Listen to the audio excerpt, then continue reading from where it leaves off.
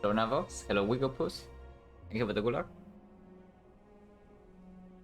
So yesterday was honestly the day of wasting liquid memories, you know. This one's like whatever. This one, if I actually thought for like half a minute or like whatever in the hard fight, then I probably win. But this one made me quite sad. Because after this one, yeah, I went to sleep. And then yeah, after waking up, like the first thing I thought about was I actually probably threw this run away nightfall. Because I wasted liquid memories here on turn 1. When it was completely safe to use on turn 3. That was very annoying, like holy crap. Oh, dragging this like completely garbage run to this act 3, yeah? And then I got like too impatient and then just wasted memories on turn 1. Because yeah, on turn 1 in this fight I was taking like 21 damage. But we are healing 32. In fact, with the liquid memories I was healing 37. So the correct play there was actually just taking a 21 damage on turn 1. Because we still deal like 100 damage to the shield. And then on turn 3 I liquid memories back the Thunder, yeah? If I have failed to deal 60 damage over 2 turns for like whatever reason. But otherwise, like, turn 2 it was a completely free turn because we take 0 damage. And then turn 3 the shield dies anyway. Because if we cannot deal 60 damage in 2 turns, then what are we even doing? And even if Snecko completely screws us over and we can only deal 30 damage, then I can just liquid memory smack the Thunder on turn 3. And then it's an easy kill on the shield. And then the fight is like over from there. So I should have been able to completely preserve the liquid memories and still go into the hard fight with full HP. And if I had that here, I would just win this fight. Oh, would have been so cool. Hello Byron? Yeah, this one was actually completely garbage, yeah? And we got actually very close. And I just made like this is at like around 7 hours into the stream. I was completely exhausted because the run is so trash. Yeah, the run is so completely trash. Oh, so then I just got like a little bit impatient here. That actually cost the entire run. And so now I'm actually quite sad. Okay, so yesterday was the day of wasting liquid memories. Hopefully today is the a different day, and then we just like storm the crap over the spire. Otherwise, yeah. Yeah, I thought fatigue like yeah. I was a. By the time I got to Act 4 in this run, like, it was it's like pretty weird, you know, because normally by this point I take a break. But yesterday I did not take a break because I was feeling... I was kind of feeling like I just want to play Act 4, you know, because I did not expect to make it through the Act 3 boss gauntlet after the time meter fight. Or not even during the time meter fight. So then once I made it through, I just want to see what's in the shop right away, and then I go immediately into the fights. Oh, that's so sad, because this would have been so freaking cool to win. Hello, Ellen. But yeah, whatever. Yesterday is yesterday. So let's play better. Let's just play better today.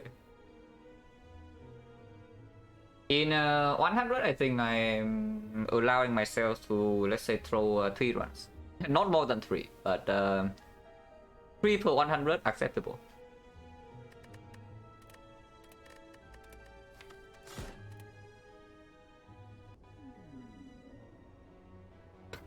Okay, go for rare card or random rare card. Now, random rare on Ironclad, not a massive fan. Because the quality difference between the good ones and the terrible ones are insanely huge. If I take loose or go for rare, we can still take 3 elites. Path is pretty strong actually, because it is fire before elite. Here we can choose to... I mean, we cannot take 4 fights and we cannot go to the shop, but it's always 3 fights with a rare card start, into a fire, into upgrade. And upgrade after here, we second elite, completely optional. I mean, not optional, but we can take like the harsh path with normal elite into burning elite, or we can take just a normal elite, like, extremely elite. And if we cannot take these fights, then we are probably not playing Ironclad. we were probably playing a different character. So committing to at least one super dead elite in here is not a huge problem. And yeah, I would probably just do that because choose a rare on class I think I value like extremely highly. Especially with the upgrade beforehand. So even something like Bludgeon becomes really strong.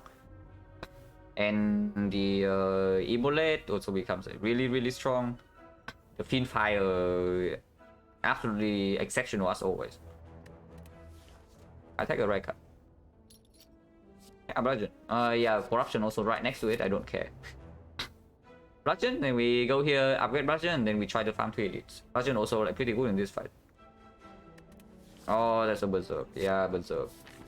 If we lose Ogre, we have Soul Cost, never go to shop. And Bludgeon also absolutely wants the upgrade, so we commit to the right path. Instead of starting here to have the option to bail out, like, why would we bail out? Actually, there is a reason to bail out. It's not even a bail out because this way also has 3 elites. And the nice thing about this part is that all 3 elites are after the fire, so they are extremely late. So we get a relic beforehand and we get to fill our deck with maybe some decent cards. It's just that we are taking like 5 fights before the first elite, so there's a decent chance that we throw potions away. And then 3 elites come like back to back at the end of the act. So if we still have to use potion in these elite fights, we probably don't enter the slime boss fight with any potion at all. And then it can get a little bit weird. And with Bludgeon start, I'm actually pretty confident that we can do this way. So committing to this for 7 elite is like not a massive problem at all. So I start here, yeah? over starting here and then go left. I mean, I can also start here and take 4 elites, because now that I actually see there are 3 elites in here, it's possible to take this for 6 elite into the 4 elite path. But that way has 0 fire, so we do not even get to upgrade our Bludgeon. If Bludgeon is minus, we're actually not that strong, because yeah, difference between Bludgeon minus and Bludgeon plus is not just 10 damage. I mean, sure, literally it is 10 damage, but the bigger thing is that Bludgeon plus one shot a sentry. And then it saves you like 20 HP in that fight. Like, yeah, that's just on upgrade actually saves you freaking 20 HP. So better have Bludgeon upgraded before even seeing an elite. Also the same goes for like the knob. If you draw Bludgeon turn 1 before vulnerable, if it's Bludgeon plus, you probably can still kill in 3 turns. But if it's Bludgeon minus, then suddenly you cannot kill. Like, you need Bludgeon to line up with vulnerable to kill knob in 3. And then it gets a little bit weird. So we probably accept the 3 elites and get the upgrade before. Low roll every sentry is 45, even then we can still soften up, you know, because it's not like we draw Bludgeon immediately. Like, you draw Bludgeon turn 1, yeah? You are not even killing the middle sentry anyway, so you Bludgeon one of the outer one. Yeah, sure, you get plus 3 days, it's kind of sucks, but you still absolutely kill one of them turn 2. And then in the redraw, they definitely have lower than 42. So the absolute low roll, if all of them roll above 42, then the price for your low roll is just plus 3 days. You don't really get garbage more than that. And plus 3 days is probably converts into like minus 5 on average. Maybe maybe you can say a little bit more, but it's definitely not minus 10.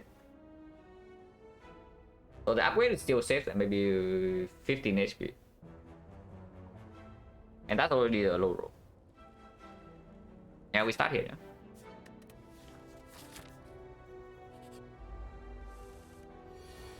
Yeah? Bludgeon in the redraw, so I don't think we need to take this full 12. Because he might not even buff next turn. If he doesn't buff next turn, then it's like completely stupid to go in. Now, this is very convenient, because if we just strike here for bashing, we block this 2. We strike here, it goes to 27, 37 plus 5 is actually 32. And yeah, 32 is a good number. So there's no reason to take this 2 damage. Like, at all. If he buffs next turn, he's definitely dead. I mean, I hope he's definitely dead. 1 out of 6.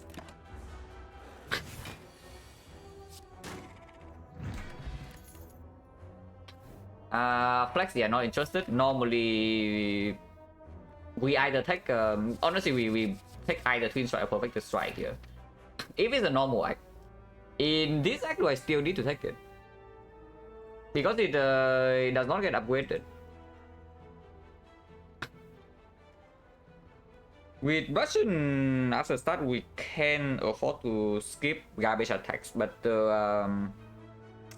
and we do go to 2 question marks, yeah, so the value of P-Strike goes lower immediately, because we might see like wing statue, maybe the remove transform upgrade, the living war.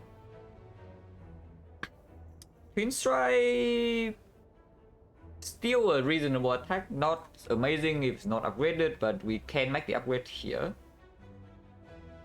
And it does smooth out the advanced hallway fight a little bit. We do go to at least 1. And if we see any fight in the question mark, right, then it's another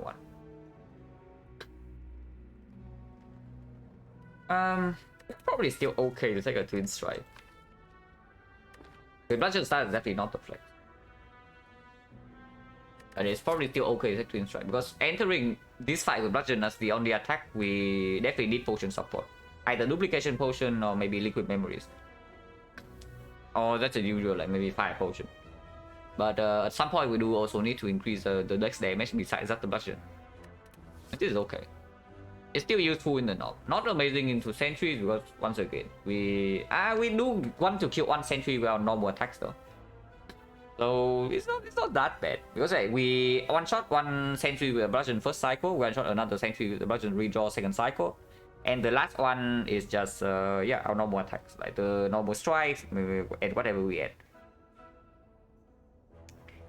Like a Volin, if we cannot wake up with the bludgeon, then we still kind of want to play blocks when we draw into them when we are being attacked. So the bludgeon being played, the redraw doesn't always happen. Yeah, this is fine. Twin Strike.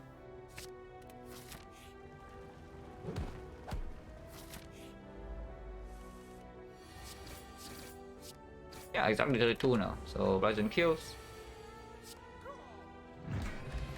But Twin Strike play immediately. I mean, not that it matters, because we could have lost 5 HP in that fight and we are still full. Reckless Charge, that is just a bad angle. I would pick an angle. Reckless Charge, I don't think we need to take. Not in this part list. We are full HP right now. Potion here also heals another 14. So we are currently at 82 HP with potential bludgeon plus going into the elite. I don't think we need to care about the Reckless Charge at all at this point. So I can skip. Yeah, sure, there's Havoc. To Havoc away our bludgeon. But yeah, no. Fight first or question mark first? Question mark first is slightly higher value, I guess, because we are full HP right now. This is still easy whole way fight, yeah. So life loss in here, like Scrub Ooze, Good of Goop, whatever, we can maybe heal back in this fight. Fight first is usually better to get healing event afterwards, or if we are scared that we cannot take life loss. At the moment, I'm definitely, I think that we just take like the life loss event. And healing event is most likely just completely wasted here anyway.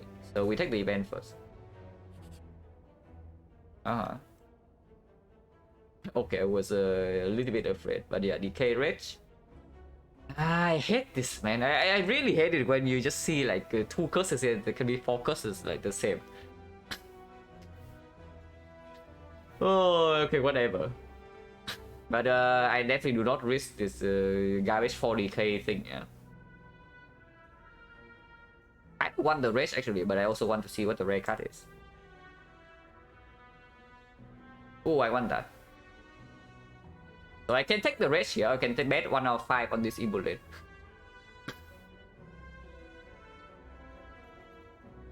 1 out of 5 Immolate. How much? How good is the rage? Yeah, how good is the rage? Because if the rage is very good, I should just take it.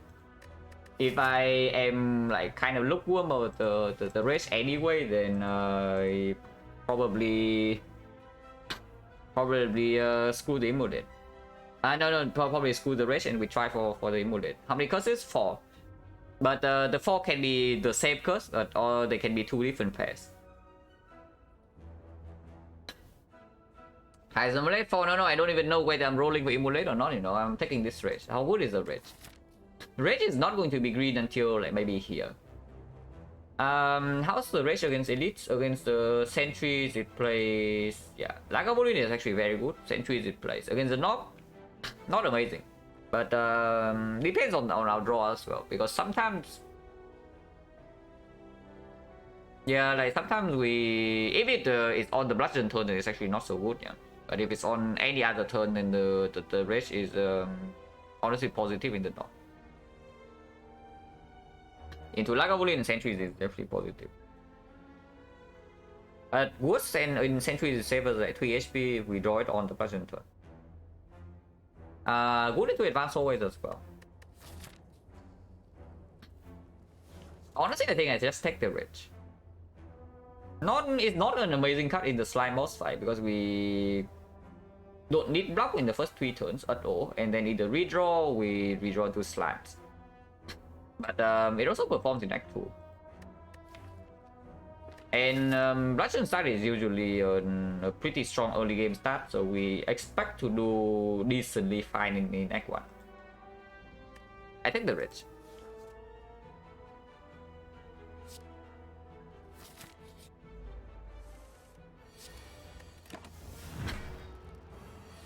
Well, Bludgeon good. Yeah, Bludgeon good. Could have killed with Bass Strike, but whatever, it doesn't matter.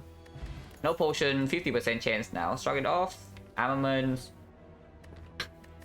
Shrug is probably still pickable, but now that we go into the knock fight with like no potion whatsoever, yeah? If we fail to kill in 3, then we're taking...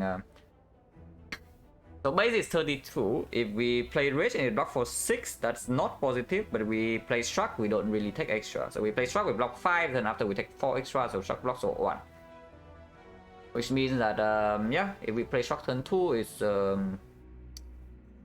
31.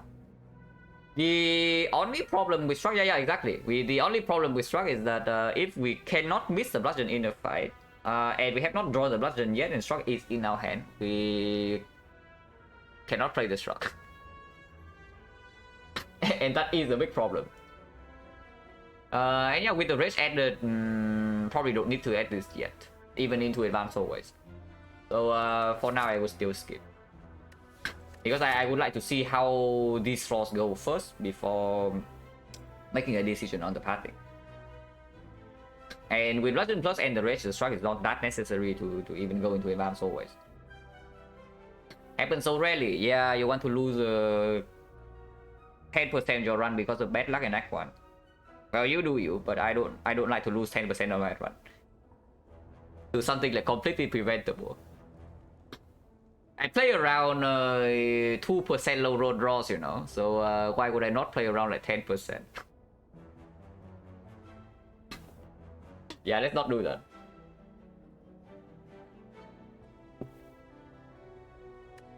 We skip, yeah? Or you say armaments is okay to take? Because maybe armaments is actually okay. If we... Because I am thinking, yeah, that we upgrade Bludgeon here, and then if we have nothing better in here, then we upgrade either Rage or the Twin Strike. But what about the armament? It's not that good into Slime Boss, but it's reasonable into Advanced always, especially with Rage being able to upgrade it. And upgrading Twin Strike from with armaments also meets some threshold of the 3 lights fight and maybe the Slam gang. Honestly, even Gremlin gang 14, jumping from 10 to 14 is actually a threshold. Rage a big transform, we pick it in the match and keep event.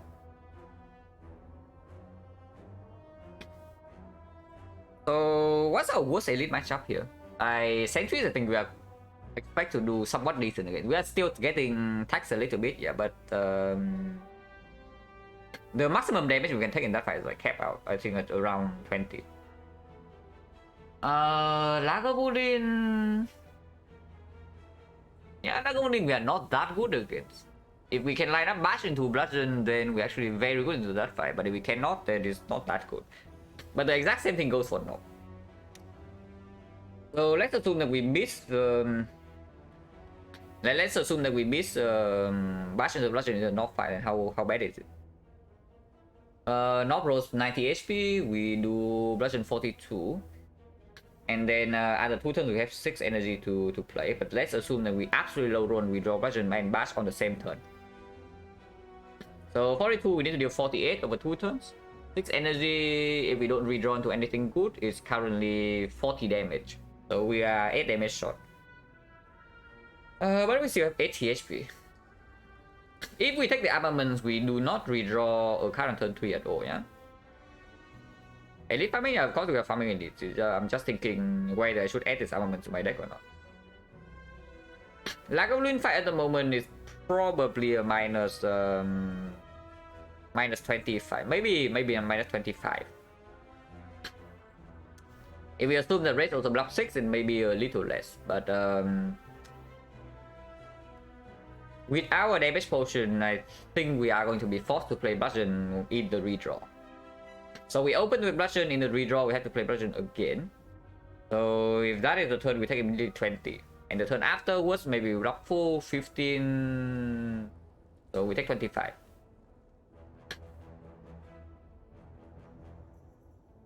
And that is way more likely than breaking it. No.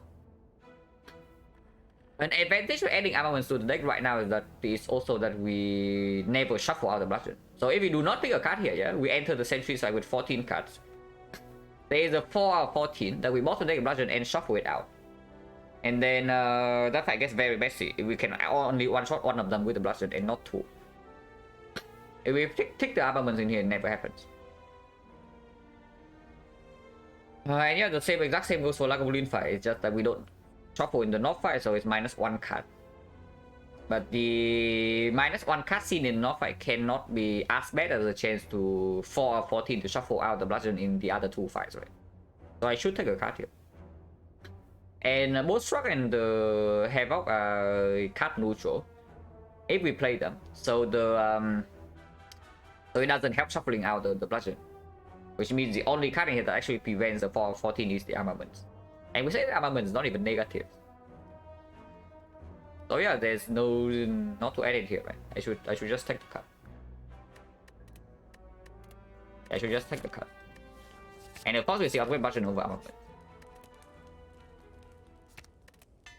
And yeah, exactly 15 cards now. Okay, this is the north.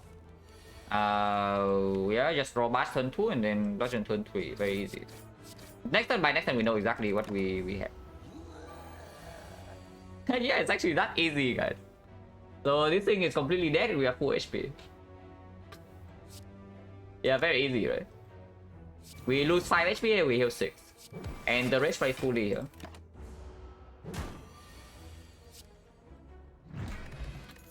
Oh, Fear Potion is so strong. I definitely save Fear Potion for this fight if I can.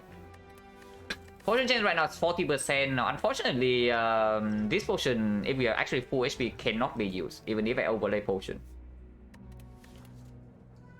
yeah, Barricade and Trench. If we take all 3 of these, we kind of have a deck. Now, what do I think about this second win? Ending going to 14, from 14 to 15 is nice, yeah? But going from 15 to 16 suddenly introduce a 1 out of 16 chance that I bottom deck and shop for the bloodshed, so 6% in the elite fight. But second win, always nice to sneak in the deck at, if we can at some point. And in the slime boss fight, it kind of plays. Not amazingly well, but still kind of plays. And if we add, if by the time we get to slime boss, we pick 4 more cards, and we add the second win, and we add 4 more cards, then the shuffling out bludgeon doesn't happen. Or if we see a remove event in the question mark, we remove a strike. In both Sentries and Lagavulin is positive, because the Lagavulin fight is probably expected to be like decently short. Yeah, the Lagavulin fight is expected to be pretty short, and if that is so, then exhausting auto block is actually good, because then we also redraw into bludgeon faster. In the Sentry, second win just full block every time we draw into it, and that is good.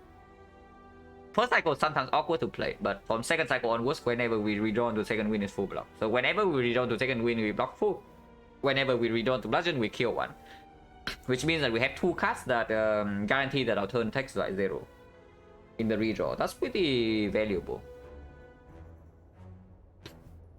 And maybe with the Akabeko right now, we can't even kill a sentry by Akabekoing the Twin Strike. That is 26 damage, and then we don't even need the bludgeon. I can take the second bit. Like, it's an insanely strong card later. And in Act 1, I can sneak into my deck because it plays in the boss fight, then I would like to, especially when we are full HP right now with a front load relic and 2 potions. Still go here, right? I want the upgrade and also want to fight the Burning Elite.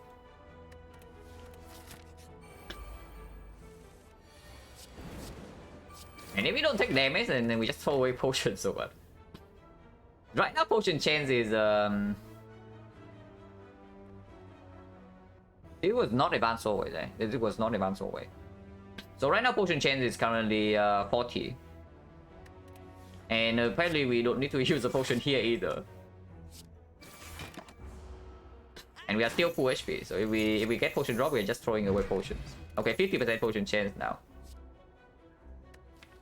Okay, I mean, that one is not that strong, yeah, but I have to, guys. There's no way you see this that one you don't pick it. Like, GG? No, they don't say GG. did I tell you about the run where I have power 2 second win and 2 blood for blood and I die to Hexagons? Did I tell you about that run? 2 blood for blood plus power 2 second win and then die to Hexagons.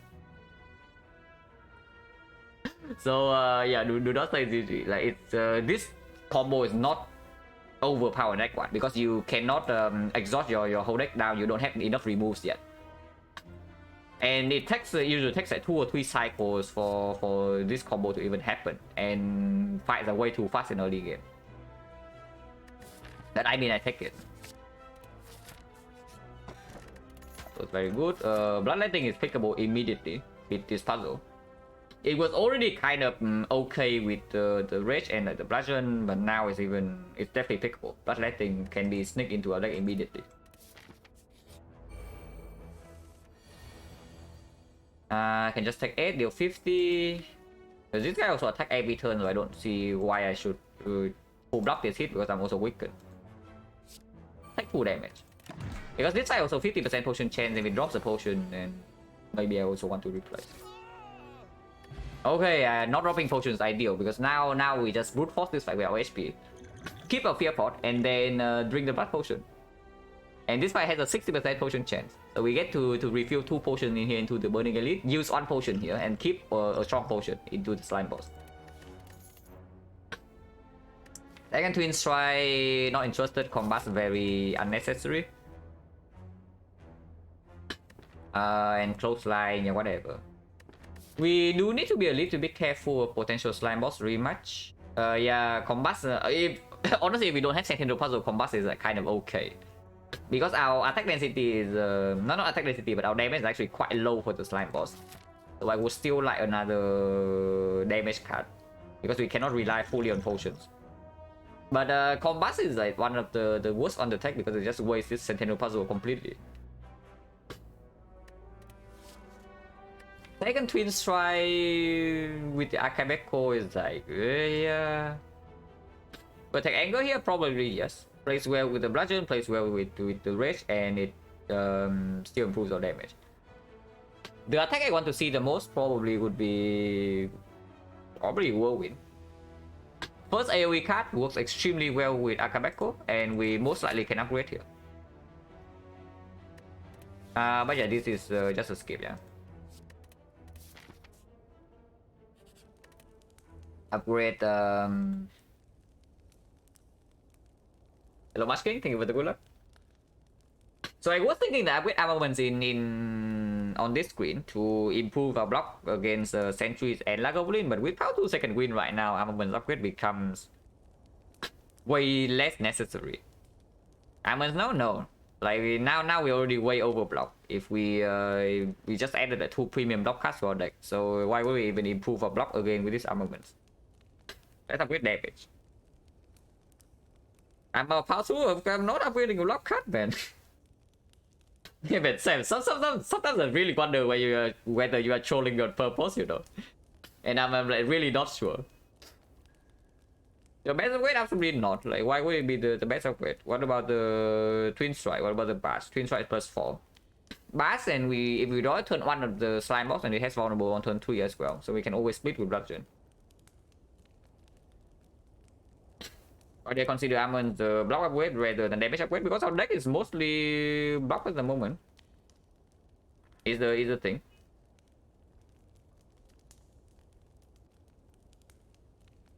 Like most of the deck is blocked at the moment, yeah. So unless you only spend 1 energy on blocking, then you armaments into playing 2 strike, then it becomes like maybe a 6 damage upgrade. But otherwise it's like only +3 at most. Yeah, I can see, I can hear you that armaments upgrade also becomes better with the Sentinel puzzle. And it's silent after, if you are just here for silent, maybe come back in like a month and a half. Silent doesn't happen until I'm done. Silent doesn't happen again until I'm done with 100 on Ironclad and defect. Unfortunately. I'm really looking forward to the next silent sample, by the way. Like, yeah, they're definitely looking forward to that. It should be really fun.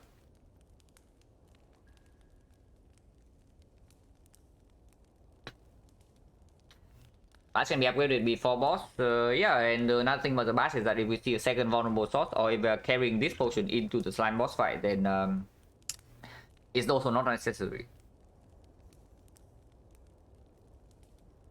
But what about Twin Strike upgrade? Just +4. No, really, what about the Twin Strike upgrade? Because we did talk about the Sentries fight, right? The Sentries fight, we do one-shot 2 of them with the bludgeon.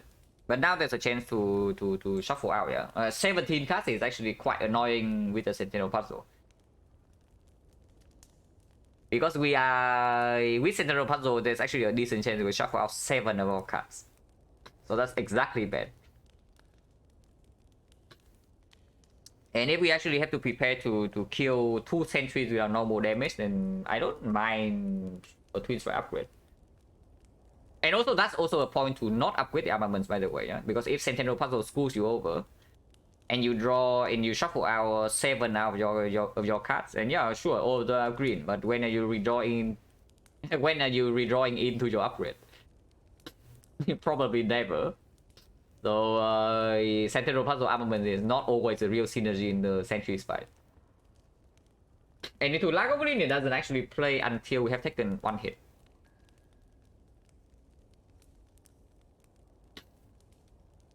I would just upgrade Twin Strike because the not rematch in here is actually potentially an issue. Because I don't know what potion I will get here yet. If I even get a potion. Because potion change around 60%. 40% of the time I still miss. And if I have to do this without a potion, because I actually want to keep the fear pot for this fight, then yeah, better have more damage if it's a knock. I upgrade my Twin Strike.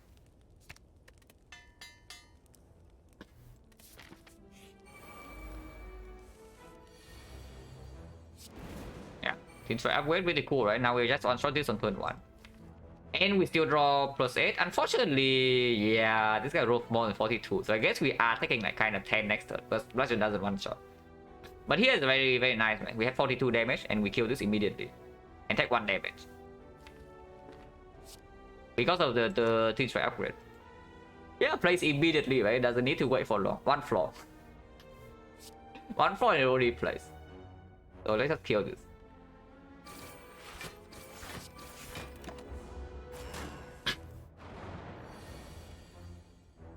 Now, we can also try to not play Bludgeon. That seems like a stupid idea. I would just take 11 in this side and move on, because potion chain is 60%. So a lot of the times we are also using this potion. Trying to block this hit is very greedy.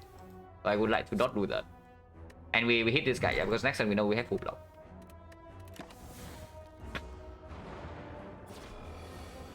Worst case scenario is that I redraw into Bludgeon here immediately. Did not happen, so that's good. And yeah, here you can see, I'm not well, like, what does it do?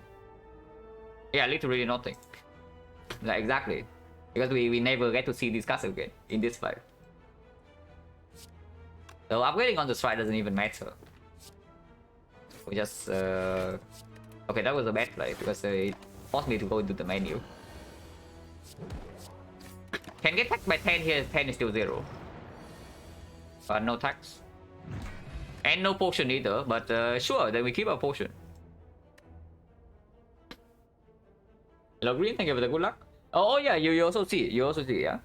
Third one, we could not full block in the sentry fight. So if I did not upgrade the twin strike, then it was still okay. Then we just put one strike on the other guy, and then twin strike is going to be how much? Twin strike starting is like 26. So I can put 32 on one guy, put one strike on the other guy, just plus 3 days, but still one shot on turn 2. And then the other guy is going to be on 12. No, it's not on 12, it's on 9 damage. So 9 damage, then armaments upgrade on the strike will kill. Then the fight was probably still okay, just plus 3 days, so maybe minus 5. Yeah, it was not so bad, but again, if it did not draw a potion, then any HP safe place. Yeah, the cleave. Now I asked for a whirlwind. I asked for a whirlwind. This is like a whirlwind, but way worse, you know. So I don't know about that one. Orichalcum and the blood potion can be used here. I think we can preserve the fear pot always. Even if we run into the knob again, we take 2 hits. It's 32, but with Orichalcum it's minus 12, so it's only 20 damage. And that should be pretty chill. Lagavulin, we are being attacked for 40. Let's say Strength Lagavulin, we are being attacked for 44. Orichalcum still blocks at least 12, so maximum 32 damage. But any power 2 second wind can maybe full block. And potion in here still healing 14. We burning blood heals 6, so we are healing 21 here in the burning elite fight. The only reason, and we know that it's not sentries yet, so the only reason to add this crypto deck is that we are scared we're actually dying to slime boss with this deck from full HP and the fear pot. Hello, BS Maker. Pretty fishy, right? And how much does the cliff help, really? I mean, if we get completely owned in this fight somehow, and it drops the cliff again, then maybe I can take it. But at the moment, our upgrade is still very flexible in this node. So if this fight drops a whirlwind, for example, then I never look at the cliff. Yeah, let's not. Like, we skip this crap. Yeah, strike remove. Or defend remove with the Orichalcum. But remove defend with second wind in the deck already is a little bit strange. Removing strike might make us a little bit worse into the knob. Doesn't matter, we take 2 hits. I keep my fear potion anyway.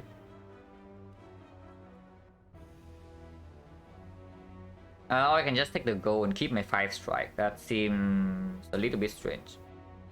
Not that strange though, because we do have golden idol, so we go to actual events probably. I mean, we probably always go to actual events anyway. At least the opening one. So the buy trade is happening more often than usual. Then yeah, with 5 strike we can trade for buys. We already low max HP though. I don't know how much we care about that because we already have like very strong early game stuff. Like this early game, this early game, this early game. Then buys is also another thing that is like early game, and then we maybe suffer like way later. I should just remove strike. But there's still also a chance that we don't even take damage here with the draw the like bash into bludgeon again into the knock fight, and then we overheal if I don't take the life loss. Oh, max HP now, so I guess we don't have to worry about overhealing.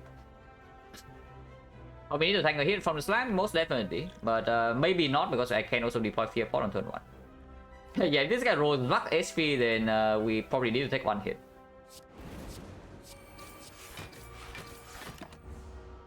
Hopefully not 2. Okay, so next turn bludgeon. It still doesn't kill, but 6. And of course we never play power 2 here. Playing power 2 here is literally riffing, so let's not do that. So I bash here, next turn I do bludgeon again. He goes to 13 the turn afterwards. He's not vulnerable anymore, and I shuffle out the twin strike. So there is a chance actually don't kill, but we also can redraw into the bash. We shuffle in 3 strikes and the bash, and we only need to draw. We need to draw either 3 strikes or bash plus a strike the turn after.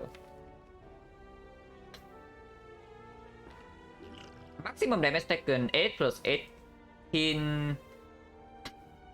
Yeah, 8 as 2 plus 18 plus another 18, so 38 damage goes to 16, 16, 20, 22, 22, 36. Yeah, probably still okay.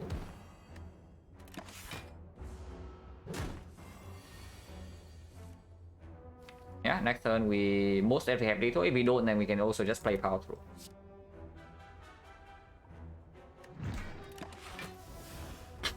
On chance, irrelevant.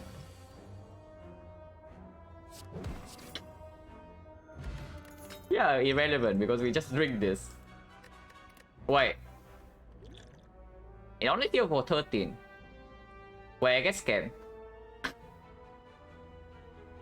Wait, it rounds down. I actually did not know that. The blood pot actually rounds down and not rounding up. Okay, that's slightly annoying. Headbutt, yeah. Headbutt now I definitely can pick. Like, we do one, maybe a little bit more damage into the slime boss. And headbutt on the bludgeon is actually very, very strong. Healing usually rounds up, yeah, exactly. So, blood potion rounding down is a freaking scam. Wise strike? Yeah, no, let's not take the garbage wise strike here.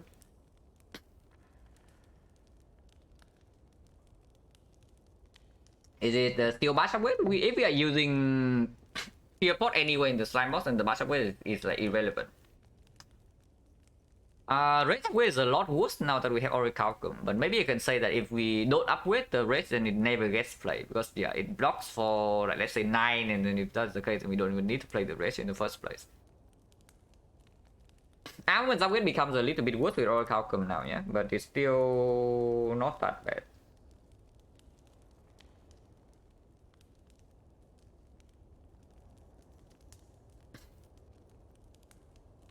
I mean, Fear Pot is strong into Act 2 as well, so maybe I can save. Maybe I can still try to upgrade Bash and then save the Fear Pot.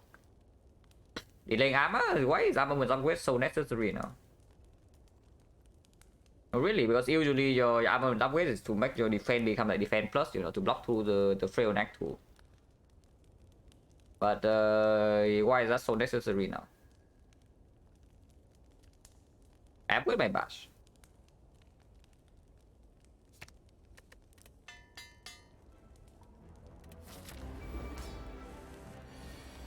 Bludgeon is here, but we do have the potential for headbutt. I mean, I can also just fear pot and then bludgeon for 75, exactly splitting on 75, wasting the fear potion and then die in this fight. That is also possible. So let's not do that. Hammer. Yeah, okay, maybe watch a little bit more before before giving me these evaluations of the most valid. But yeah, the headbutt maybe can play. If we don't draw headbutt this turn, then there is a problem. But maybe we can block with like power 2 second grid. And yeah, blast upgrade will actually play full here. If we cannot even split first cycle with the fear pot, then the vulnerable is preserved all the way until the second attack comes. And then we can always land the bludgeon on that. I need to be able to play the headbutt. So headbutt is 13, 13 goes to 90, 90, 81, yes, still no problem.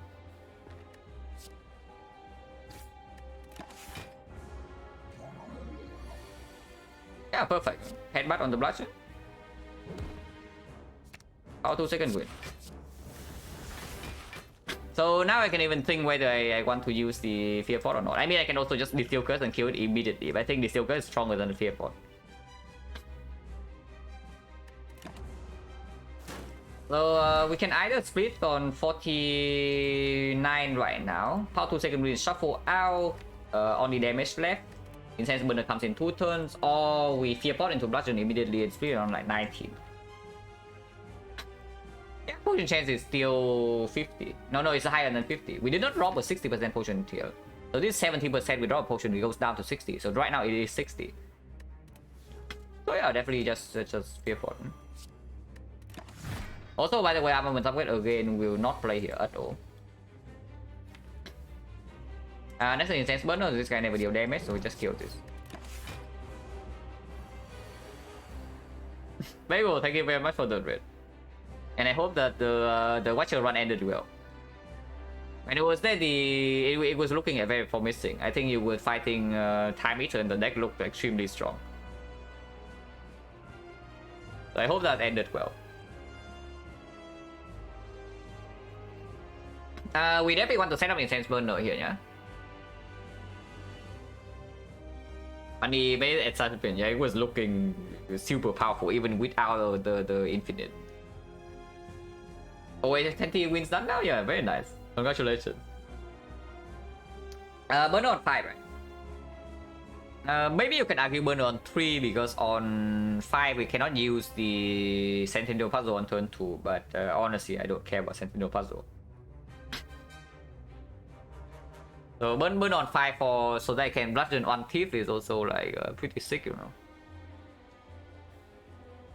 And this time we can wait, especially if we don't take damage this turn. If that's the case, I just play one strike and nothing else. Don't want to split him yet. I want to split the next time he attacks, so when burner goes to 2, and then afterwards we store this for 3 turns, maybe play 1 HP. Every time we face tank a smaller slime with Oracle, we are losing 1 HP into next act. But sure, I pay 1 HP to advance burner.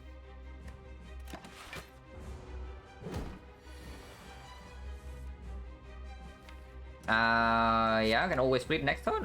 Thin Strike will kill though. So Thin Strike kills, Bludgeon kills, everything else will not kill. But maybe you can also block with the second wind. So no reason to split right now, we want to delay 1 more turn. At most is like -3. Okay, sure, I can play armament. Like cosmetic armament, I don't know why I would do this, but I can.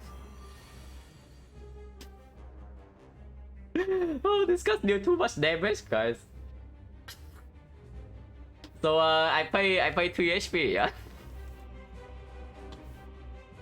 Yeah, they actually deal way too much damage. So this is when I get punished to upgrade for upgrading the Twin Strike. I save like yeah, I think I saved like 5 to 10 HP in the sentries with this upgrade. But now I get punished by 12 because I want to set up burner. Okay, whatever. Play slam, take 12, move on. Yeah, definitely also punished because I set the set roll like before it happened. Ow.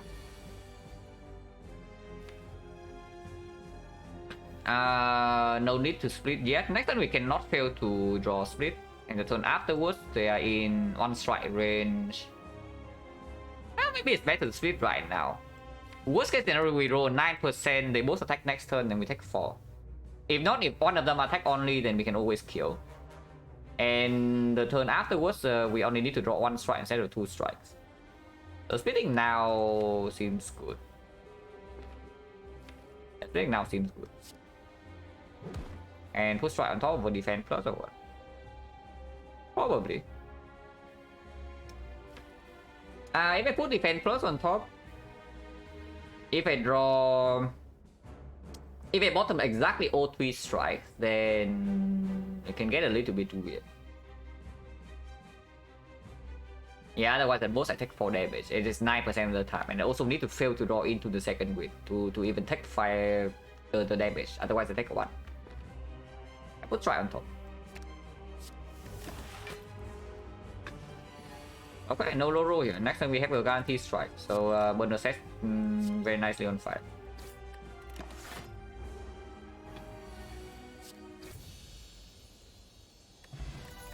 Potion refill. Complete trash, unless you tell me Berserk is what I want. Which I can see. Berserk Incense Burner, a very small combo. Berserk with Bludgeon in the deck. Maybe Berserk, we can also pick Pyramid because there's also the like power to second wind. Maybe that can full block the Berserk turn as well.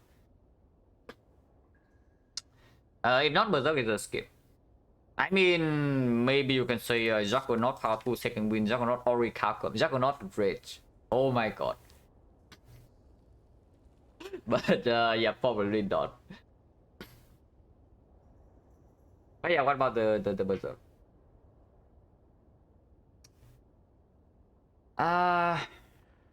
Honestly, both of them are for boss fights, yeah? In hallway fights, I think both are negative. So... For boss fight, no, seriously, that the Juggernaut actually deals a lot of damage in bosses. So is the red is the Berserk outperforming or not? Because we are still picking XecnaR. We are very much picking XecnaR here, yeah. So if I take the Berserk, it definitely gets worse. If I end up with Pyramid, it doesn't matter. I can also just second win the Juggernaut away if it's unplayable. And with the Orichalcum, the Juggernaut does become a card that is doing something the turn I play it. And I still also don't take that much damage because Orichalcum covers for me. And honestly, I don't even know, like, is the extra energy like worth that much right now when the deck has 0 draw? And even in boss fight, it's not free to play, you know, the Berserk. Also needs to be upgraded at some point, so that also eats up one upgrade. Honestly, it's probably Juggernaut over the thing, because Bludgeon is front load damage. You see right here, yeah, we have front load damage Akabeko, we have front load damage Bludgeon, we have front load damage Twin Strike Akabeko maybe, and we have a little bit more with like potentially headbutt on the Bludgeon. But scaling damage non-existent. With Bludgeon as our damage, we also don't love picking up strength. We are probably still picking up strength at some point. We have no other answer, but we don't love it. And yeah, deck has no draw, so I don't even know like where does the energy from the Berserk like convert into. I think the Juggernaut. Like it's a very rare spot, but I think if we don't pick Juggernaut here, then when is it ever picked? Because I don't think it's actually super negative for once. With what's in our deck, with the Incense Burner and with the Orichalcum. And with us potentially lacking damage in boss fights. Not really, like, how bad is it? Okay, no XecnaR here, but there's energy. Not good energy, by the way, with the Incense Burner, but still energy nonetheless. Oh, and pick Sozu. Now, this is not a run where I'm super comfortable with Sozu. Because the deck doesn't have enough draw yet, so it's... We break decently often, is what I mean, in Act 2. And then... and then, yeah, the Sozu is extremely sad, because now you cannot even take elites. Now, unless you tell me we roll 50% of the Bloody Idol, then suddenly Sozu is completely fine, because we heal 11 per fight. We have front load all the way through, and we heal 11 per fight. Now, if that's the case, then Sozu probably we can preserve both the potions into Act 4 here. And Flexor is not amazing, yeah, but the Steel Curse is actually a good Act 4 potion. But yeah, probably not. Dome pretty annoying with the Orichalcum and the Incense Burner, but I guess at least we know the 50-50 in the hard fight, because turn 2 we don't need to block if we set up Incense Burner, and then turn 2 we can react accordingly, because we know what the attack is what the attack is, and we don't need to overblock for turn 2. And for if we ever get into like power 2 second win loop, then the Dome doesn't matter anyway, because we probably overblock most fights. And sure. And then Dome is also just better than Sozu. The question is just whether Bark is better than Dome or not, but with Sentinel Puzzle, with the Bludgeon, I would imagine that it is. And with the Juggernaut. Also Dome allows me to pick XecnaR after Act 2 as well, yeah? It's not like after Act 2 suddenly XecnaR becomes a complete trash with these cards. Okay, so we want to farm maximum elites for sure, there's 4. And that is even going to an elite shop, that's yeah, very good. So let's go shopping and then fight 4 elites. The other lines go to this shop instead and then fight 3 elites. This way has more fire, so we don't get completely owned if we massively low roll. If we go here, this 1 Force Advance away, 2 Force Advance away, 2 Force Elites until we get to safety. But by the time we get here, it's like very safe, because we can go Fire Rest into Fire Rest again. So the only danger is that we just die in these nodes. I mean, I sure hope that we don't die in these nodes from this much HP and the shop fully used with 2 potions. So there's no need to be timid here. Yeah, there's no need to be timid at this point. We go here, yeah. We start here. Ah yes, excellent, excellent burner setup. Oh, excellent Juggernaut by the way.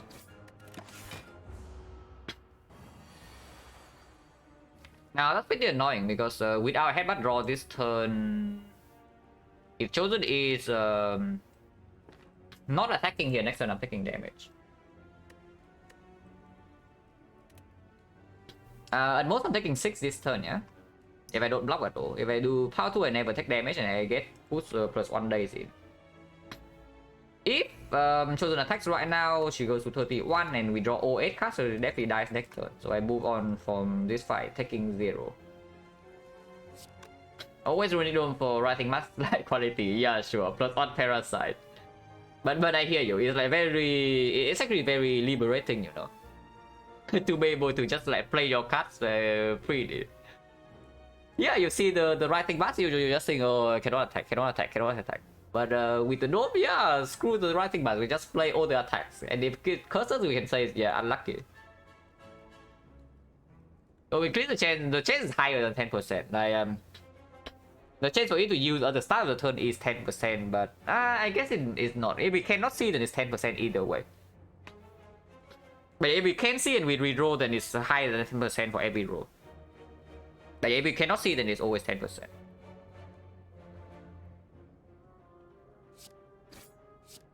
Also, yeah, I need to be able to draw exactly into this, and I'm going to also block for 1 less. And if Chosen attacks, then we already have a kill, so there's no need to do anything. Yeah, still with Chosen. Like, activate a trap card.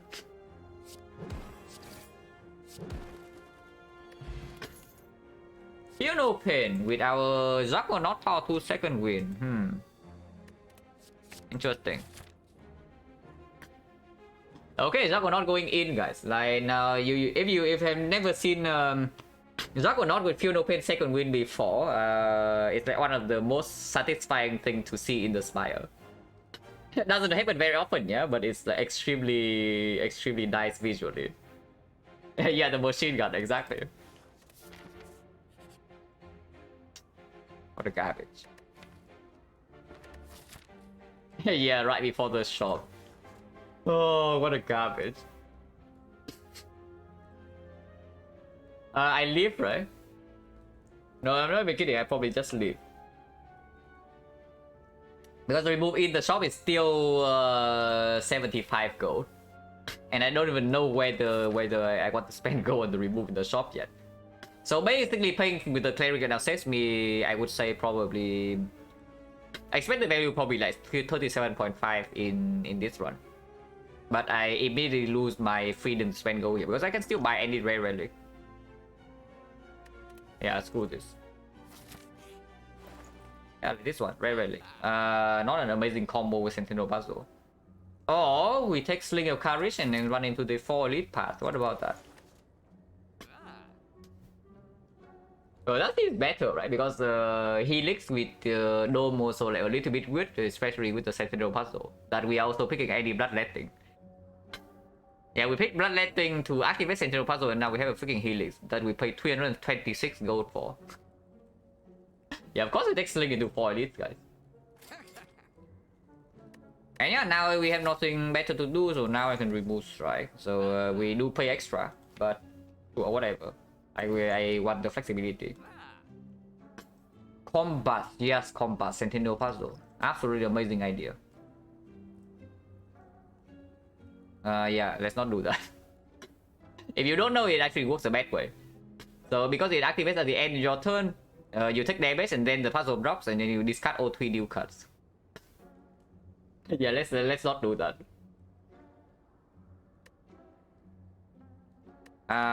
So yeah, remove Strike. Dramatic Entrance, how's that? Dramatic Entrance with Akabeko and the Dome. I do say that I want 1 AoE card at some point. Ideally it's Whirlwind. But what about this Dramatic Entrance? Immediately kills the small gremlins. And Gremlin Leader is a very annoying fight with the Doom. And we also don't have any AoE whatsoever, yeah? So in the Gremlin Leader fight, we cannot actually kill the leader immediately. It gets very weird if I don't take this dramatic entrance.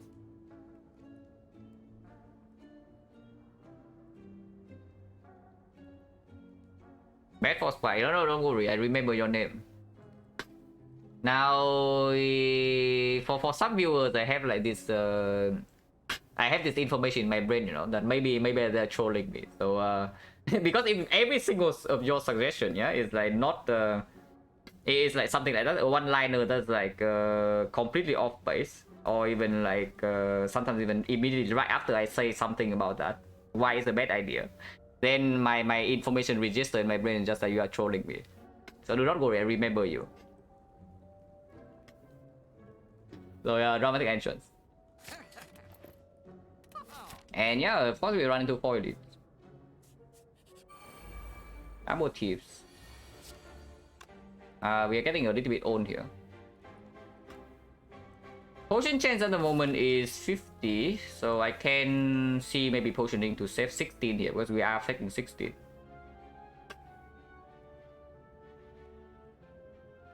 How much damage do I have without the potion? It's going to be bash into entrance plus into strike. So 18 plus another 18, 36, 36 plus another 9, 45, just barely off. I really don't want to take the 16. Potion chance being 50%, sure I can flex.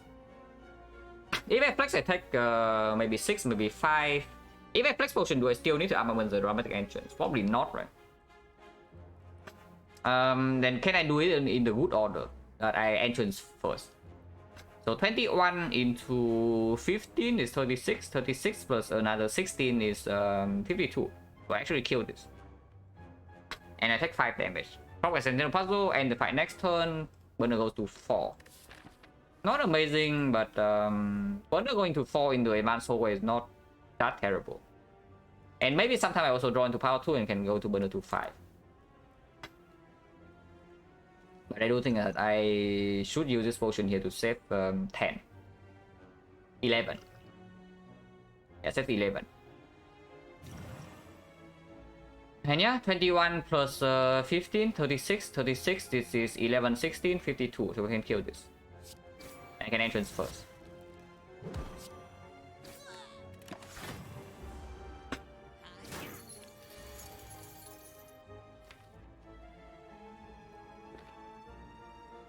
$15, and next turn I don't always have a kill. If next turn I bottom deck exactly Twin Strike, then I'm 1 damage off. If I do not kill him here. And then burner screw up and it's extremely bad. So I mean, yeah, burner on 4 is not the worst into here anyway. I can kill right now. No potion, so potion chance right now is 60. Heavy Blade plus without Sling of Courage. Yes. Skip.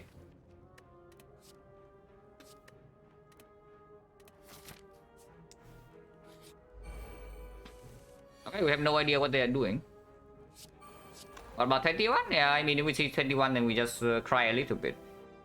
But we can also see like Snack Core. We can also see like maybe Chosen plus 1. We can also see triple Cultist. A bunch of things. The hardest hitting things are usually on turn 1 and Act 2, but on turn 2 there are also like a lot of things hitting you know. And yeah, Cube and the Sentry and Baseball also.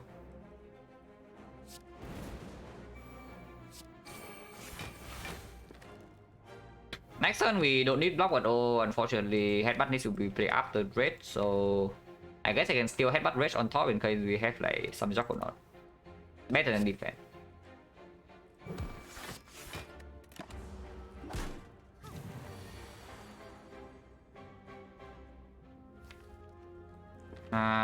Doesn't need to. We don't need to block here, but I think I just exhaust all of these anyway. Yeah, good job, Burner, because now she heals, and now she might attack, and we have no idea what she's doing. This guy will attack, so we are being hit for 18 here, and there's nothing we can do about it because we're about to make all our block. And she can also attack as well for 13. So we are potentially facing 31 here. We only block 6. Yeah, that is awful draws. That is completely awful draws. And also slightly unlucky because this thing block on turn 2 over attacking. Yeah, nothing to do. Like, if we take 20 damage, we take 20 damage. I do not potion here.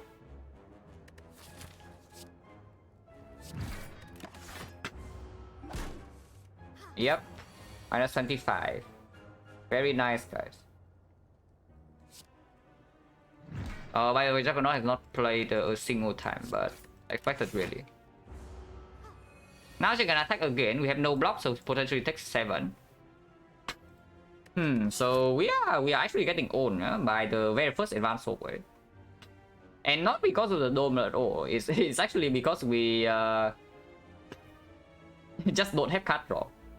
Which is why I'm saying, like, yeah, where does the berserk go into if we are not drawing any card? Hopefully she buffs and then we can kill her over 2 so we don't take any extra damage. And burner goes to 5. And we definitely want burner to 5, right? Because Slaver is still the most annoying fight after 3. We have leader now, turn 1, at least we can kill all the minions. 30, 43, sure.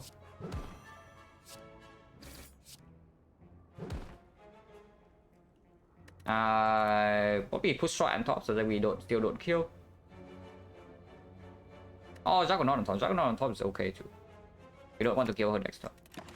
Buff, please. Okay, thank you.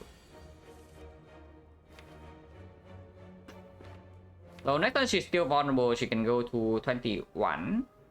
So most likely we do kill. If I play the Juggernaut, we definitely kill, right? Because we can also power 2 second wind to kill her. So this deals 5 damage, yeah? Better not play anything else.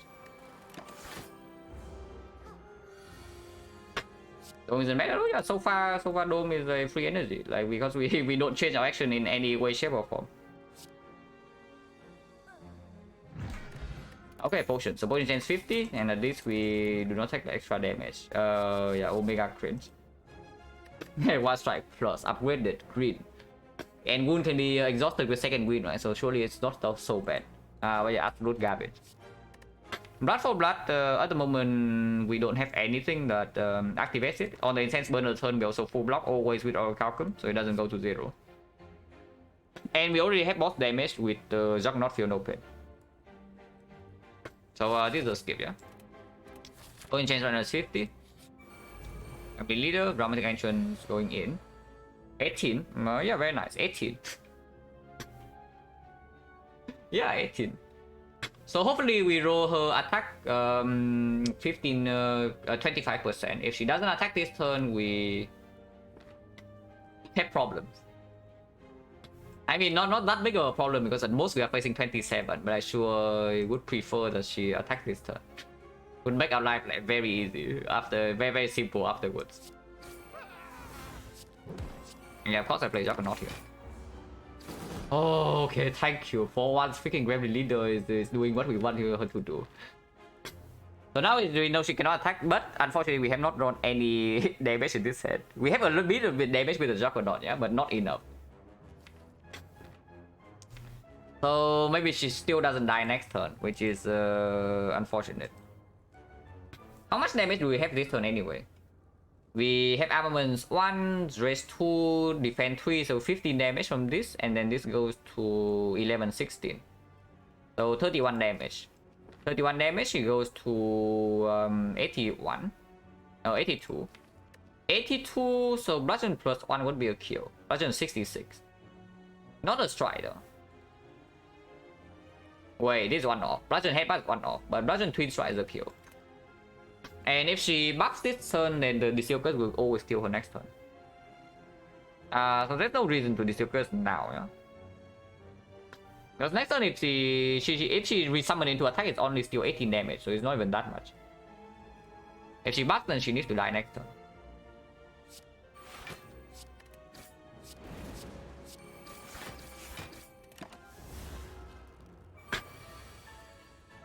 Yeah, she's dead. Like 66 plus another 26, so we actually take 0 in when we leader.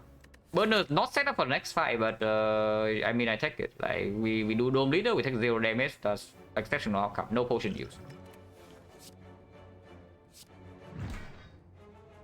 I mean we can also try to block and take potentially take 8 to advance burner, but I don't see why I would do that. Because if she buffs this turn, then I need to kill her next turn anyway, and burner goes to like 2-3, so it's not even that much better. Okay, so potion drop, we waste on potion here. 4 fight, 2 potion drop, so 40% now. Yeah, still matters. Joker not hard clean, yeah, sure. Green, upgraded. Oh, +1, guys. With the armaments in the deck. Yeah, okay, complete garbage. Anger... Not in love with anger at this moment. Because once again, we don't actually have card draw, and damage for the short term is already kind of covered. Liquid Memory is very good, by the way, so I probably take it over Upgrade Fort. This still good, very strong, still with the potential headbutt and bludgeon. And again, Liquid Memory is on the bludgeon, just goes on elite force. Hello, MJ. Yeah, at the start of the stream, we was talking about like, how the defect run was probably also a throw in Act 4. So that was pretty sad. But after like waking up and thinking about it for like a few minutes, you know, I realized like that I could always have just saved my Liquid Memories on until turn 3 in the Spear and Shield. There was no reason whatsoever to use it on turn 1. Because I was only taking 21 damage and it's still full heal with the Pentagram. So if I save my potion until turn 3, we probably don't even need to use a potion. And then in the hard fight, I have +1 Liquid Memories +5 HP, and that definitely wins. So that was pretty sad. But that was like at the end of the 7-hour stream, so cannot expect too much. But yeah, it's actually pretty annoying that the first thing I realized after waking up is that I misplay. I mean, it's fine. Wasting Liquid Memories is yesterday's business for most runs. Surely today we will not waste this potion. Surely not. Yeah, but on 3 perfect for this fight. But I mean, if we can end the fight earlier than that, is better because I still want to set up burner to 5 before the slavers. Burner to 5 is even better now because turn 2 Horncliffe is already covering for bow stabbing. Yeah, like by cover I mean that we can intentionally take damage to prop puzzle on turn 3 in the bow stabbing fight. So if I can end this fight in 2 turns, that's what I would like to do. Can I do it or not? Twin Strike is 30, 30 plus another 8, 38, 38, 44. So it goes to 16, goes to 51. And this guy goes to 35. So I need to draw that bludgeon headbutt next turn, otherwise it does not happen. Trying to block this guy is maybe possible, but it's way easier. We still target this guy either way, right? Because maybe I can draw 51 damage next turn to kill this, and then we can just stall this guy with the Orichalcum. So there's no reason to Archbacko this dramatic entrance over the Twin Strike. Let's do that.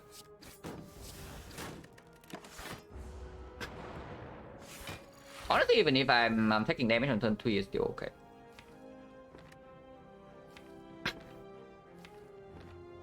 This blocks too much. I do one Sentinel puzzle here. Next turn, this guy doesn't attack, and apparently we cannot finish this fight next turn. So I think we can go 6 more turns because we feel no pain, and the Orichalcum we also don't take damage from this crap. So I take a small hit here. Next turn I draw into the bludgeon and one-shot this. And afterwards we stole this guy. And we wait until burner on zone 5. So Final Pain blocks 3, we go to 17. This Rage blocks another 3, we go to 20, and we don't play second win. We're taking 10 plus 11, 21. So we take exactly 1 damage, perfect. Let's do that. Now, slightly unfortunate is that 20% of the time next turn we bottom deck our bludgeon. And then bad things happen. Because this thing is currently at 44. If we don't draw a Bludgeon next time, we cannot kill. So is there any reason to put Power 2 on top? Just to maybe try to block if we cannot. If we put Power 2 on top and we draw Bludgeon and not a strike, yeah? Because this guy is still at 44, right? So if we just draw Bludgeon and bash and not the strike, we also don't kill. So then we introduce like 2 out of 10 and 1 out of 9, which is 1 out of 45. That we bottom deck 2 strike and we fail to kill next turn. If we do not headbutt an attack. If I don't play the headbutt at all, we never kill because we have 48 damage. Yeah, so I guess we just hope on the 80% that the Bludgeon is drawn then. So Fear No Pain, Rage, Headbutt, and that's our turn. Yeah.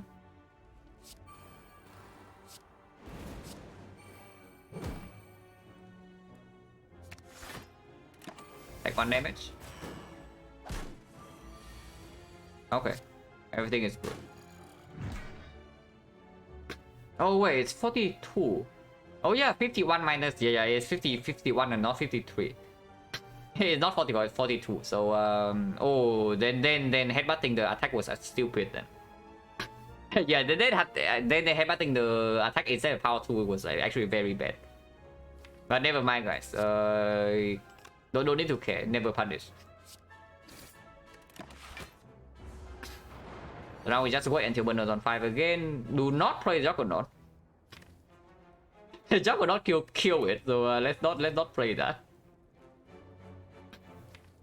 Instead, I do want to headbutt, right? I do want to headbutt to set up for a kill maybe at some point. So I can still put a little bit more damage here, but not too much.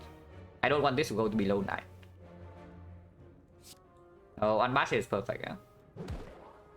And yeah, we are heavy sense burner, so I can even armament the Power 2. Don't know why that would be important. Maybe armament the strike plus. Don't do anything here. Yeah, we have full block, so don't need to do anything here either.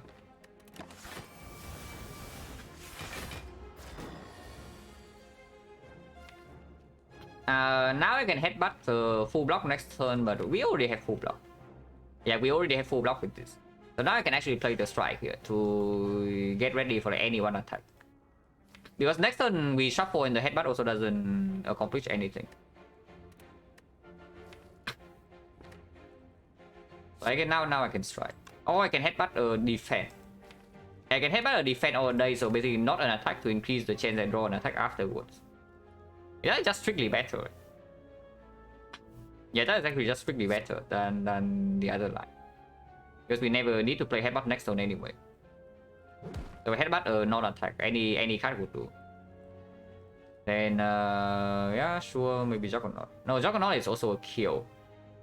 Yeah, Juggernaut is also a lethal card, so we should headbutt one of these. Any would do. Oh no. The proper line was to no, I cannot.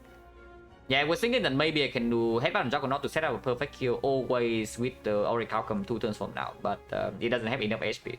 It can never survive next turn. You get a chance to draw an attack? Yeah. Just a little bit, because I don't want to draw any attack next turn, but I want to draw attack the turn after. So by making sure that one of the cards I draw next turn is not an attack, I increase the chance like very slightly. Very slightly.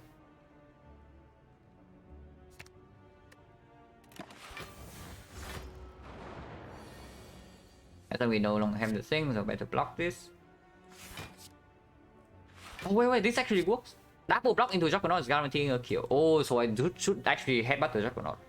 Right, the idea was correct, but I did not think about the what I do this turn, that I should double defend into Juggernaut. But yeah, never punish. Now I play Juggernaut and it always dies next turn, no matter what I draw, and Burner's on 5. So perfect. I mean, I don't attack anyway, so whatever. Potion again. 1, 2, 3, 4, 5, 5. Potion change right now is 30%. Oh, shockwave. Yeah, give me that, please.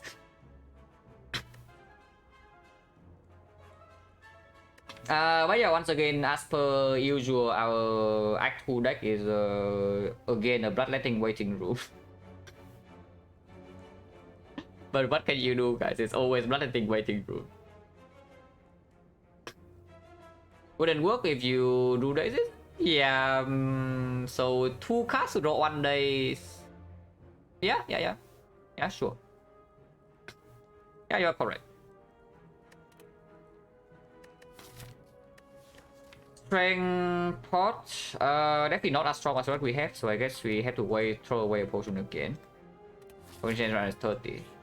That is not flavors. Turn 1 we know that we don't take damage. Turn 2 we can proc the puzzle, and then we can always liquid memories back this thing. So I don't expect to take a lot of damage in this fight, if even any.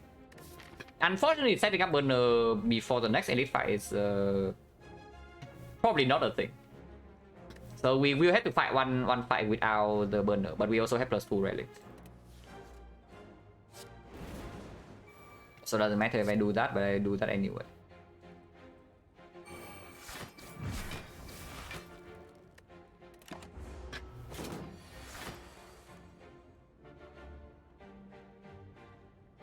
Shockwave is like perfect, right? Because if we shockwave, he deals 15 damage, 5 times 3, and then we get Sentinel Puzzle. And next turn we can do maybe Funeral Pain Power 2 second win as well. So I think I play Juggernaut over Twin Strike, even if Twin Strike is dealing 26 damage.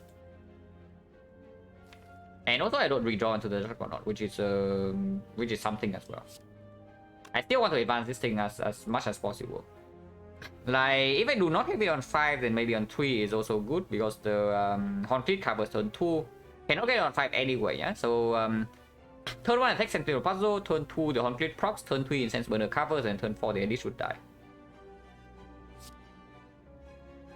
This is 5 times 3, yeah, so it's perfect.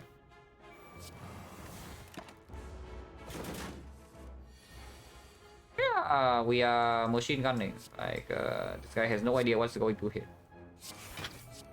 But we know.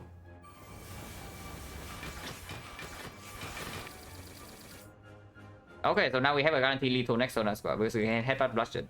So we take 1 damage and move stabbing and set up burner nicely to 3. Cannot do better than that, right? Because the turn afterwards he's hitting for like 25 now. I mean, we can play burner on 4, but I don't think it's ever on 5, because we need to block 25 into 30. We just simply don't have enough. So burner on 3 is fine too. Right, -1 into both stabbing, no potion use. Come on. Potion change right now is 30%. I mean, second Funeral Pain cannot be so bad, right? We have Birth Phase Zone. We can also pick a second win. If we take a second win, we exhaust the faster, and because we don't have evoke, yeah, it also increase the chance of Power 2 second win lining up. Or we can just take the second Funeral Pain to massively overblock and it heals 2. Don't know which one, yeah, I don't know either. With the Incense Burner, my gut feeling is that I am allowed to take this Funeral Pain, but I also kind of don't need it. Like, at all. But second win is not always a non-empty draw is my concern, because right now the only thing that really second win exhausts is this power throw. We don't have many other skills, like these things we play, these things are maybe good to keep in our deck, so it's only like 4 defense and a power throw. And you can also see in Centurion Mystic, like it's if the Orichalcum Horncleave full blocks, we are not being attacked, it's also the second win is honestly an empty draw like a lot of times. On the other hand, the Funeral Pain basically always at least block for 2 because of the urn. On second is often enough? Not really. If you have card draw, if I have card draw right now, I absolutely take the second win.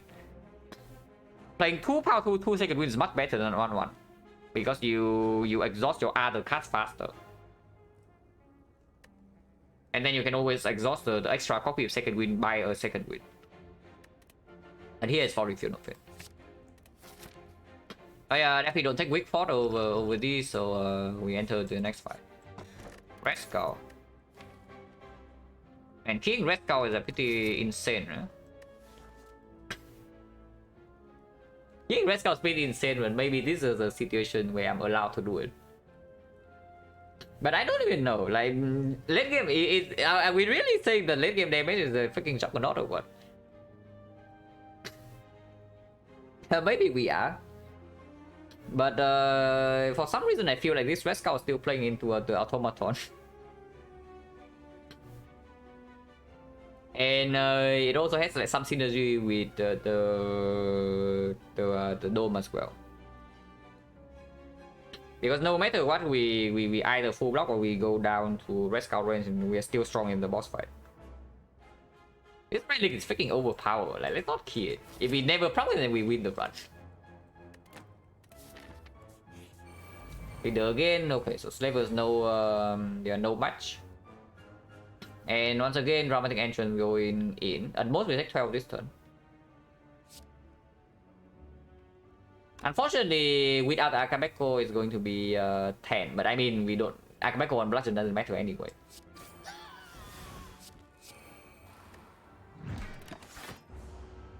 Oh, she really attacks. If she attacks in this fight, it's probably over. She attacks and we probably have won this fight. Because next turn we don't take damage. And we only take 12, we heal by 2 if we play Juggernaut, or maybe we can even headbutt the Feel No Pain, we heal another 4. So at the moment we are only taking 4 damage in this fight. But Shockwave Twin Strike seems pretty clear. And also bash instead of the Shockwave, but probably bashing over Shockwave was fine. Okay, I'm ready guys. Who else is ready?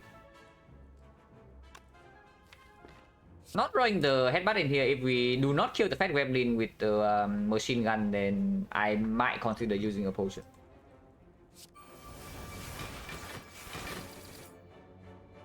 Okay, that is very bad.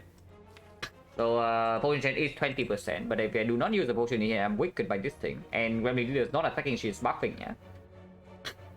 How much damage is this? 8. Vulnerable weakness is 9, so 18? 18 plus another 12, 30 damage, so we are 10 short. But we can always potion next turn. Why not Feel No Pain first in the first draw? Because then if she attacks, I take extra, because then my Oracle comments mess up. By Feel No Pain last, I potentially save 3 HP.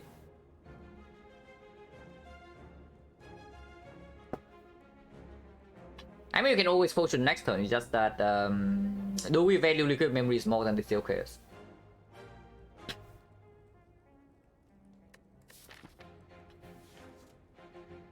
Because next turn, if we redraw to bludgeon, we have a kill. If we don't, we always have a kill with the liquid memories on the headbutt. But it's just that, yeah, and we have to use liquid memories.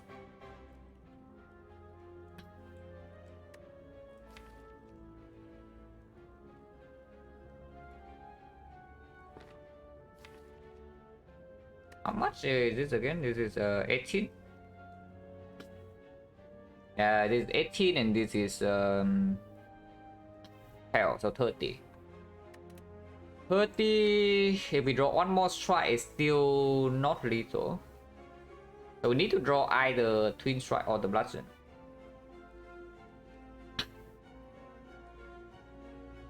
Yeah, I know. Which is why I'm saying I'm asking whether this potion is stronger or this potion is stronger. Because next turn we can always solve with liquid memories, but this turn we can always solve with the lethal chaos. But if we wait until next turn, there is a chance that we draw lethal anyway. We don't need to potion at all. I think I value this potion slightly more, but which is why this decision is so difficult, because there is a chance to set both potions next turn. And it's not even that unlikely. They like 20 per, we draw 2 cards out of these 10. And out of those 10, this will kill and this will kill.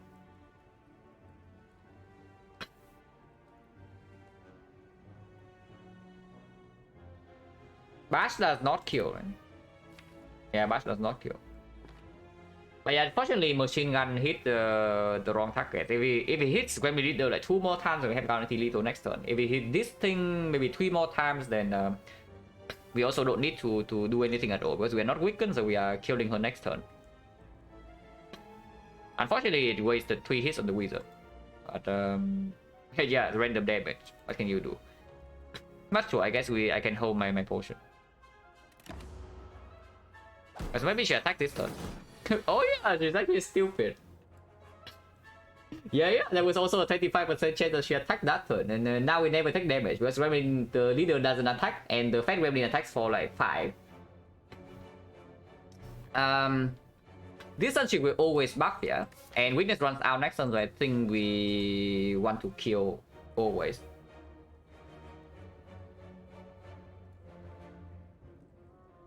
To guarantee lethal next turn, I need to headbutt and attack. So it decreases the chance of me drawing into Funeral Pain and healing for 2, but so I mean attack that. Because there's only 2 attacks left in the deck.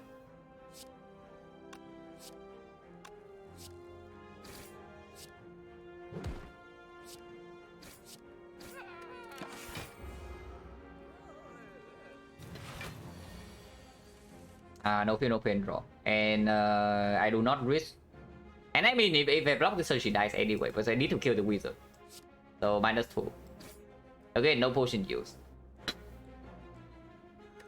Maybe Sozu's free energy, guys. I have not used a single potion in this side. Actually, no, it's wrong. It's wrong. I used the flex spot against the double tips. So double tips is confirmed to be stronger than the 3 elites we had fought. And the advanced hallway. Interesting. Potion chance at 30%.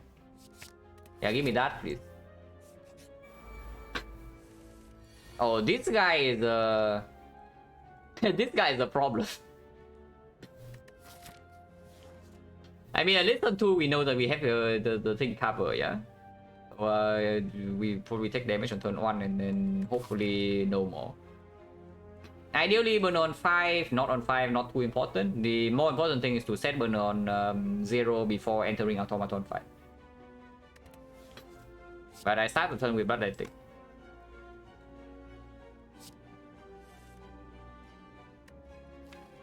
Oh, Funeral Pain, I upgrade my defense, right?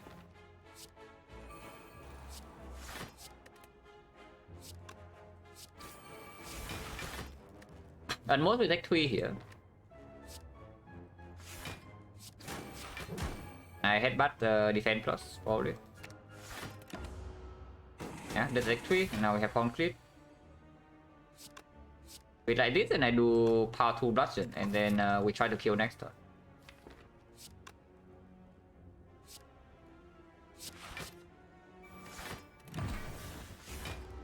Oh, really? We kill anyway, right? With the Juggernaut. I am not allowed to play this Funeral Pain, right? Because then I only deal 10 damage. So -2.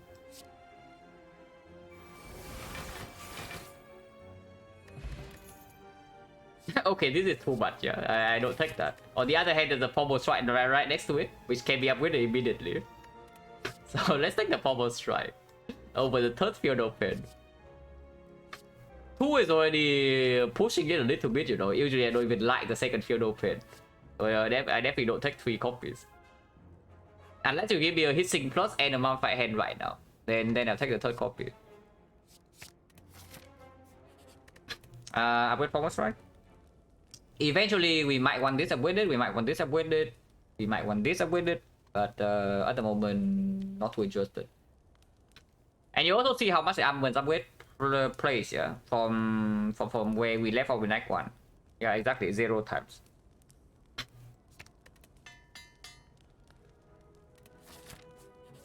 Oh, finally the slavers, but they activated our shortcut. Yeah, they are. These fools are like super mega dead, guys, and they don't even realize yet. It is 16. This is 12, so this thing is dead, and then next turn we have Horncleave, full block. Turn after, yeah, fight is perfectly under control. Do I want strike on top just to make sure that I can kill this next turn? I mean, not that bad. Not sure. There was an argument to actually kill this first because I know that third one this guy never found a bullet. I can be wicked. But the thing is that one strike is not guaranteed lethal, so if suddenly I decide to go for blue slaver first and turn 2 I do not draw a second attack and this guy decides to like entangle, the fight can get like messy. But here of course the fight is basically over.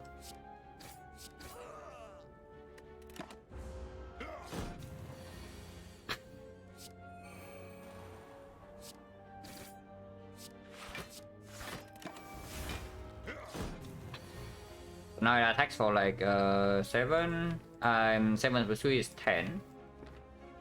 Burner on 3. So burner on 3 is okay. Because maybe we can try to kill the advanced soul in 3 turns. And then burner goes to exactly on 0 to be ready for automaton. And we are full HP here. Oh, potion bell, perfect timing. No, actually perfect timing because we have thrown away so many potions already and apparently we still don't need to use any. If one Russian is so good. But yeah, skip. Sorry, mistake again. This time I play Final Pain before the entrance because I am playing double defense.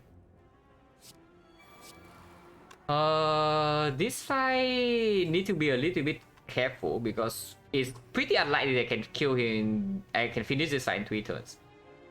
And yeah, Stone Calendar is coming in on turn 7 for 52. So we need to make sure that she has full HP. I mean, otherwise the burner goes to 4. And I guess 4 is not terrible, but 4 is also not very good, you know, because Honky already covers for turn 2. And I mean, Hyper Beam is not so difficult to block. Yeah, Hyper Beam is not so difficult to block. We have double Funeral Pain power 2 second wind. This thing blocks for how much? Let's assume it's just 2 goons, yeah? 2 goons exhausted. So we block 10, we block another 12, we block 72, block 37. Yeah, power 2 second wind with double Funeral Pain blocks 37 here without the armaments on either one. So maybe Hyper Beam is not that scary.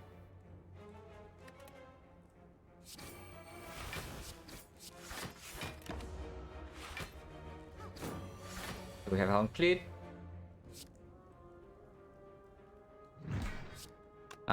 She never attacked this turn. At most, this thing attack for 14, so we can safely play Funeral Pain if I want to.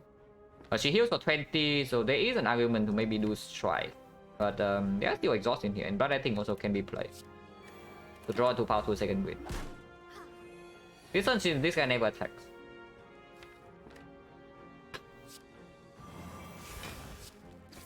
And we have burner anyway.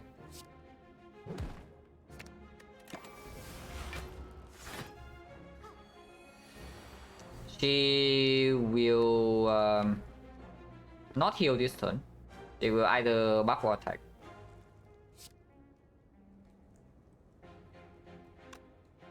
Now, unfortunately, we cannot do. I mean, I can play this power 2, but I don't see why I would. I mean, if she attacks us for 3, then she will attack the 3 damage. Actually, no, we have weaken, so it would not even be 3. This turn, she can still buff. Yeah, she can actually still buff this turn. Usually she attacks though. Now, if I do... Unfortunately, the AI only heals if she has 21 missing HP. So if I do Twin Strike here, she will not heal. So for the Stone Calendar turn, she will be at... she will be missing 20 HP and then she dies to the calendar. So in order for the thing to actually happen, I need to either deal more than 20, but less than 25 damage. Less than 23 damage. Or I need to block 2 attacks.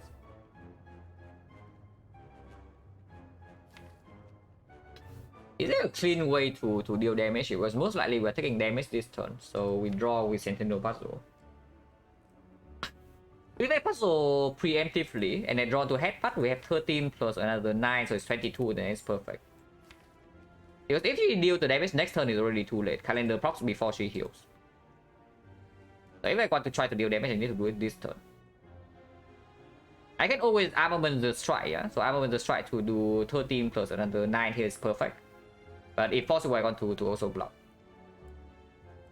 Maybe armament into, yeah. Armament into strike plus the strike is just good, right? It would be better if I draw into any block at all from the bloodletting.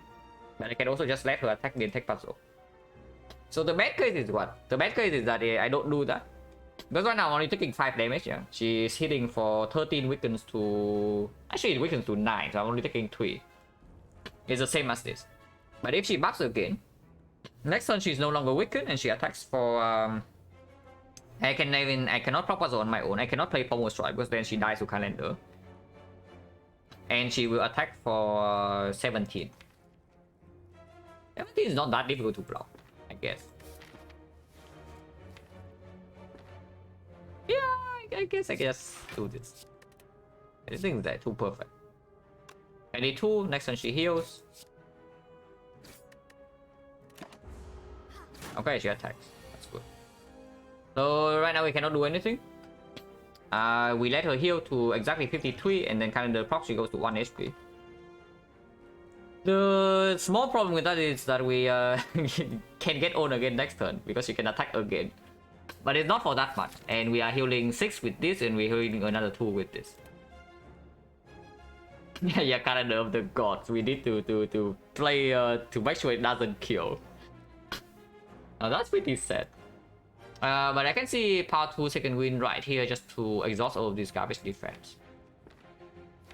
It's fine because we do need to kill her when burner is on 0 and she is at full HP. I mean she's not at full HP, she's going to be at like 3 HP after calendar is done. 1 HP actually. How bad is the defense redraw? Maybe not that bad, but power 2 redraw is just strictly better.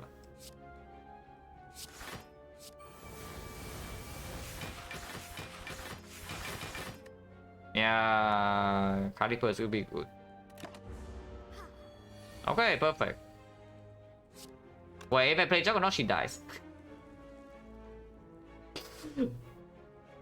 Okay, so I guess I don't get to I don't actually get to heal for 2. not yet at this. So hopefully she buffs this turn and not attack, yeah? If she attacks this turn, we are facing 7 damage and I cannot do anything about it. Okay, she buffs. Good for us. So next turn we try to kill from 21. Which hopefully is doable.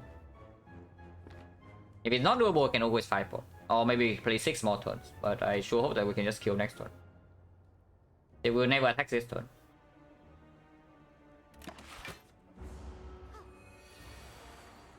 Perfect.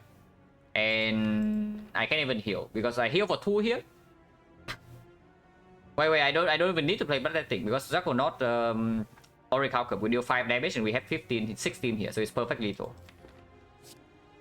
I was thinking the Bloodletting only cost me 1 HP, but I don't even need to play it.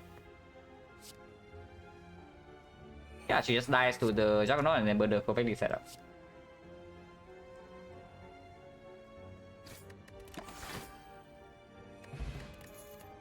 Okay, absolutely perfect. Here's an evil. Normally I would say this too much setup, but with the Bird Phaser and the Concrete and the Incense Burner, I think we are allowed to pick this evil. And it just makes blocking Hyper Beam, or not Hyper Beam, but blocking later bosses like way easier. On Burner to 0, yeah, Automaton's next block. So with Burner on 0, it blocks Hyper Beam.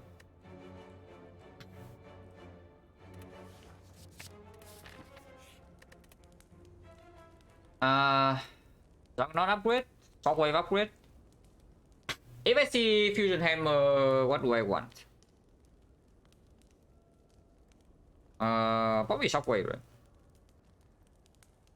And we only cover for the Hyper Beam turn after Calendar comes in for 52 damage. And with the Evo, we can always do Power 2 second win pretty consistently. So I would assume that we have no problem blocking Automaton. By that I also mean that we don't need to rush damage that quickly. So shockwave upgrade is just superior to the Juggernaut.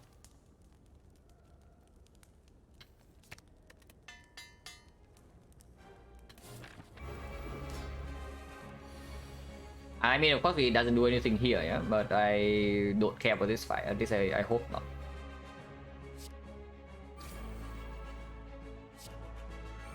Can play shockwave the trip to artifact, or we can leave it to headbutt later to do it on the minions.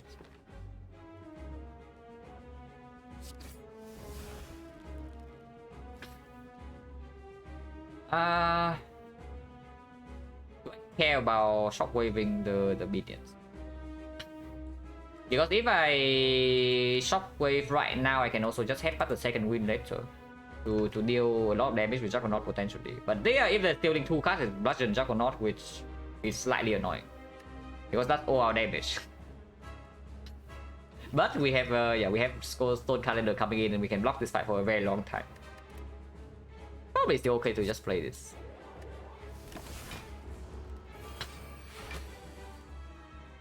Okay, hopefully we are not they are not stealing like 2 cards.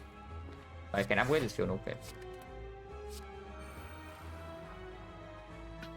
This block 23, so if one of them attack, we perfectly proc the puzzle here. And I would probably like to do that.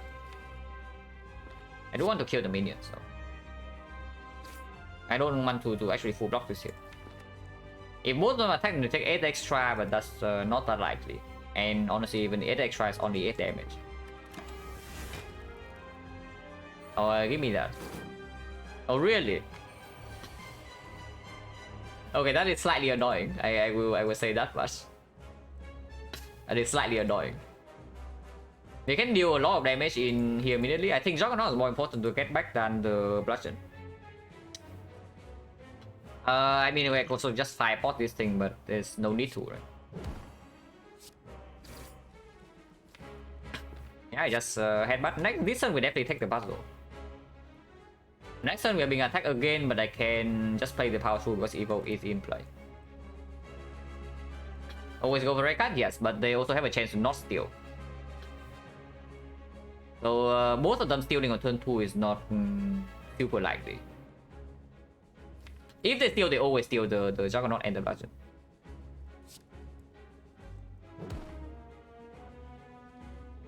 Yeah, put Twin Strike on top.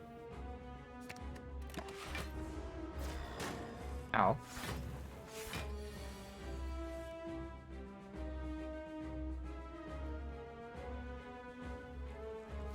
Second wind is not here. I can upgrade my other Feel No Pain, or I can just upgrade this power through. Oh, I can upgrade the Juggernaut. This turn I'm potentially being hit for 32, so it's not even that much. If I upgrade Juggernaut and I play block 20, block 25... Actually no, it's not block 25 because I cannot play all of them. I guess upgrading power 2 is okay. Yeah, upgrading power 2 is probably okay. So if you don't play Juggernaut, I'm on the up power 2, play the power 2, yeah.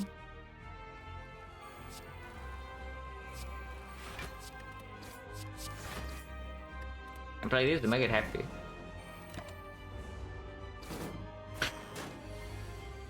But yeah, as expected, our damage is going to be slow in this fight, but we probably don't care.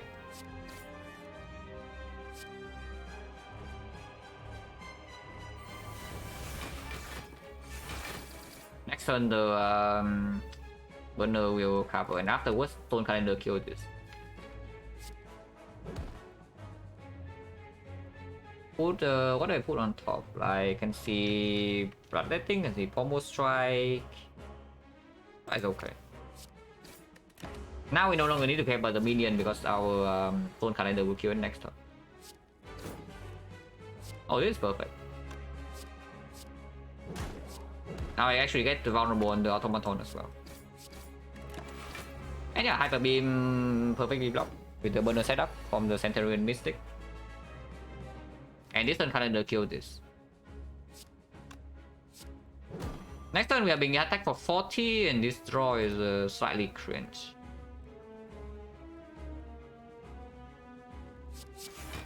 But I mean, it's fine. I also want to exhaust the defect. And this deals more damage anyway.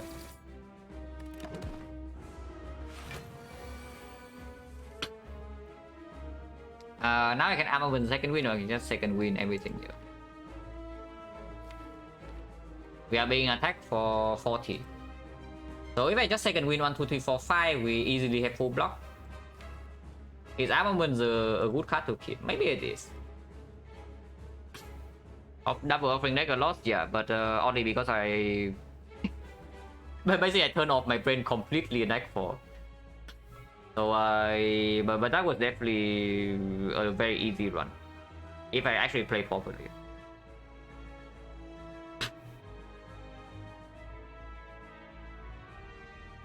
Yeah, armament. I guess armament is okay to keep around. I lose a little bit of damage though if I don't do that.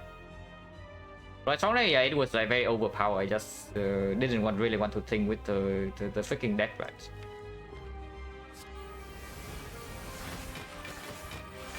Cannot be so bad to machine gun him to death.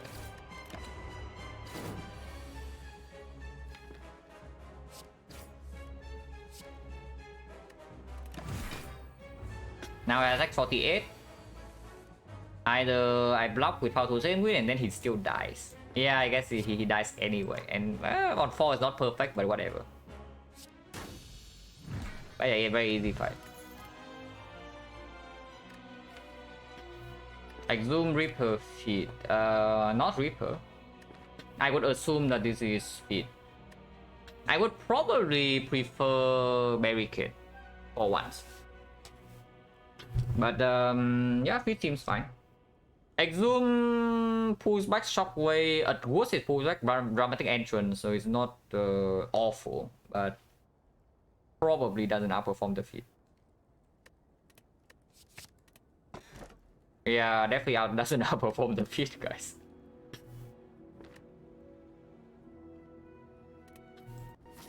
Yeah, definitely does not outperform the feed.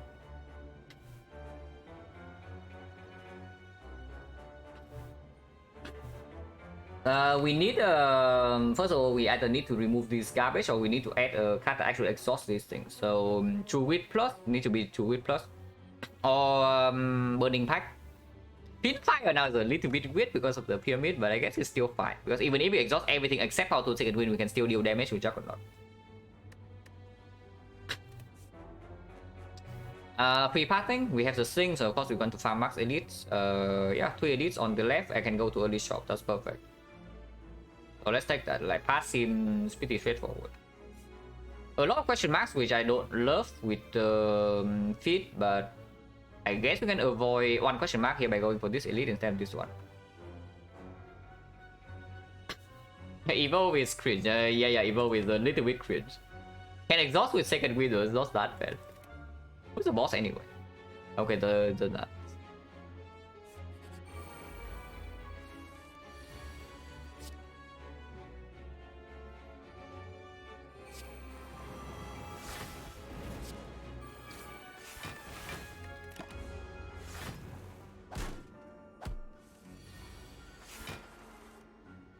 I mean, at worst it still heals for 2 if we care about that.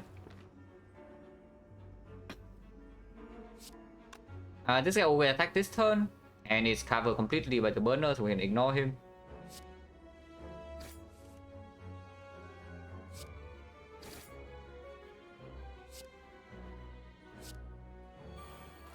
But I would still like to kill it next turn. We need to be careful though, because the moment calendar procs, they die. So we better feed them before that.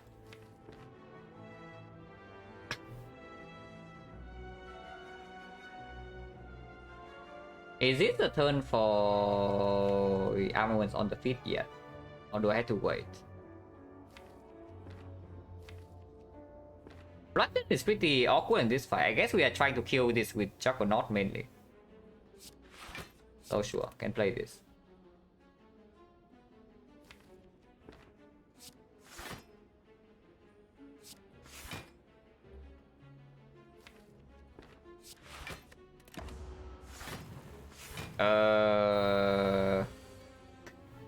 Okay, that's a little bit scary. But we should still be okay. Well, what is a little bit more annoying is that, yeah, Canada comes in 3 turns. And this is speed plus now, so I don't actually need to get it in play.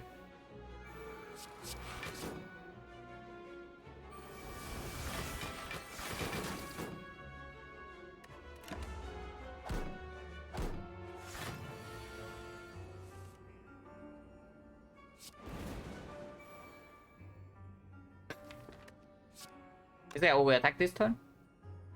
This guy is still weakened. He has 4 strength, but he is weakened. He might not attack.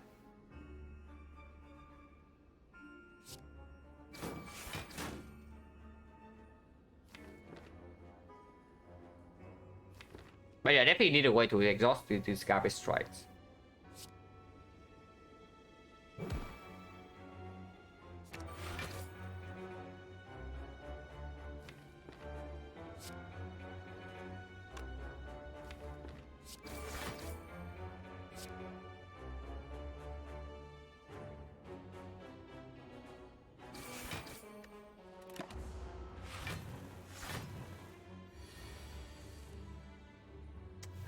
No bloodletting here is difficult, yeah?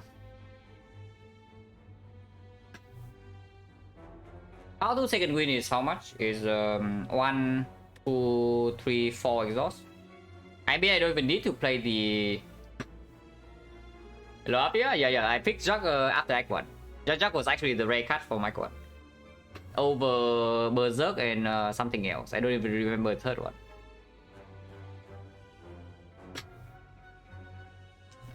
So if I just exhaust 1, 2, 3, 4, we proc Juggernaut 8 times. And that will not kill them. Okay, that's perfect. So I just play the second win.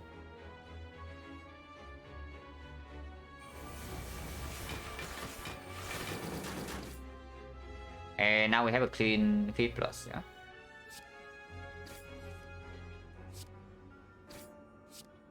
Just 1 turn before the deadline, guys. Remember, yeah, the third card was limit break, right? Where it's green. It's also not very good. I mean, it's good, but it's not what we need.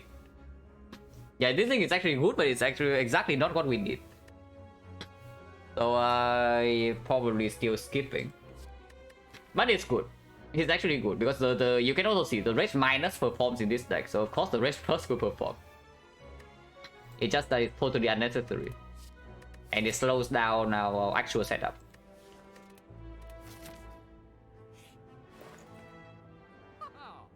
Now here comes the Whirlwind. Dark Shackle with the Dome a little bit worse than usual. Yeah, so I remove seems pretty sick. I remove seems pretty sick, so let's do that. I don't know whether I care about these relics. I mean, sure, Penny Akabeko kind of strong.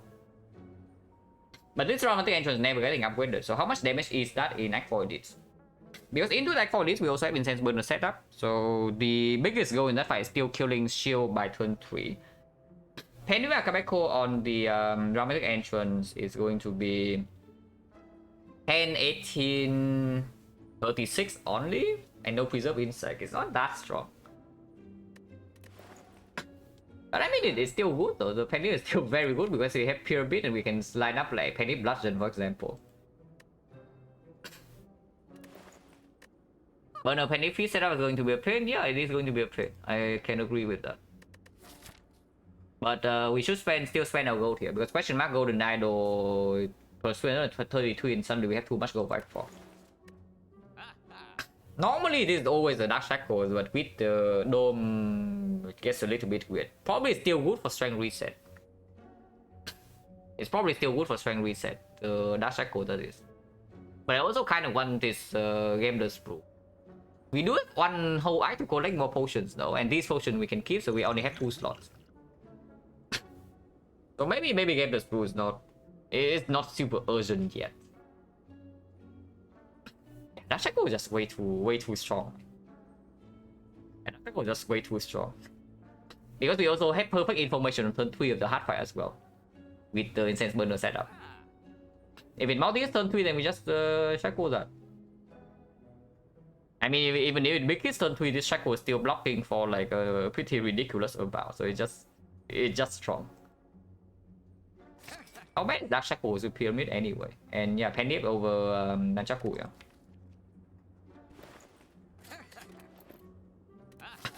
And now we can even take Red Mask.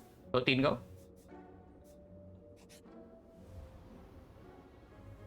Yeah, lose defense. Lose strike will be better, but I guess lose defense not so bad.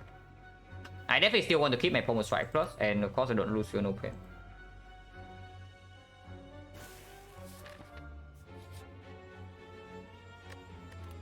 You mentioned buying Dark Shackles. No, really, you mentioned buying Dark Shackles. That cannot be me, guys. Like, who would do that? Who would pay 90 plus gold for 1 Dark Shackles when you can get 2 of them for free? No, really, who would do that? Like, that is pretty stupid, right? If you get Dark Shackles for free, why would you buy it? Honestly, I kind of want to have the apotheosis. But yeah, sure, Dark Shackle Pyramid cannot be so bad. Hello, Onion Nut. How was the Spice Lake? This run is going pretty well. So yeah, today is good so far. Thinking ahead, save Dark Shackle from second win, yeah, can see that. Like, one thinking ahead is that okay, like a Good Cry plus, a Good Cry plus does have some utility even with Pyramid. And we don't need 3 Dark Shackles. But I'm also looking at the Panacea just a tiny bit. It's way less important than normal into the hard fight. Because first of all, we also need to draw it on turn 1. And secondly, we have Incense Burn to cover first cycle already. So yeah, what does Panacea even do? Like, maybe with the Potion Belt. But yeah, like the Dark Shackles with double Fear No Pain even on the big hit, you know, let's say the hard hitting for like 67. Maybe weaken down to like 50. How much does the Dark Shackle actually block? With double Fear No Pain block 7 base. And then it puts the hard down by 9 strength, that's actually minus under 10. So it's 0 energy, block 17. On the Dark Shackles, on the big hit, and it's not even the multi hit. This card is actually so stupid. And yeah, this card doesn't play. Pyramid Dome feel really weird together. Deck Feel No Pain. The Pyramid is to line up how to second win matter, and we also have a feat. The Pyramid is just like pretty clear. Dome was basically a force bad energy. But yeah, they are a little bit of anti-synergy between Dome and Pyramid, for sure. But yeah, one go into the thinking ahead seems fine. We don't need this. Yeah, definitely don't need that. We have Bird Face Urn already. Like, why do we care about Banish Out? And yeah, sure, thinking ahead. Oh, 13 go for a red mask, guys.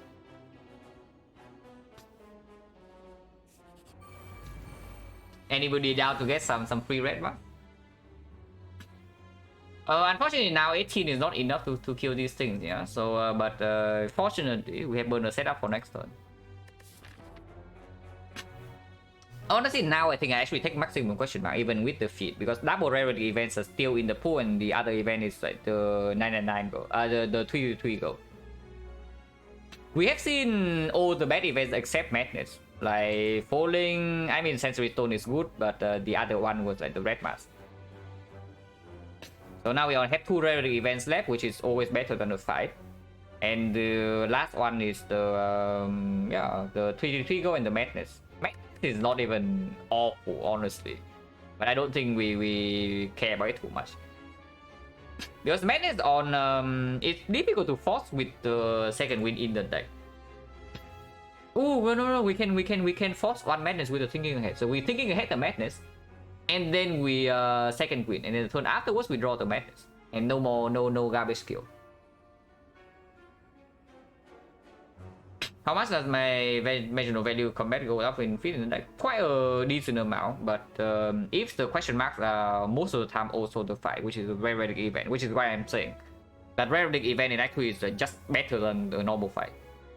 because you get all the benefits from a normal fight and you also get a relic extra with bonus gold.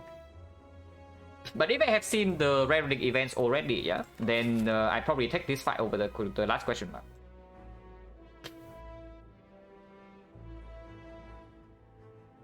Have I seen My Bloom Plus? No, both relic events are still available in this act, so I think I go to O3 question mark here. It also depends, because if I see relic number 1 and relic number 2 here, then I don't go to this question mark, because there's still a choice. And then that's perfect. Yeah, I guess I don't need to kill the daggers here, because Incense Burner covers me. So, Dramatic Entrance. Taking like 6 damage this turn, that's fine. I think I want to use Puzzle. There's also a line to just not do anything this turn. Let's say I play Raise Defense, yeah? I take 1 extra, but I keep this in my hand to Dramatic Entrance all the new daggers instead. Because on turn 3 we do have a small issue, and if we draw to Shockwave I can kill them all with 1 attack. But that is better, because yeah, we don't deal with the second wave of daggers super well. And Burner only covers for the first one. Actually, that's not too bad. Let's do that. I intentionally take 5 damage, I take 1 damage extra to make my hands place, because the puzzle proccing. Yeah, perfect. So now we have Shockwave, Dramatic Entrance, 27 AoE, it kills all of them.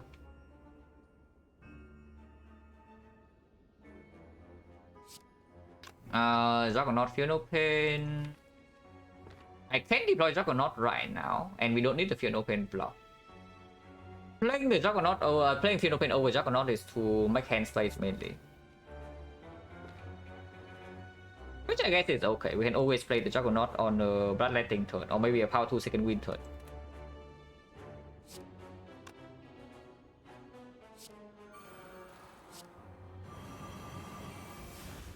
Yeah, they all die.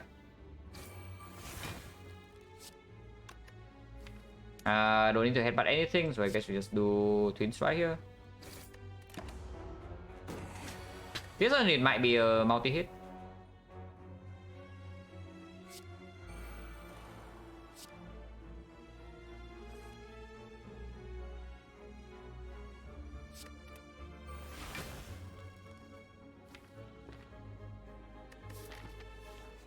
Can headbutt the elements to upgrade the feat after, because I do think I want to upgrade something else this turn. Most likely Bloodletting.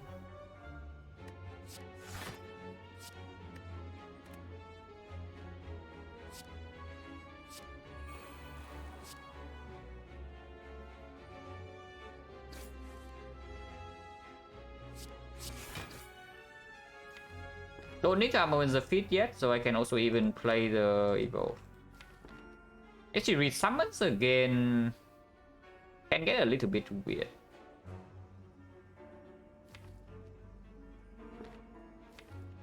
Maybe as headbutt the power through. Is that too much damage? I can always have to with 2 dash cycle. I can always block a little bit more. Just heal 2 now. She really resummons. Number 1.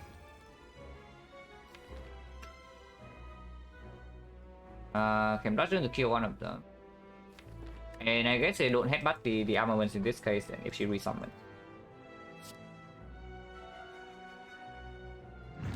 Honestly, I can even do Jacko number 2 here.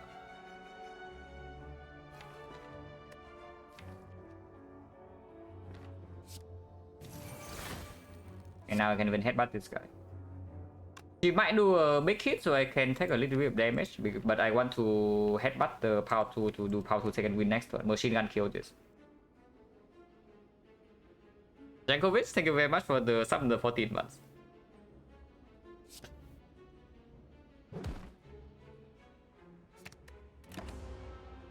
Okay, multi-hit is 0 damage. So Dash Echo plays fully. Bias into power 2 second win is definitely full block. If she resummons again, that's going to be quite a pain. But maybe she can die soon. But Yeah, calendar comes in 2 turns from now, yeah, so we also need to kill. Ideally, I guess next turn is fine because it covers turn 2 of Nemesis. Burn on 1 is no, Burn on 5 is actually maybe even better against Nemesis because turn 2 on 3 already, so it needs to be 45 for the burn on turn 2 to be better.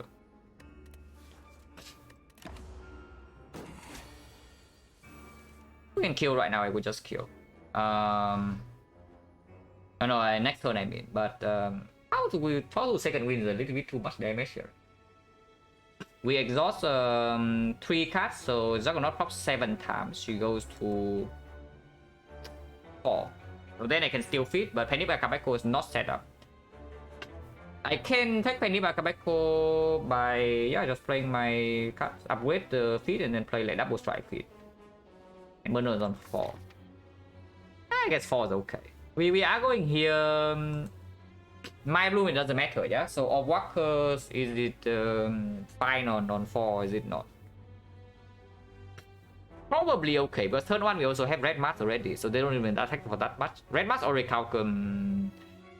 We are being hit for 16 weakens to 12, so maximum is 18 damage. It's not that much. And yeah, if we run into a double walkers, I would definitely like Penny by Kabeko to be set up. Let's do that.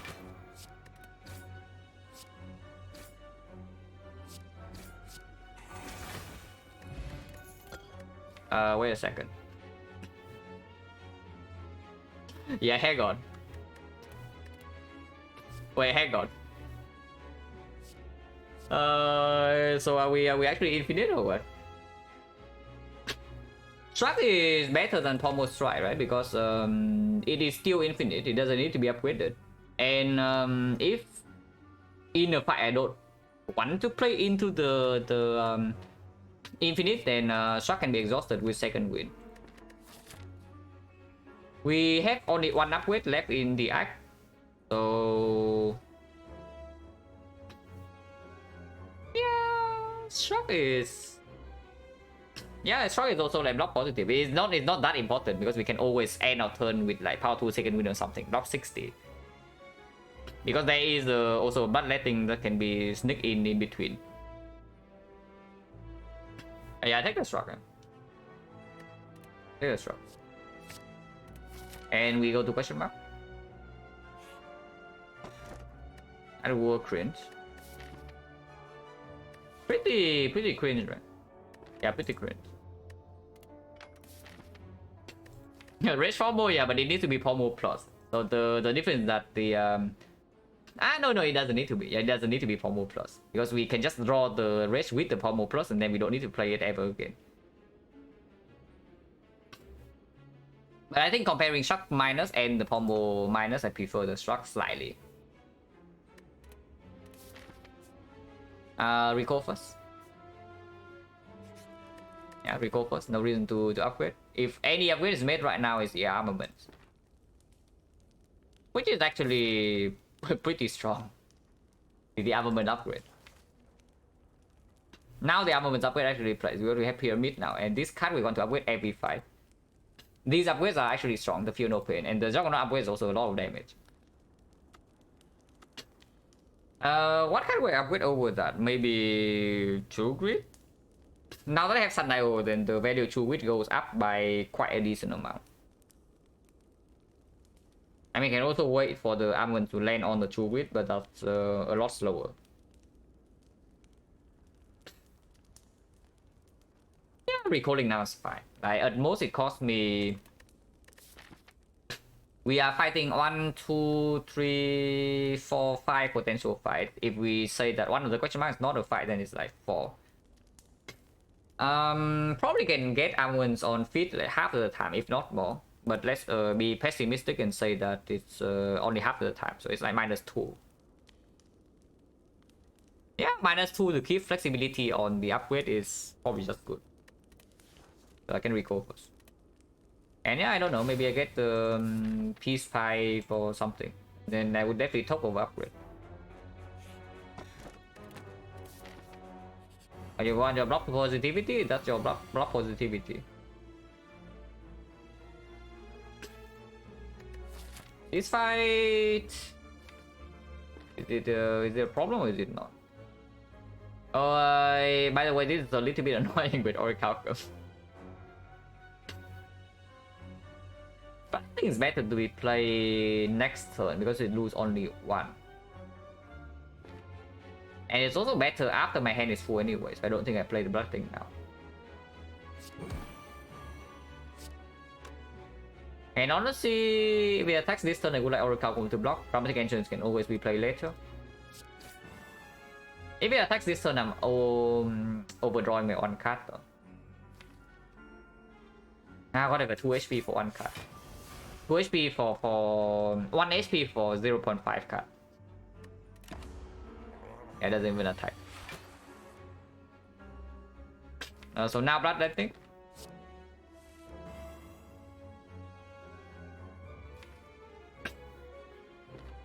You need to be very slightly careful in this fight. Very slightly.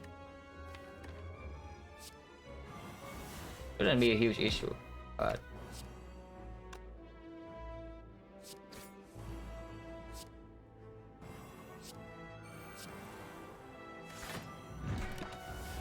I keep the rage because I want to second wind it away most likely.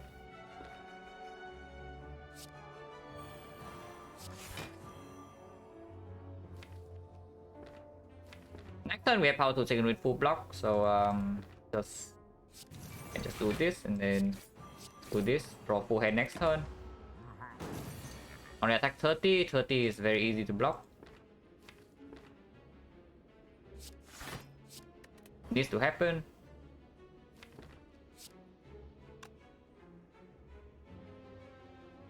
I guess I don't need to second win either this turn. But I can always just do this. 31, 31, that's what thinking ahead to.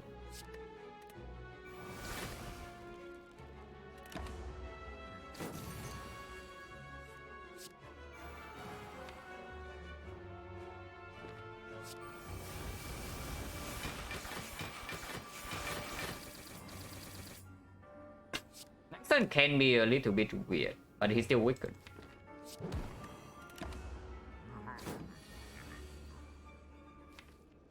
Taking a bit of damage, but it's fine.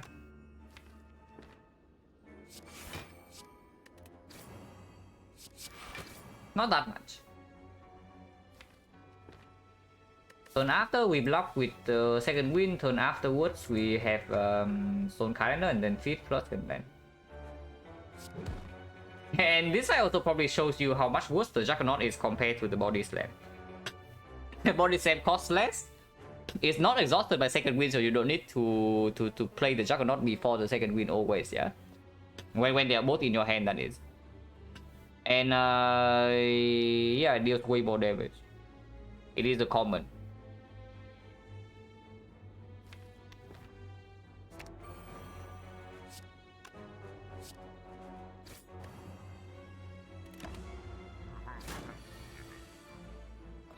This will be fine.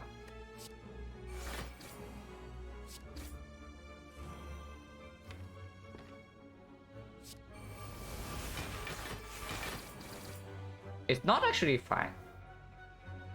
41 is definitely not full blocking this turn. I don't know how much it's doing, but 41 is definitely not enough. But I mean, doesn't matter. We have sustain, and I do not want to waste my Feet plus. I can kill it right now with the Firepot and the Twin Strike, but yeah, Feet plus. If I don't play an attack right now, I keep my Sundial, so I guess I just don't play the attack. Like a little bit of damage. Maybe not little bit, maybe... How many turns is that? Burner was on 4 going into this fight, so this is turn... Go to 5, go to 6, go to 1, go to 2, and that's when he hits for 40. So 3, 45, 4, 50, this is 55, so we're taking 14. 14... It's fine, whatever. Doesn't matter too much. And we can even delay 1 turn with no consequence. So Burner can go to 1 for free. Difference between 1 and 0 basically non-existent in double walkers. In my bloom still the same. In the hallway fight maybe can matter a little in heavy hitting fight like the writing mask or not the writing mask, the spike growth or the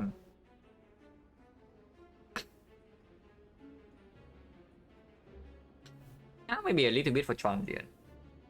Maybe a little bit for transient. Yeah, sure. And one cannot be so much worse than 0. Can wait. Do nothing.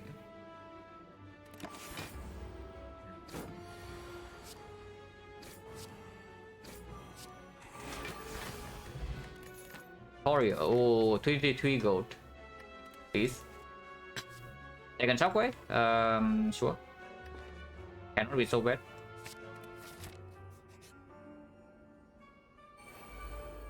Well, slightly spooky fight here, yeah? So better be freaking careful. But we can use Sentinel Puzzle immediately turn 1. And of course we have never used any potion yet, so at some point we can use potions.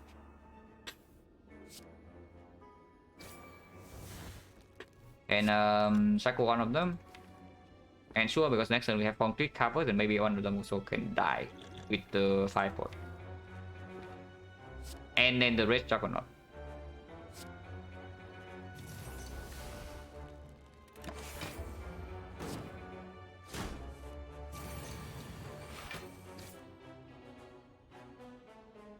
Yeah, this fight is very much not trivial, especially if we do not draw into bloodletting right now.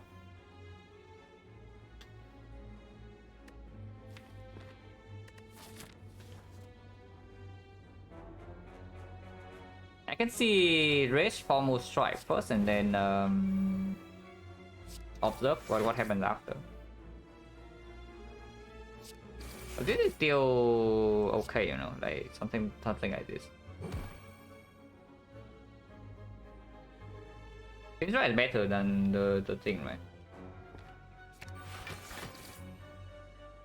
Oh, I can 5 pot and kill this right now then. Let's do that, that's better.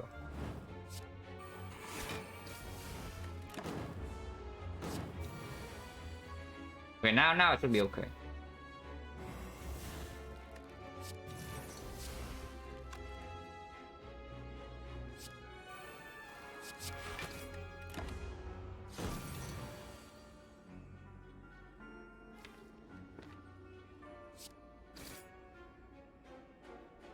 Turn on 5. Sure. Maybe I run to Field Open to heal 2. Not really. I take my burn on 5, I guess.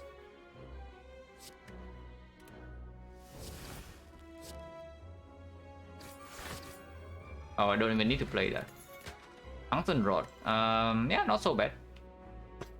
It does make bloodletting on the burner turn to draw with Sentinel Puzzle, like because on turn 2 of the heart, yeah. Turn 2 of the heart we already have pawn crit, so it's impossible to proc the thing anyway. But now even with bloodletting we cannot proc the puzzle on turn 2, so maybe that's a little bit annoying sometimes, but usually it's still positive. Hello Matt, thank you for the good luck.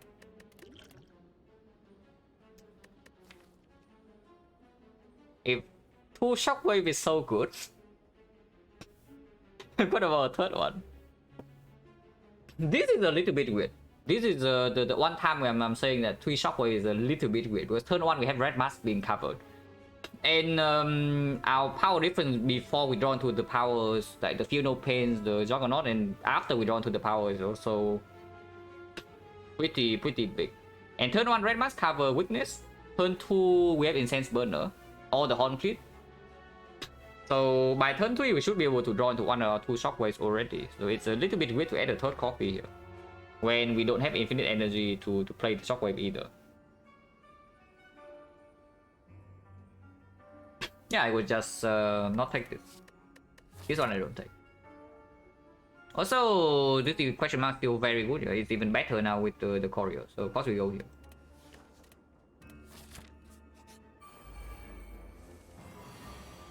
Hey, burn on 5 actually not too bad.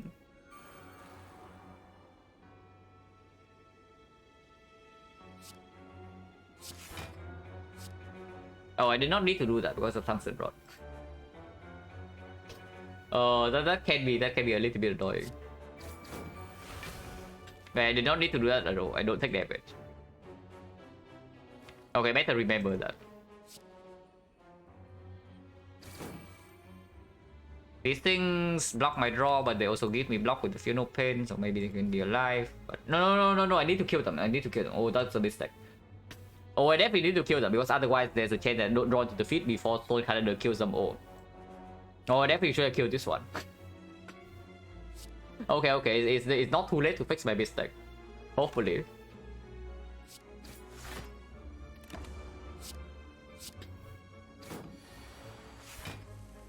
Oh, okay, the feed is here, so we are fine. It's just that I want to draw into the armament.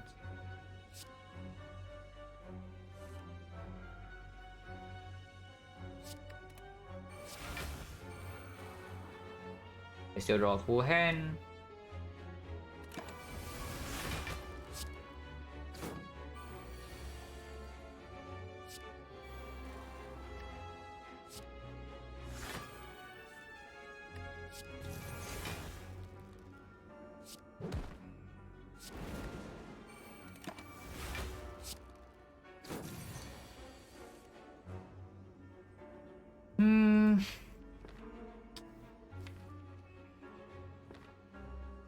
Doing this right now, at some point I also need to play the second wind to gain enough block to kill the spiker with the feed.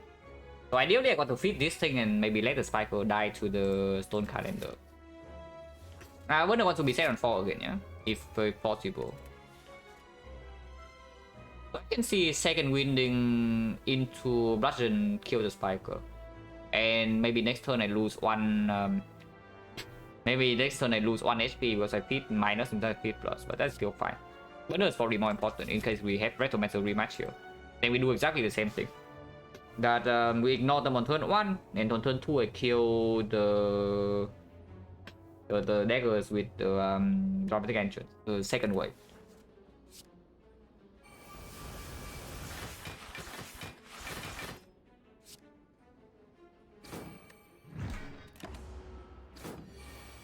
Oh, perfect. Yeah, that's actually perfect. Almonds on the feet. Now, if I want to set Penepe Akabeko, I have to lose 2 HP, but sure, I take that.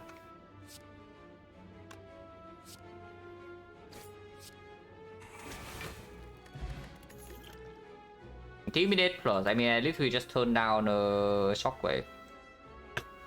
But in real talk though, this thing might actually be better than Shockwave in our deck. Like, a funny thing to say, but it might actually be true. That Intimidate Plus is outperforming the Shockwave. Yeah, we don't get hand clock and actually gains a lot of luck with double Feel No Pain here. Honestly, kind of good. It's actually kind of good. I can take it. Because it goes immediately here, it strips artifact. It's also sword weakness with the pyramid, but we already have damage. Probably need to actually upgrade this thing though, if we are really relying on this thing for Act 4 damage. Otherwise, that's not enough. I mean, we also have plenty of time with the Feed HP, the Incense Burner 2 cycle, and the Tungsten Rod and Permanent Weakness, but still... I would like to not stay in the hard fight for too long if I can. And Spear Shield also needs to freaking die at some point. Yeah? Oh, come on. Come on. What a garbage. Instead of getting 333 gold for free or a rare relic for my bloom, we run into this crap. Shackle deck, we can buy a Shackle. Unfortunately, we don't have gold to also mirror another Shackle. Plus 30 gold, 37. Yeah, question mark actually with like Golden Idol and yes, it's still not very good. I mean, we did get a red mask for free though, so it's not that bad. But at the moment, I'm thinking of buying the duplication potion. Second jug? No, it's not too slow at all. But why buy a second jug when you can buy a second jug for half the price? That is exactly what I'm looking at. I buy this duplication potion, and that is my dupe target, Juggernaut Plus in Act 4. In particular against the hard fight. Of course, there's always a backup plan. I can up duplicate Feel No Pain instead if Juggernaut is like way too slow and I need to block more. Going to 10 fight selling 2 cards experience. Yeah. Ironclad is Ironclad is it's just weird.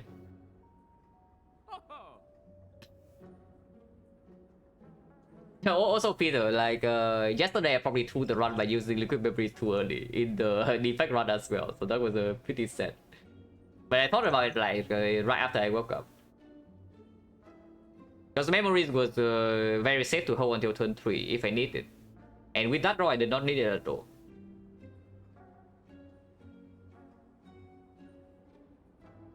So hopefully today no more wasting liquid memories, yeah. But yeah, duplication potion seems pretty good for me. Draw potion value goes way down when we are the main issue we have is a hand clock, but it does open a strong turn. Like for example, turn 1 we can immediately draw, or we can wait until after a turn where we play second win and then we fill our hand again. So honestly, and then what are we looking for from the colorless potion anyway? Yeah, dark shackles or what? Not really, right? So there's a panic button a little bit. There's the apotheosis actually is extremely strong. The apotheosis is insane, but the other stuff are not so good. Like magnetism with pyramid, we actually don't really want to take. Transmutation kind of trash. Blind very much not needed. Strip also very much not needed. So what does the colorless potion even do? Not much. And even after buying the potion in here, after taking this fight, I still have enough gold to buy a short relic or common relic in Act 4. Orange Palace, for example, like pretty good.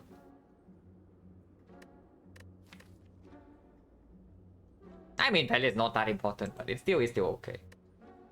But yeah, replace Colorless Pot with the duplication, yeah. And also buy Exhume, but then I close my Act 4 shot. It is not Retromancer. Turn 1 potentially taking how much do I take? 15, so it's actually 9, it's actually 7. If I play the armaments, I'm taking 8. And armament stays in my hand, staying in my hand is better anyway. Sure, just play double strike. Huh? Keep dramatic entrance in hand because it's proc skill no pain, and proccing fan distance is actually losing me HP.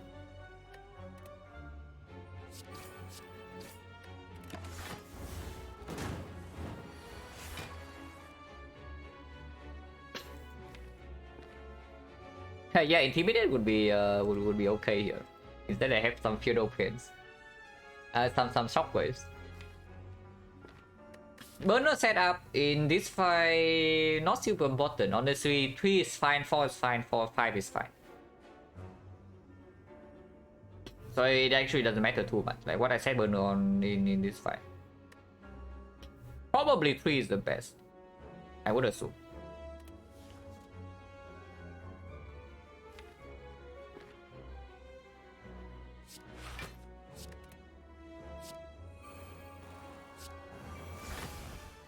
Play this to make hand space, and also play this to make hand space.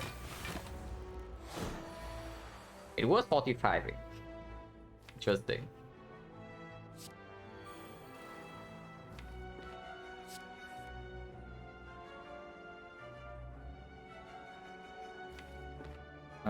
Sure, I guess I play Juggernaut.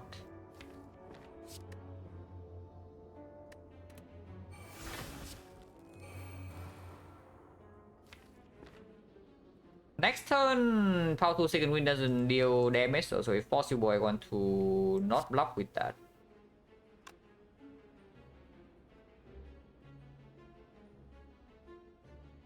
This one, if he attacks, it's only, yeah, it's not that much. Defense would do. 2, yeah, 2 is none.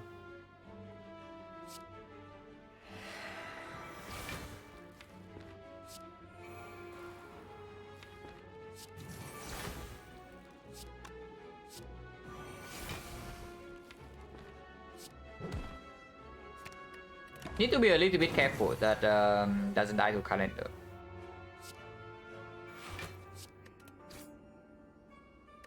Ideally, I kill him this turn. Don't know how we can do that, but maybe it's possible. How much damage is this?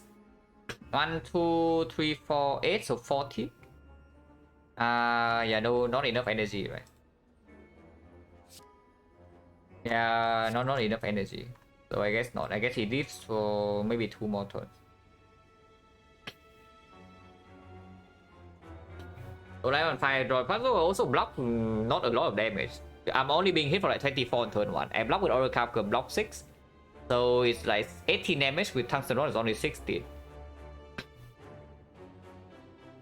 I'm from Malaysia? No. I'm from Vietnam. So the region is correct.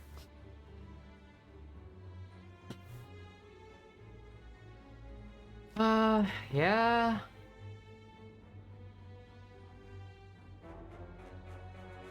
I guess on 5 is okay.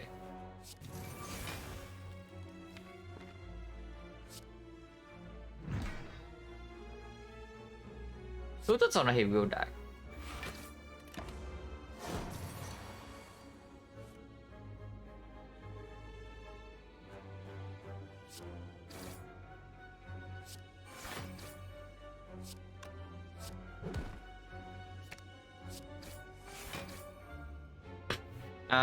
How much is it? 1, 2, 3, 4, 5, 10, 50. So I can still play one more attack. Okay, I can even play this. Can never take damage here. No, I should even play this. Quite likely on putting on 4 ways concrete. But I can hear you that by turn 3 maybe we already draw into our setup.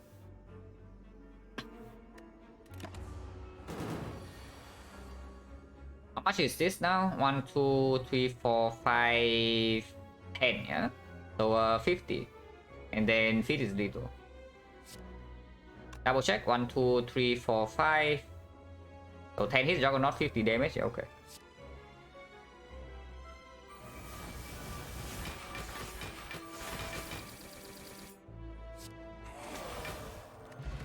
Ancient Tea set.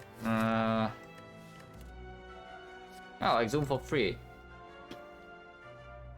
I mean, we can exhume feed, exhume dark shackles, exhume. I mean, exhume with double feel no pain is also like blocking a lot. And yeah, of course, if I can, then I try to exhume feed, but I don't think it's going to happen. Because it also means that we need to hold exhume all the way until we feed once, and we can never play second win. So it just doesn't happen there. But yeah, exhume on shackles or shockwave can strip artifact like immediately and block a lot. At worst, it's exhume dramatic entrance. Shockwave worse, the body slam, the small hits. Yeah, exactly. It has the most, probably the most satisfying animation in the Spire, at least for me. And the good candidates would also be like Bludgeon, maybe Judgment, maybe I don't know. Sometimes you can even say Blizzard. But for me, Juggernaut is the most fun-looking thing. By the way, that is also upgrade. The Juggernaut. That's actually our damage output. I mean, eventually we are infinite, but yeah, Ancient Tea set energy, of course, super mega sick. Probably doesn't get converted into anything. Leaving and thinking ahead to block with Feel No Pain after is also a thing, but doing this I float less energy. If I don't want to Bludgeon right now, I would like to just play it. Yeah, Twin Strike is fine, I guess, 60 damage.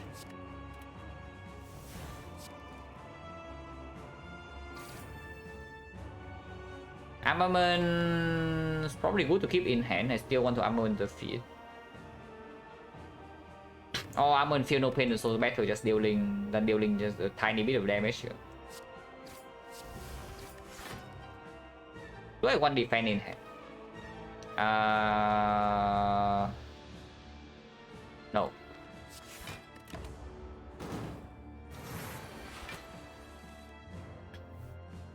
Yeah, shockwave zoom. We can deploy shockwave immediately, or we can also just dark shackle full block, which we will.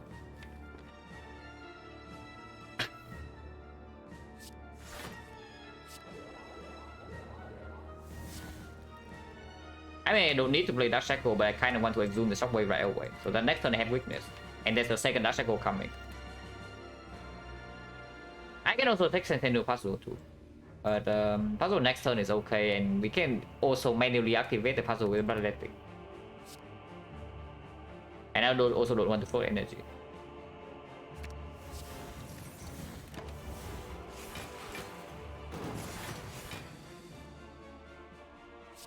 A Juggernaut.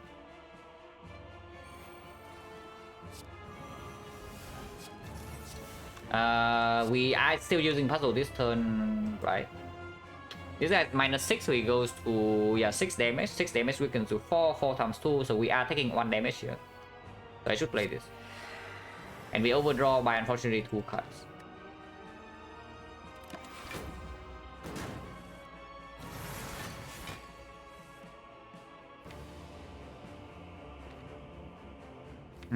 Power 2 second wind bottom deck is slightly annoying.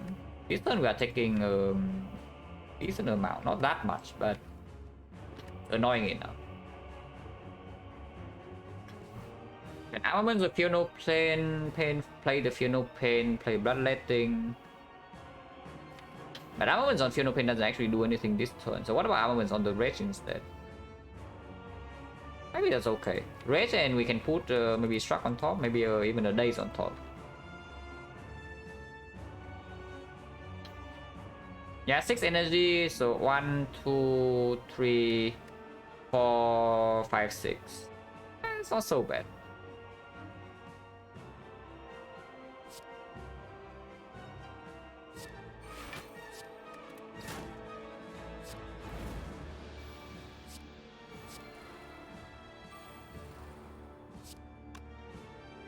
This block as much as a defense, so might as well just attack.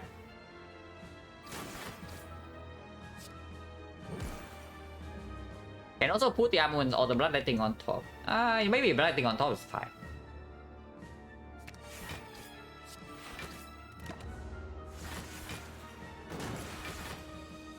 But yeah, this deck doesn't actually draw that much, is what I have noticed.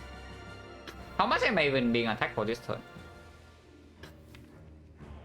If I spend my second win this turn, and next turn is a little bit weird, yeah? So I'm being attacked for +6, so which is 18, 13, 26. Okay, so I don't need to do second win. Don't need a second win at all.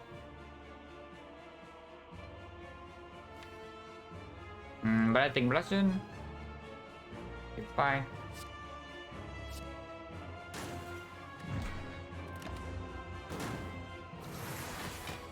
The Weaken.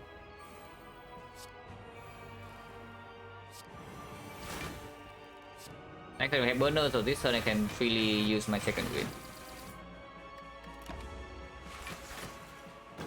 Another calendar comes in.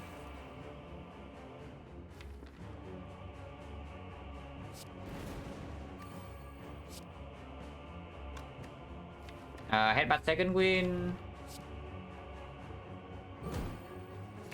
And then Bludgeon kills. Good job, calendar. So now my last goal is to not accidentally kill with Jug and then feed this thing. Because Burner also wants to be set up.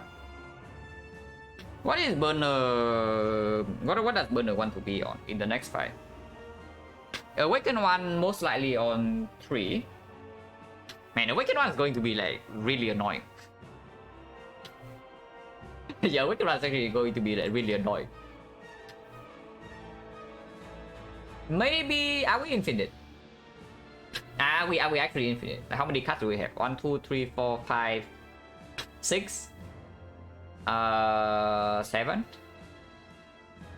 7. So we are actually 8. So we are actually infinite. If that's the case, then we can not play the Juggernaut in the second fight.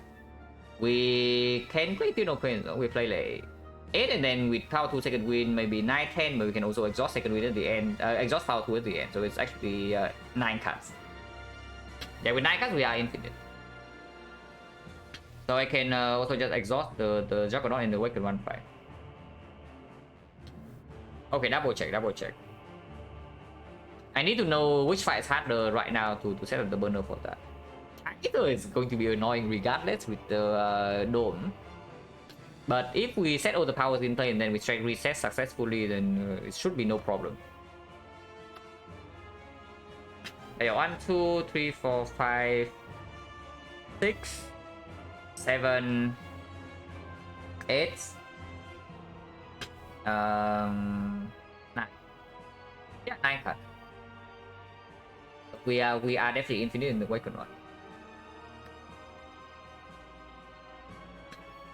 So what does that say though? Does it still say? Does it say burn on 5? Does it say burn on 3? It's definitely not on 4.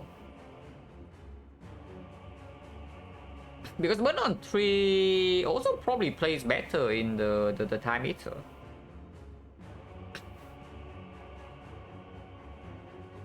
I mean, time eater is like freaking random anyway, so any burner number can own us. But on 3, give us coverage for the first 3 turns. It's always weaken on turn 1, always have on 3 on turn 2, and then burn on turn 3, always full block. And Awaken 1 burn on 3 is just blocking the multi-hit, which is what we want to do. Yeah, well, I like on 3. If I can. So try to kill 2 turns from now. Ideally, we also have Pendant. Wait, already freaking forward. Is it attacking or not? Wait, hang on. So we entered this fight with burn on 5, and he was attacking.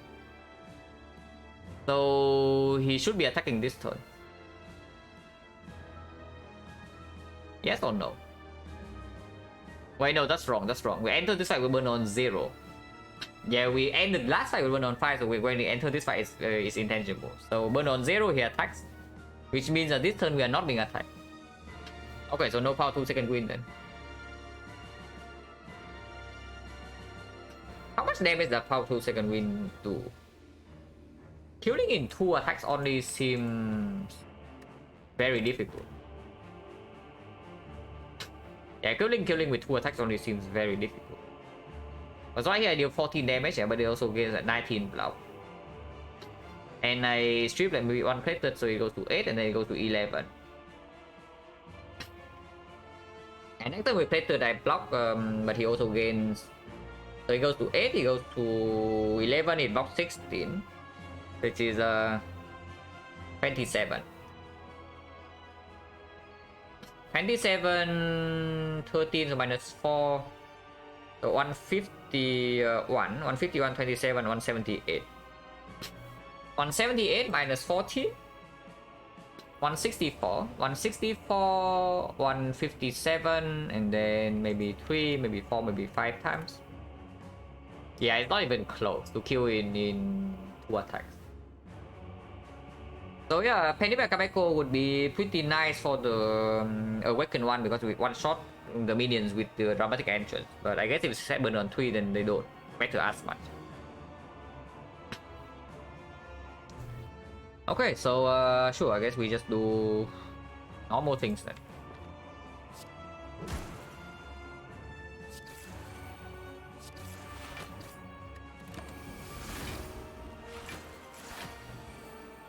Almonds on the feet for sure, and then we power through. I can second win.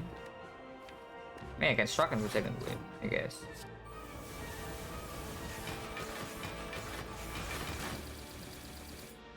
Wait. Okay, that was way too much damage. But I mean, we want to kill next turn anyway, right? So it's fine, guys. Nothing bad happens here. Yeah, that was way too much damage. So I guess we do it on... we have Panic on 3. Yeah, sure.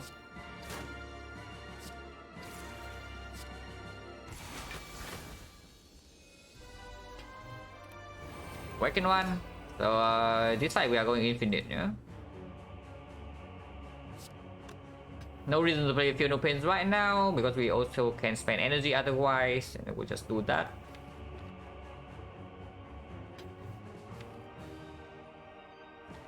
I probably still play at least one Feel No Pain. Don't know whether I play 2 or not.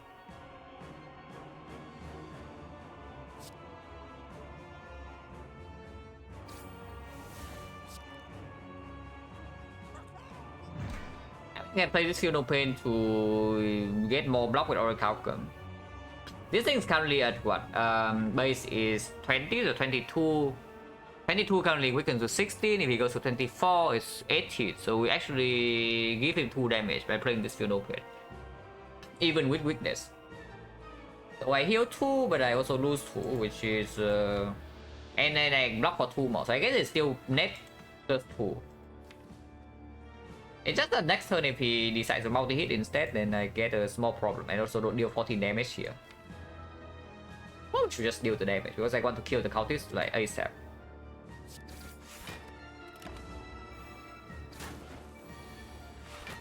Not really death we don't need. He's a feed plus, so excellent. So I just do that. Next we have burner, so I can safely play race like this. Double strike to feed, but I don't want to headbutt anything.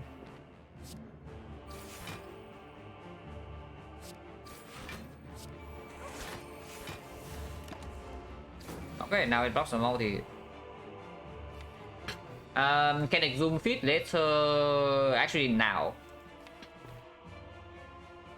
What is more important? Is it the Penny Akabeko or is it the feed? Burner is set up either way, yeah.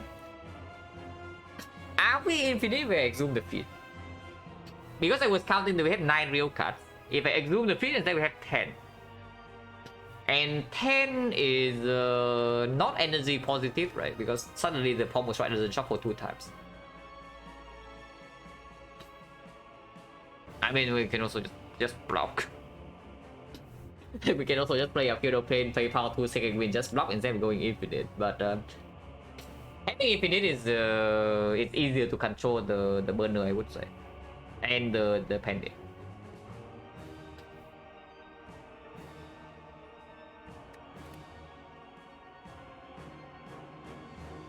-4 HP.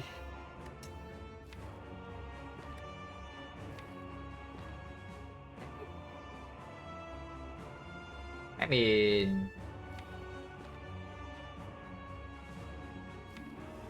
I probably play 1 Feel No Pain but not 2, and that Feel No Pain can be green. Now, also another slightly annoying thing is that if I do not try to go for infinite in this fight, and I don't want to play this Juggernaut, then strength reset doesn't come for a while, you know, because how are we dealing damage? Our deck doesn't actually have a lot of damage.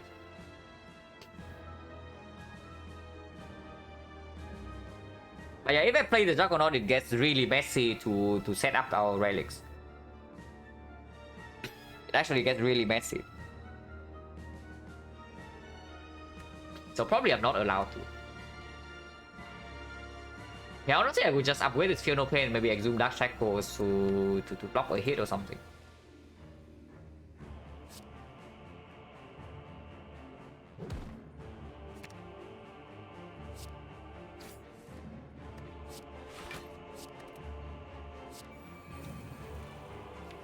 This is better to be played next turn, I would assume. Even if I draw into Bloodletting right now, I don't do anything with it.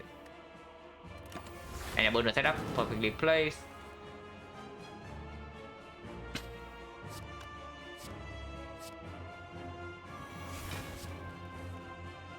Why I play Bloodletting, but I play Bloodletting.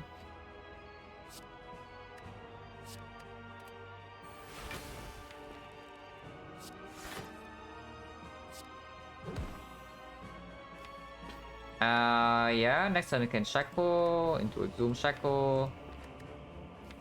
Or I just exhume feed right now and spend a freaking energy, and then next turn I can do power 2 second wind. But then yeah, again, we cannot deal damage.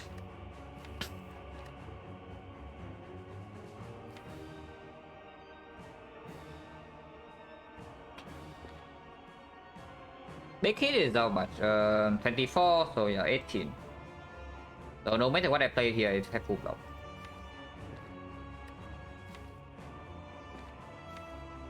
Definitely don't need to exhume shockwave because the second one is coming.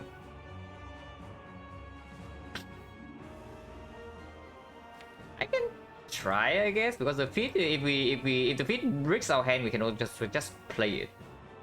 So it's probably fine to try.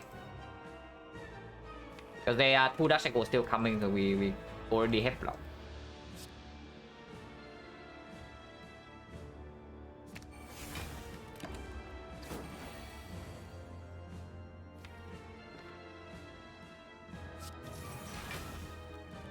Honestly, I should probably just play the speed right now. Because next turn I want to dash cycle into power 2 second wind, so my hand is empty. And I need to draw into the second wind next turn is another thing. Honestly, I should just play this speed right now. Yeah, screw that. Like, yeah. Honestly, screw that. Screw feeding a second time. -5 is multi-hit dealing 0. Yeah. Don't know whether I would like to exhaust all the defense just yet. Especially if I play second wind next turn. If I don't play second wind next turn, then no problem. But then it gets a little bit weird because I do want to shuffle in the second wind as well. And right now I need to play 1 more card to draw 3. Which, yeah, 1 defense is probably fine.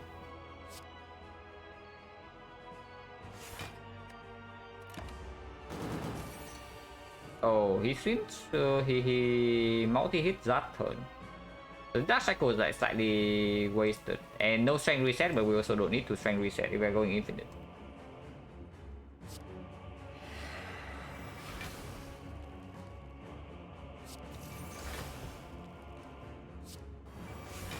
There is also just like maybe power through here into defense, and the next turn a second wind instead. But we also know the next turn is probably not a multi-hit, so I might as well just exhaust now.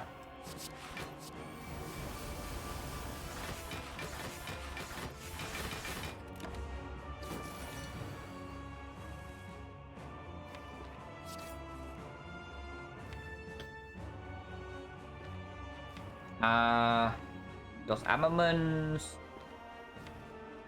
I mean, we can wait with that.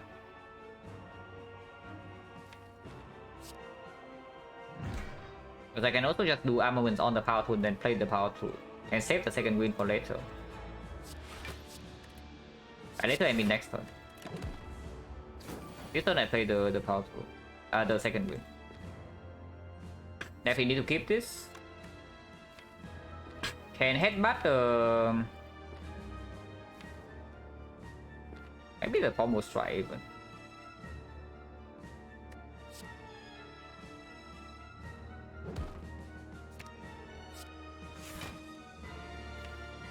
And now I always draw into the ridge, and I can exhaust the ridge.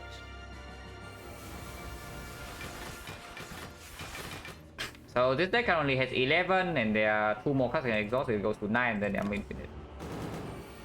And this turn we have Incense Burner.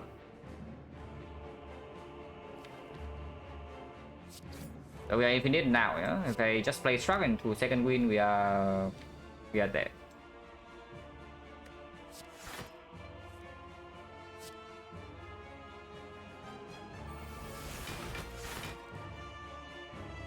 We can also wait 1 turn. And sure, let's wait 1 turn.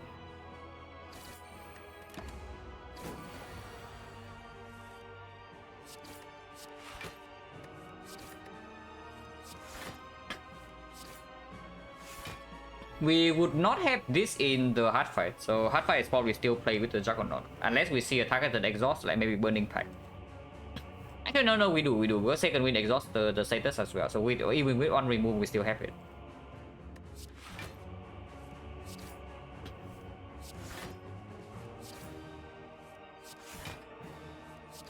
Now, unfortunately, this is energy neutral, I think. Yeah, it is energy neutral, so we don't really we don't have that much damage to control the Penip and the Sundial together. Sundial is not that important, but Penip and Kabeko I do want.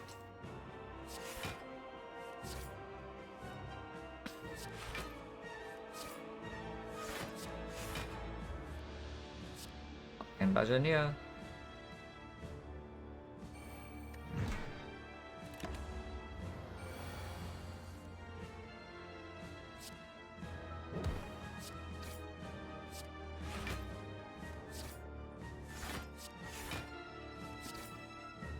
We just need to block enough for this turn and then we try to kill it into. So one of the turn we might be voided. Being voided is slightly annoying, but if we set up Sundial to 2 beforehand, we should be fine. Because it just needs to be struck first, and then second win, and then Pommel Strike draw into both, and then we continue to do. So we lose 1 energy on the Void, we lose second energy on the second win, we lose another energy from the Sundial proccing 1 less time, but then we go back into the loop.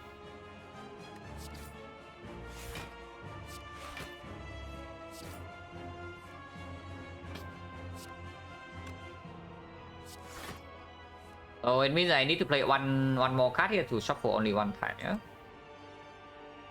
And I put Sundial to 2. Is Bludgeon okay to play? Maybe not yet. Now I enter. Wait, no, this is not even the turn I need Sundial on 2. Next turn is when I need Sundial on 2. Okay, so this turn we need to end our turn with Sundial on 2, not last turn. Right. And turn after we kill. Ideally, we end the fight with 4-9. 4-9-2 is ideal, 2 is not that important, but 4-9 I really want to.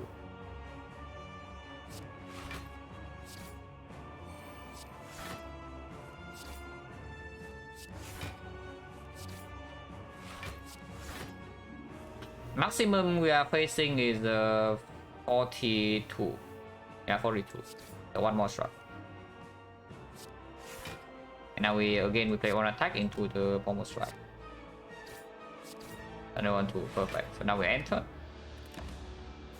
We are voided. Need to start the turn with struck, and then second win. And now we get back into the loop. But yeah, losing that energy is pretty annoying because now killing with Bludgeon is not actually a thing. Probably cannot set it on 9 then. This loop unfortunately needs to deal quite a lot of damage to block. Yeah, it just doesn't work right? Because we got voided. I cannot kill with 2 attacks now.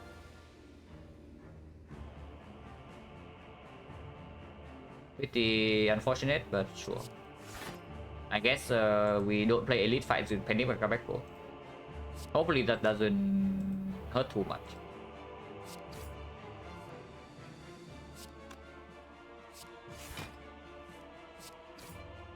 Because yeah, we cannot actually stay here for 6 turns.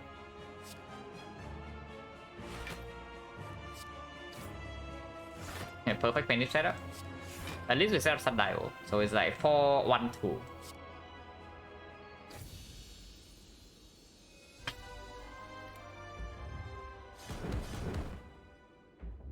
Also, we either have something pretty strong from the shop, or we have +1 strike remove, so it'll be a little bit stronger in the avoid it.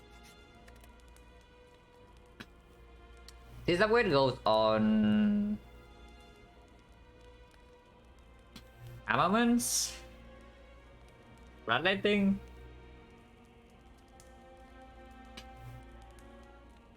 exhume, probably not exhume. Armaments not too bad. Now the armaments upgrade is actually kind of okay. Especially if we are not trying to play for infinite in the hard fight. I mean, we can. Eventually, we are. Upgrading Inferno Pain is not that bad either. Because it gives a clearer target for the duplication potion.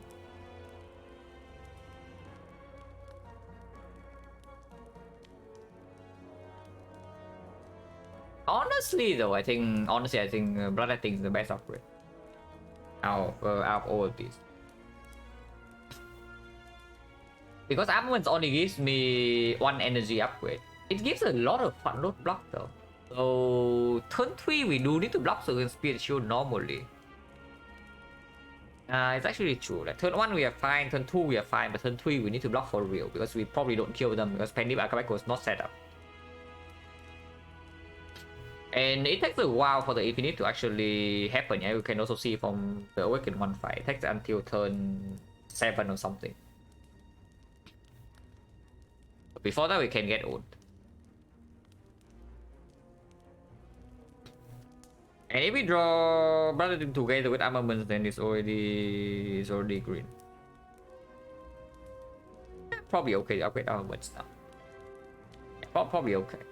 Because that also means that if I upgrade this, I can also exhaust it faster with the second win. Because there are less cards I care about being upgraded.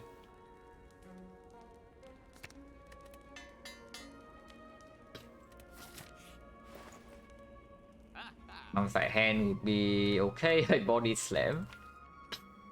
We can abandon our Juggernaut right now. But honestly, going Infinite is also probably just better than playing into Body Slam. Toolbox, the card cannot be skipped, yeah? The toolbox card cannot be skipped. So it actually gives me a forced attack. Can I be forced into an attack? Can of Greed? Fifth Strike, Mind Blast. Yeah, if it forces me into an attack, then everything goes down the drain, right? So instead of that, I probably should just remove a card. Because strike remove also makes our... Whether we play into Juggernaut or whether we play into Infinite, it just makes everything faster by removing one strike. So yeah, let's just do that. And then we can buy Body Slam on sale, but I don't think so. Body Slam is actually pretty useful for Spear and Shield. If we are really scared of that fight, then maybe buying Body Slam is not so bad. Because even with buying the Body Slam, removing on strike, we are still infinite. We have 9 real cards. So we can do exactly the thing we did in the Wicked one fight in the heart eventually. Yeah, maybe I'm scared because if we are getting into a situation where I need to Body Slam to kill, then there is also potential for the Liquid Memories or Duplication Potion on that. And it's not bad at all. It's on sale. You can afford it. So I mean, technically speaking, it's better to buy the Body Slam first. I don't think I'm buying any attack under this though, no matter what it is. But I can still buy it. Yeah, not that. If that is green, then maybe, but no.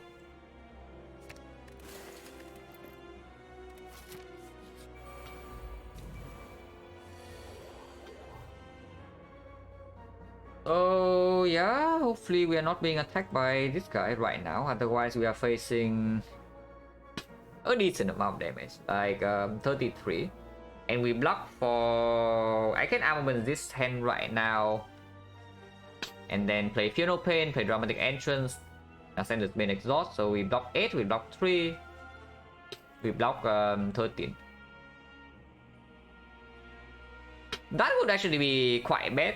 Though, because if the shield doesn't attack this turn, yeah, then I do not proc my Sentinel Puzzle at all. Because next turn is Sense Burner Concrete, I cannot proc it no matter what, unless I draw into Bloodletting. And turn 3, this thing needs to freaking die. Oh, this thing needs to die on turn 3, and then we can maybe block this. But one of them needs to die on turn 3.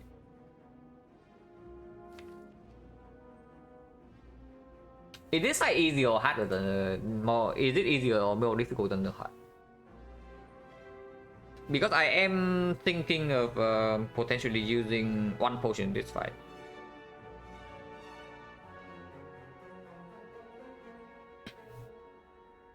if I don't play dramatic entrance, if I do just do armor and feel no pain, I block for 9. So no matter what I use a sentinel puzzle still. And yeah, this is where the dome downside comes in. Like the dome might actually make me take 20 damage extra this turn. Because I still kind of want to use sentinel puzzle. But maybe you can say that I am, if I'm willing to spend sweet potion, then I should just block as much as I can this turn. Or I can even use sweet potion right now to use this energy, because excess energy is going into nowhere. And shockwave can apply vulnerable immediately. Actually, yeah, why don't I do that? Like, why don't I draw this turn? Because it makes the armament stronger, and I don't fall energy. Yeah, honestly, I don't see a reason why I should not draw pot now. Yeah, really not.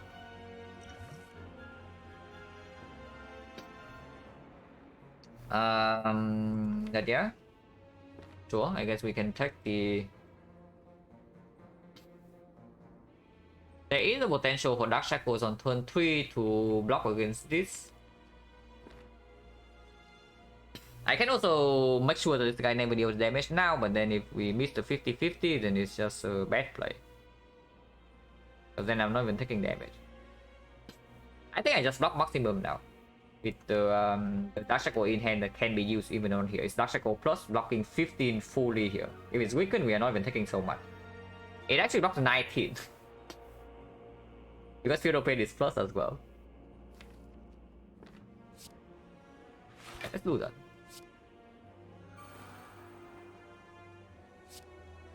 So bash this guy. Dramatic Entrance first. It deals more damage.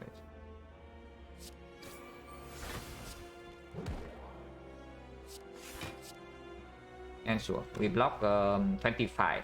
So if this guy attacks, we are still taking puzzle, but we block a lot more. Otherwise, next time we don't take damage anyway.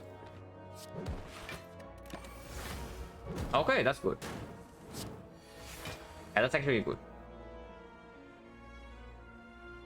And with Funeral second wind in hand, we know that next time we cannot take damage from this. So that's perfect. Headbutt on body slam most likely if we can draw into it. Would be pretty sick. Oh, perfect. Oh, that's actually perfect. I mean, otherwise I'm also ready to liquid memories it back, because I don't think we need most of these in the hard fight. But this is even better. Shockwave and then headbutt the body slam. Next turn we can probably kill one of them. And hand has exactly 5 cards, so we don't overdraw, yeah.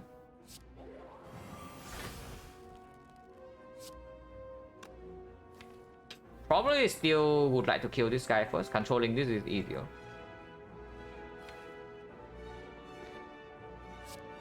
And he doesn't actually take damage from calendar. So we don't need to worry about the calendar accidentally kill before we are ready either.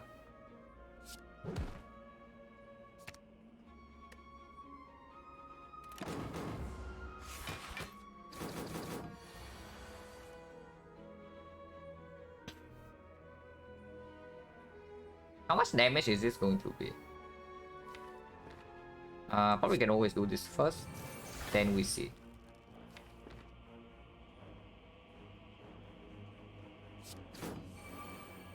Okay, a lot. And so it's a lot of damage.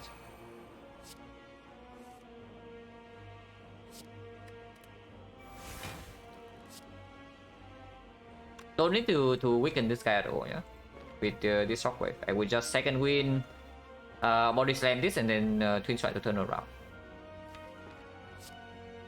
Do we even need to turn around? 1, 2, 3, 4, 5 exhaust. So this block for 60. 71. This thing is dead, right? It's dead. We don't even need to turn around.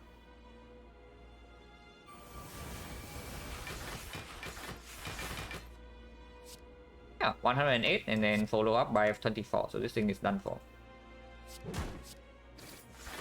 And easily full block, you see. Did not even need to play Dark Shackles here. Yeah, I know. Miss double feed. A freaking tragedy, guys. I don't care at all about Penny Bakabeko in the hard fight, so I would just like to feed this when Burner's on 4 and then we move on. Sundial may be slightly important, but not that much. What can I exhume? There's a Shockwave to apply weakness, can get back Dark Shackles, but not necessary. Because we can already Shackle to full block this hit. Next turn we always have the power 2 to block the other hit. But leaving this exhume, we throw energy though. Because this turn I don't want to bludgeon. Yeah, next turn I want to pen this bludgeon. Maybe. And this also guarantees that I full block this hit. If it attacks. Penny Bludgeon is actually just killing, so I guess I don't do that.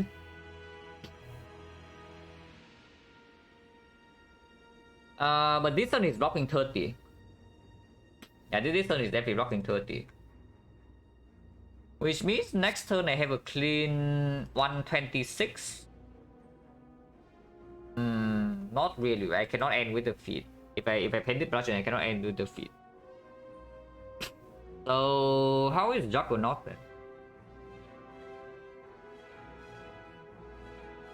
Juggernaut, how to second win? Or next turn, not this turn.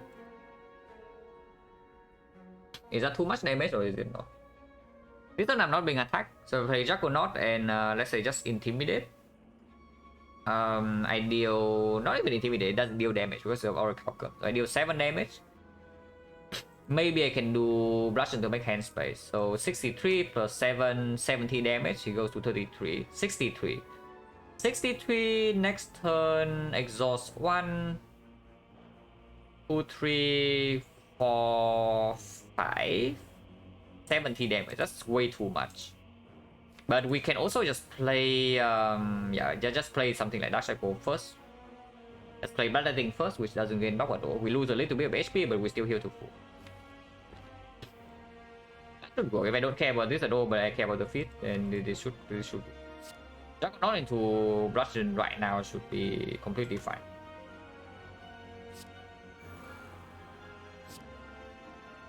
I mean, I can also follow up with a strike, but then it's more difficult to play second win next turn.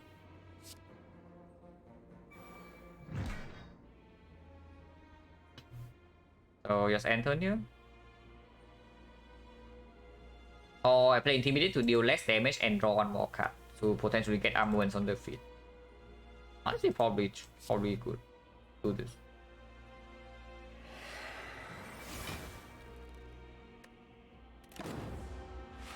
Now I want to kill.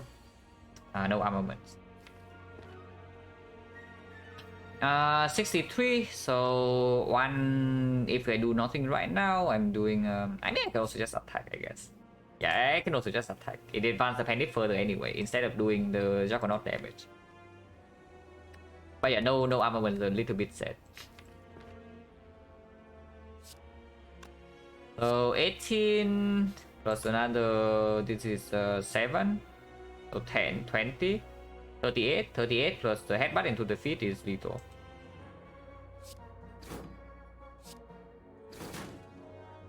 Juggernaut does deal damage here, so I do need to be slightly careful. If I do this 0 first, it deals 7 with the Juggernaut, so it goes to 18 and then still 13 into the feet is killing. So that's good.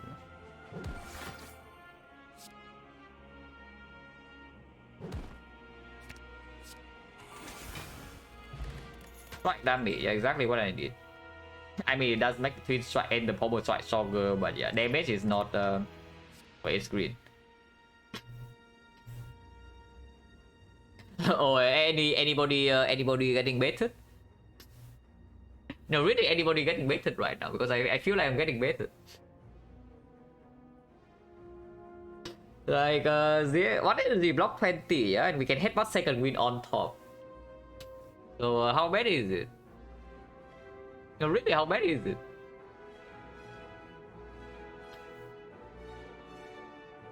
It is slightly annoying, I would say. If we bottom deck or second win or bottom deck or headbutt, it's actually pretty difficult to make hand space.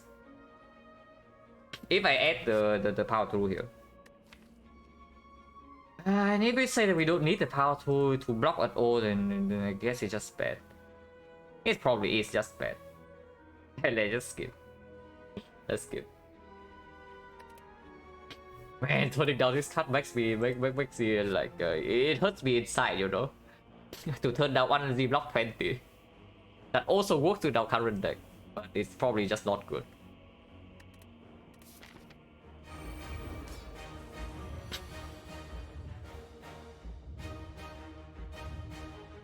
Puzzle right away, huh?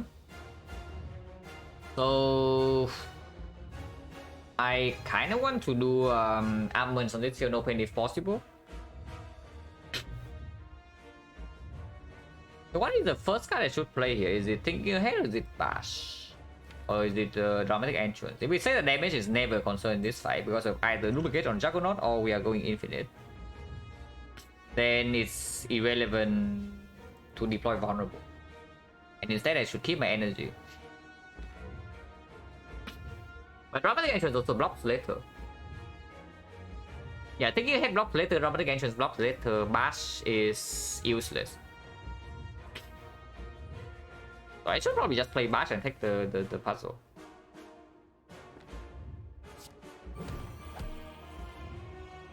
Pause 2 seconds. Yeah, don't need to do this Fear No Pain, I don't think. So Fear No Pain, Thinking Ahead. Thinking Ahead can be used later. For example, I think we are using this rock turn 3 either way, unless it's like make it turn 2 into Dark Shackles turn 3.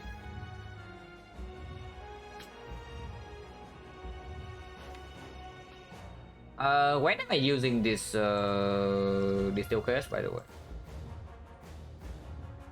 Probably after a headbutt. I can also do it after the Thinking Ahead, but it's probably better to do after headbutt to get a second win in play. I can even get a third second win with this Lucane Memories. And then we are infinite pretty quickly. Yeah, a sure thing.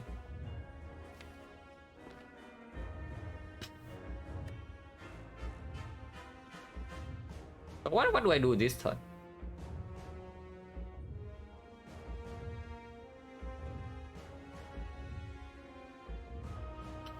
Am I on oxygen? No.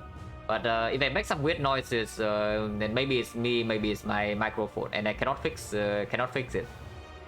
So unfortunately, if it bothers you, you have to deal with it for now.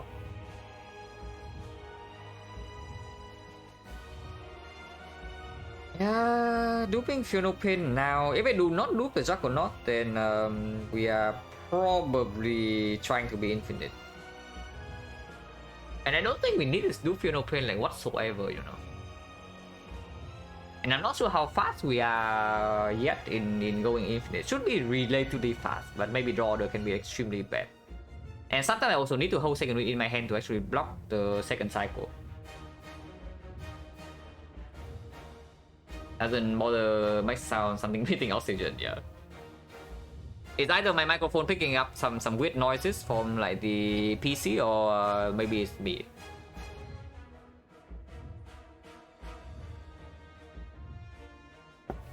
Yeah, honestly I don't care about looping this at all, so I probably should just play it.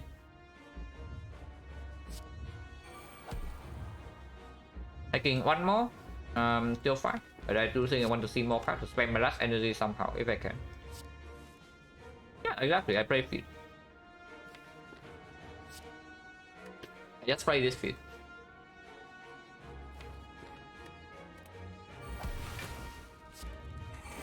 So anybody dream of like feeding the heart, I'm sorry, but your dream dies here.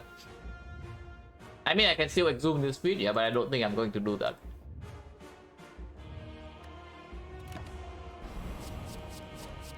Sunset Burner with the Horn Crit, we can never take damage here. So now I just observe what attack this is. Trying to say just immediately is actually not so bad. Always deploy. Rage is kept in hand to exhaust potentially. I don't really care about keeping the rage at all. And if I just play the 2 attacks, my hand has 5 cards and they all can be second win the next turn.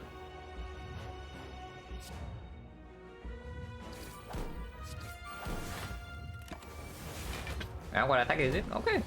For once we quote unquote won the 50-50.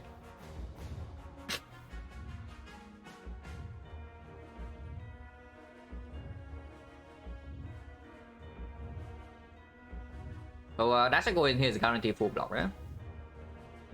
Not that we're facing that much anyway. We are only facing like 13 damage. But if I just play Dark Shackle, I can also continue my turn with some other stuff.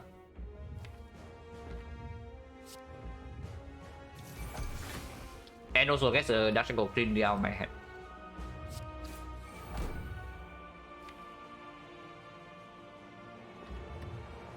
Our plus on the Exhume is not that bad.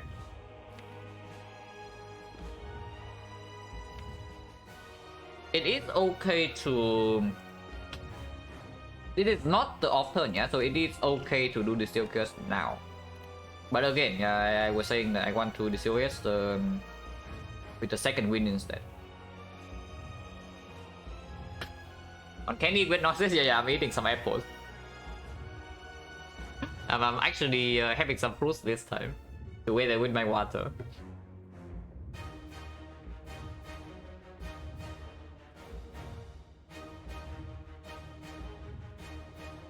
But yeah, armaments... keeping all of these in hand is a little bit weird. If I don't keep any of them, do we ever have any problem second cycle? Because they're still weakened. Probably not. Yeah, probably not. Honestly, probably not. And I honestly would just Exhume thinking ahead now. Not even the Shockwave, because I might want to just thinking ahead this power through and then second win everything else away.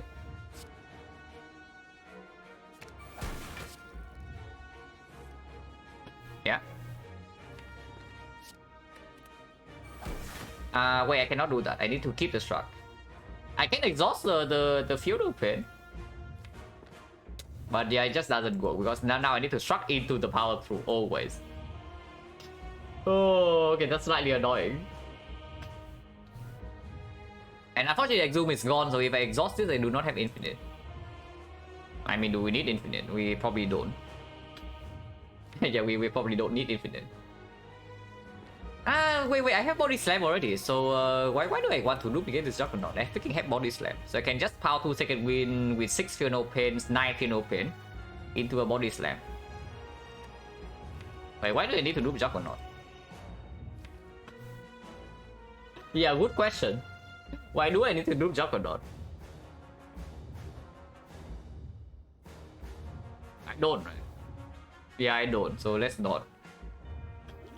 I just loop the Feudal Pain right now to make sure I don't die second cycle. Actually, I don't think I can die second cycle even if I don't block at all, but doesn't matter too much.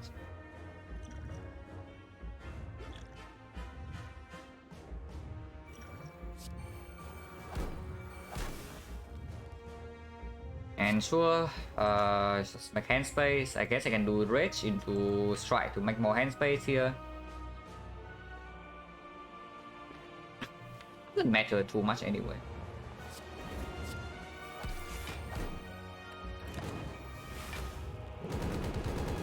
Is it off turn? No, do not Dark Shackles. No matter what I do not Dark Shackles, and then we are fine.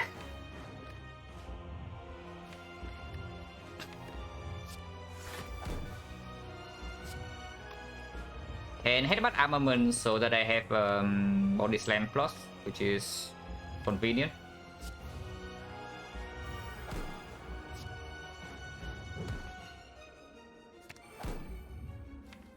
And yeah, sure, don't need the defense plus. Have to draw into more cards. So Juggernaut might actually even be exhausted here, depending on what I draw. So yeah, any Juggernaut lover here, you might be disappointed. I haven't checked this turn gains, yeah. He gains 9 permanent strength if I check on the off turn. So if you are waiting to see the Juggernaut in action, I'm sorry, but maybe it's gone here. Because the better replacement is already here, the body slam. Unless I distill curse now, which is possible. Distill curse now, strip artifact, bloodletting is very good. I can play all of them. Yeah, distill curse now is fine. Distill curse now is fine. 3 out of 4 again, bloodletting, and then I can actually play this Juggernaut. Let's distill curse now. Surely it will not miss, guys. If it missed the bloodletting, then I will exhaust this Juggernaut, unfortunately.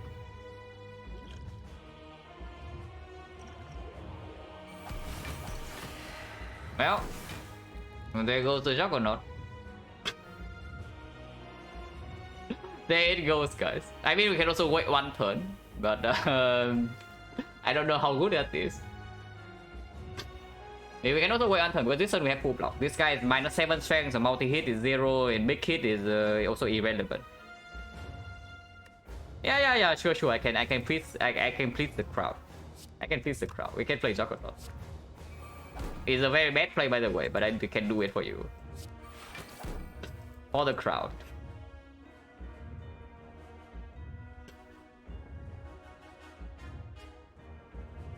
Does ruin what? I played the freaking Juggernaut already. But yeah, it's actually a very bad play. I'm just telling you. Exhaust Slam, and then I can steal Body Slam. Probably wait. I mean, eventually we are still infinite, but we also have an insane amount of damage, so it doesn't matter too much, I guess. Very good play. Yeah, sure. Yeah, sure. Whatever. Just exhaust this time, and this battle next turn, and also want to draw into more cards, so I guess I do play this. I can redraw into it immediately. Yeah, full block. Now bloodletting, power to second wind. I still want to keep bloodletting, and if I don't bloodletting first, then I guess I can twin strike first. I don't need bloodletting, so twin strike first and power to second wind. How much damage is this?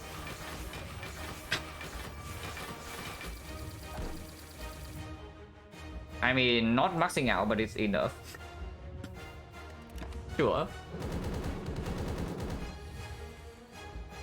Oh, by the way, next cycle is not weakened, yeah, because the weakened hit turns goes to Incense Burner. So if things go wrong, I actually need to block 90.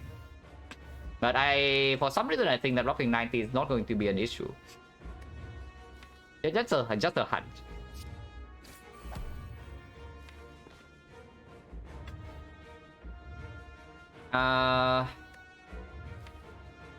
One, two, three, four. Yeah, 4, 12. When exhaust 1, exhaust 2, exhaust 3, we go to 9, we are infinite. Yeah, so let's be infinite. Like plain and simple, right? Let's be infinite.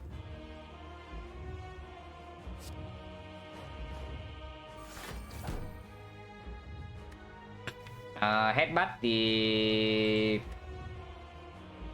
power through, and then liquid memory is a second wind in hand. And then we are always fine. Put the second wind in hand, but don't play it now, yeah, because I want to exhaust the power tool next turn.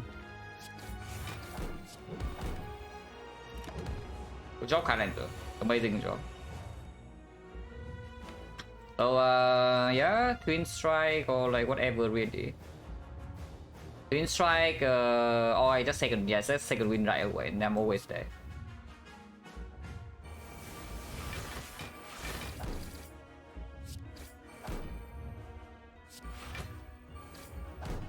Yeah, next turn I'm infinite. I can make it faster by playing like this. And this turn we are easily full blocking.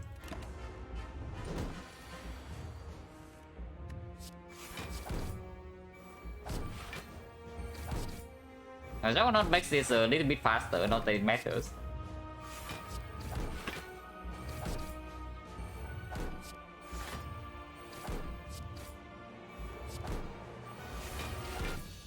Good job, Juggernaut. But yeah, pretty easy one. Like overcurve into pyramid into like power 2 second win, and yeah, even feed pyramid. And Juggernaut. We couldn't have won without Juggernaut. I mean, before we got the Sundial, then maybe that's correct. If we never find the Sundial and we never find body stand, then Juggernaut was actually the only way we deal damage in Act 4. But yeah, body slams are common, and then we also find this stupid relic.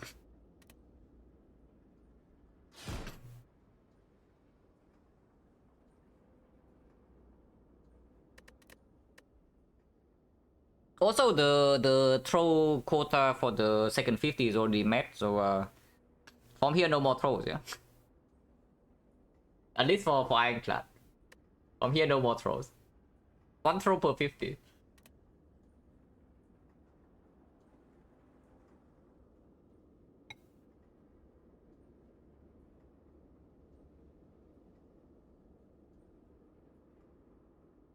And I'm still sad about the defect run from yesterday. But I don't know whether I would like a run like similarly garbage or not to play today, you know. But we'll see. I can probably start the run first, and then I take a break, and then you can look at the new options.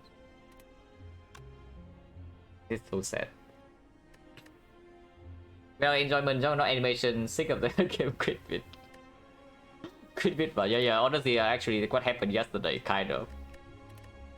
I just got more of the run in click cards, and then I died. Okay. Surely the effect will be good today. Honestly, yesterday was it was completely garbage, yeah, but it was very enjoyable for me. Up until I threw away the run, but it was actually an enjoyable run.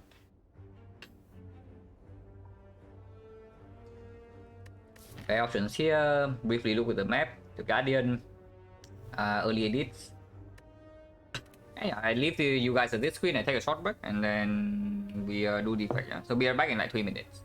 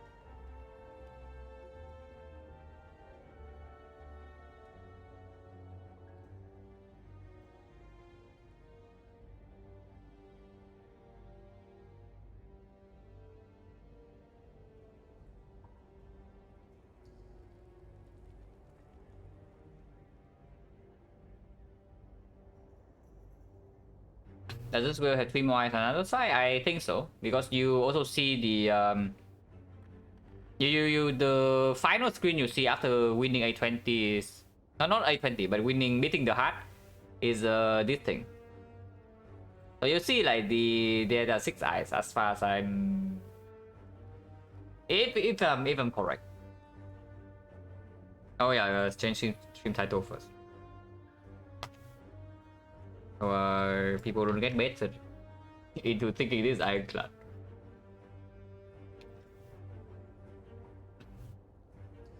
Okay, this is most likely 100 gold if I can use it.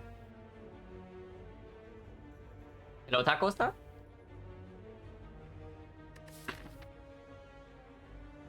Yeah, possible to use 100 gold and go into a very aggressive path. Now, if we go to this shop, we are locking ourselves into floor 6 and floor 8 elite, yeah, and there's no safety fire until like here. Otherwise, we go double shop, and then it's like quite bad. And we want to take the 3rd elite anyway, so maybe that one fire the entire eye. But the shop better have something to make sure that we don't get completely owned by one of the 2 elite fights. Can probably take like maybe 15 for one and then maybe 10 for the others, and then we are in a good shape. But if we take 30 to one fight and then suddenly we are like almost dead here, and then things are awful. But when I swap here, you can go back to the very first run I play when I go back to defect. Unless I have literally no option, I will not swap because I am still figuring out the character. And swapping doesn't actually help me develop my understanding like, at all. Win or lose. And I mean I'm doing fine. Like so far 11 runs. Like 011 goes to the 011 goes to the heart, and I won 9 of them. And honestly, even the 2 lost ones could have been won if I play better. So perfect play on defect, even if you don't swap. With my seats so far is 11-0. Oh yeah, it's not like you don't swap and you lose the run or anything, you know, just play better. Like, it's easy to say, but honestly, if you play better, you win more.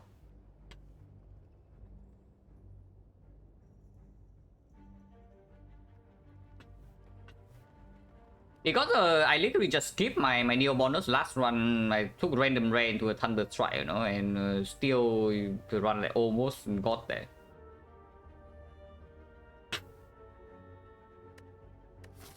But yeah, 100 go and then commit to this is still slightly dangerous, but we are going to have 2 potions. We definitely have 2 potions and we have 3 cards before the first elite. That should be hopefully be enough to brute force the knob if we need to. And damage for red colorless, complete garbage. The chooser card probably not as strong as the go anyway. Because if we take chooser card, we also want to go aggressive, you see. And then it just also doesn't make sense because the safest aggressive part is to this shop. So it's just a go. So where do I start then? Because 10% of the time we also see a fight in the question mark, yeah? Starting here, question mark is later. So life loss we have more information, and we are not playing Ironclad, so there's no chance of like over healing. The healing event is better here. Life loss event probably also slightly better if we are saying that this fight doesn't hurt us so much. That we don't need the power boost from the, let's say, the Shining Light to not get owned in this fight. And honestly, no matter where we go, if we roll 10% fight, first question mark, then it's going to be advanced always either way. Cannot avoid. So I would assume we start here. Because I do want the question mark to be slightly later. Hopefully I don't see the shop 3%. That would be very sad if we see the question mark here being the shop. Like 3. Yeah, no, there's no better line. Which one I hit, however, is a different story. If I bottom deck dual cast, I still have strike double defense to kill this. If I draw dual cast and I strike this, Yeah, again, I always have either kill or full block, so there's no problem with striking here. Even if this guy hits harder.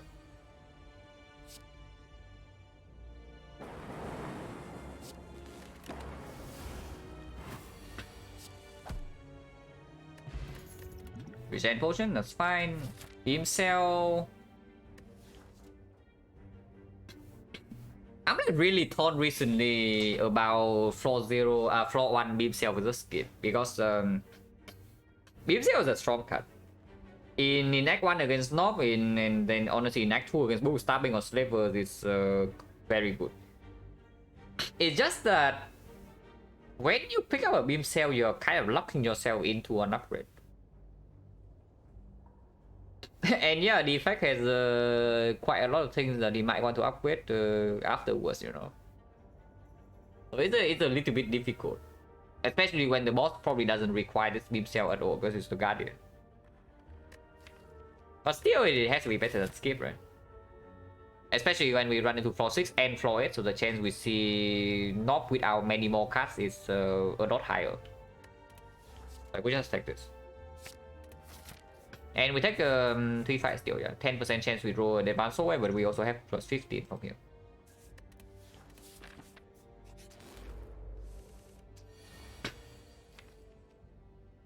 Unfortunately, there's no chance to kill this, so next turn we probably take 4 or 7. Unless you believe in the 25% chance that dual cast hits here, then we can maybe beam cell strike here for 10. And next turn dual cast strike is the perfect kill on this. Probably not. Hopefully I draw 2 defense next turn, otherwise we pretend that we fight the Jawbone.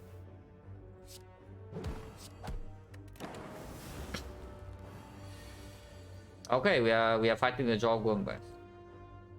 Unfortunately, this is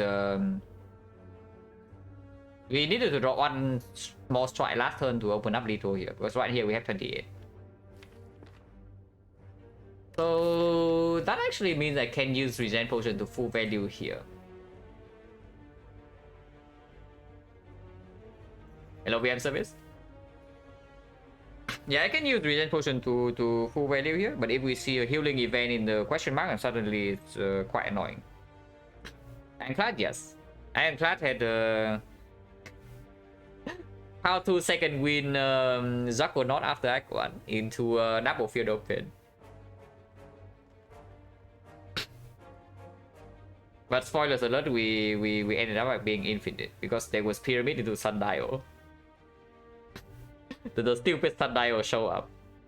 We actually ended up being infinite. But otherwise it would actually have been XecnaR as strike for damage.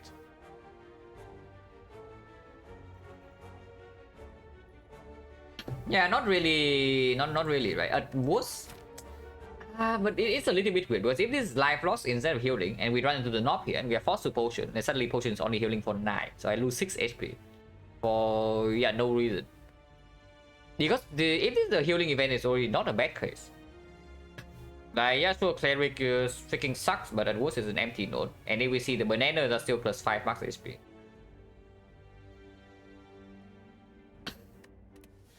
Oh yeah, so I can use it. Honestly, probably double strike over. Maybe dual cast. Maybe actually dual cast. Because now that I use range potion, I actually don't want to kill accidentally. I want to have control over when I kill. Unfortunately, this guy debuffs again over attacking, so if we don't draw 3 strikes, then we are getting owned a little bit. I play this. Yeah, sure. This still heals for 2.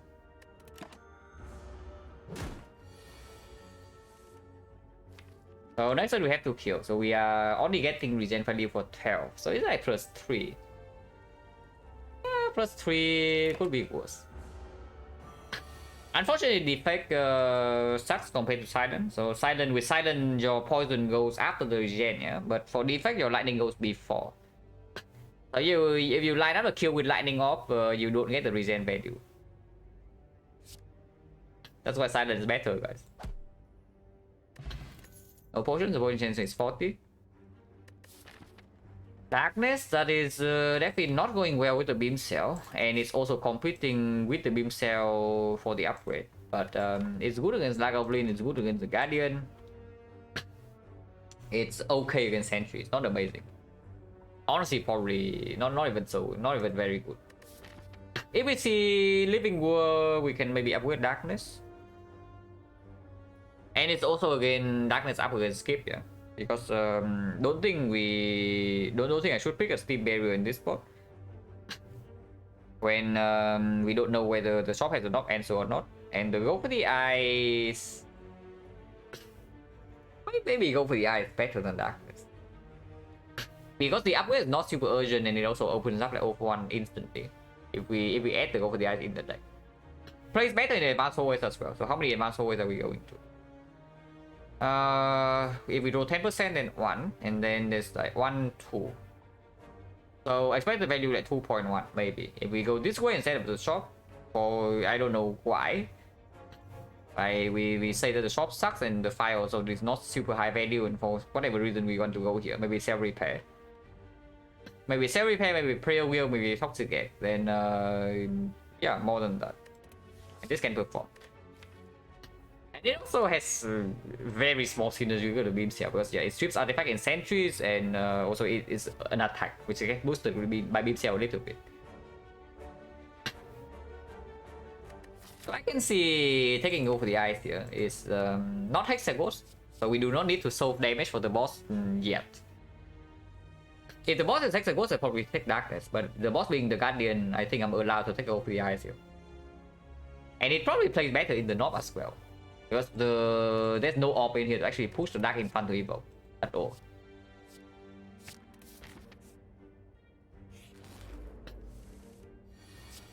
Now, Darkness will be better here. With this draw against Cultist, we might actually be forced to take 6. That's insane.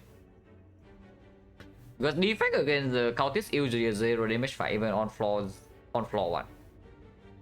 But floating 3 energy and missing out on every defense here is yeah, exceptionally awful. Yeah, it's actually force -6.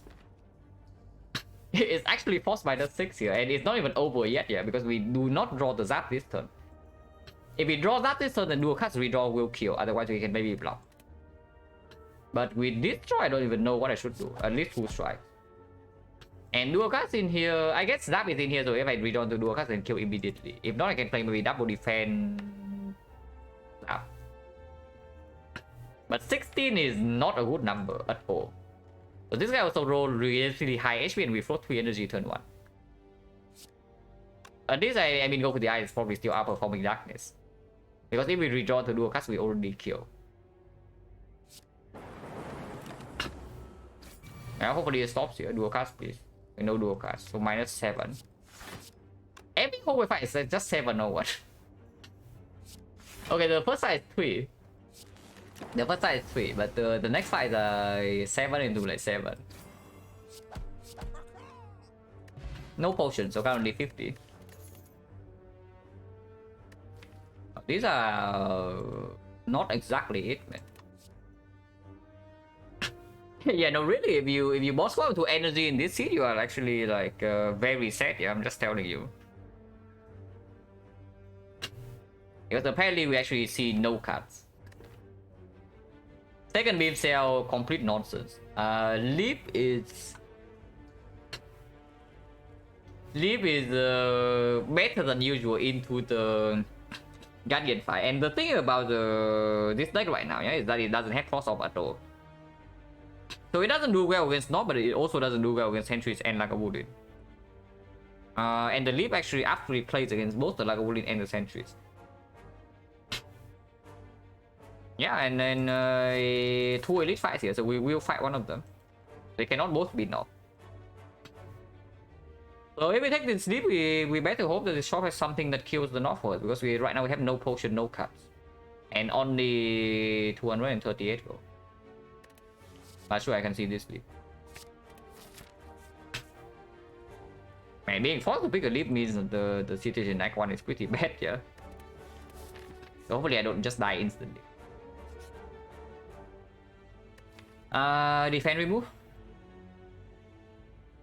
I just added a dip. Our North fight is still insanely bad, and removing strike with the beam cell in the deck makes less sense than usual.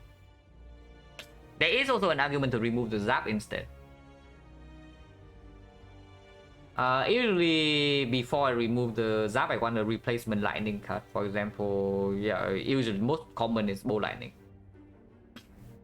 If I remove zap right now, redraw dual cards is completely worthless. And maybe zap can give us a kill on the north somehow on like turn 3 with a potion. Defense is completely worthless in the north fight. And we just added a leap as replacement for the other two. I mean, I can also save my 7 HP, but I think removing a base card is still stronger. Low Knight of the Wind. Oh yeah, remove defense, huh? Runic Capacitor, yes, if we want to die. 5 potion. How the Ironclad we won? With XecnaR. XecnaR plus even. Thunder. Thunder very strong, and it also has synergy with the beam cell. That probably is the first upgrade over the beam cell though, depending on what we see here. If we see normal here, then it's absolutely the Thunder upgrade over beam cell.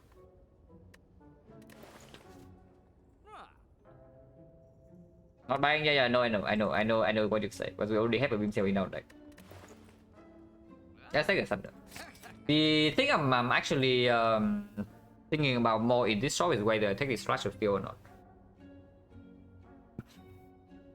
Because Flash of Steel, we already are very geared up for like 0-for-1.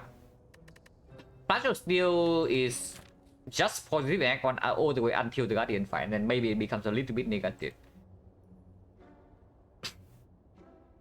It does not get upgraded though, because the upgrade definitely goes on the Thunder first, and then the next upgrade is probably on the beam cell. And honestly, if this shop is not here, I just buy the Flash of Steel. But the annoying problem is that this shop is here, and I probably want to go into it now because Thunder upgrade here, beam cell upgrade here. We do have 2 upgrade targets, so we will face another shop. Plus 60 go on 56, plus maybe 20 go from here on 76. If I do not buy anything else here, we have an actual shop.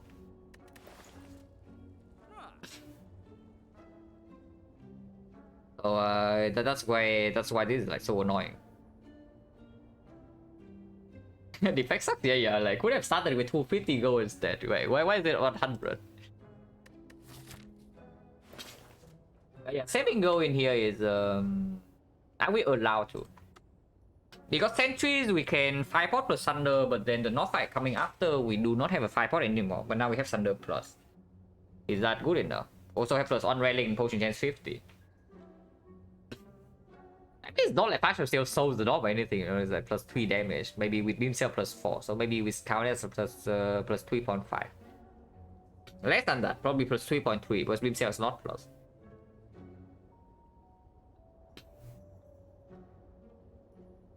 Yeah, I don't actually see saving my goal, because maybe I'm also even pressured to buy more potions here, you know, depending on what happens in these loads. Or if there's a cell repair here plus a good potion, I would also like to buy that. And cell repair you see actually pretty often in the shop, like 1 out of 10, maybe slightly higher. So we leave, yeah.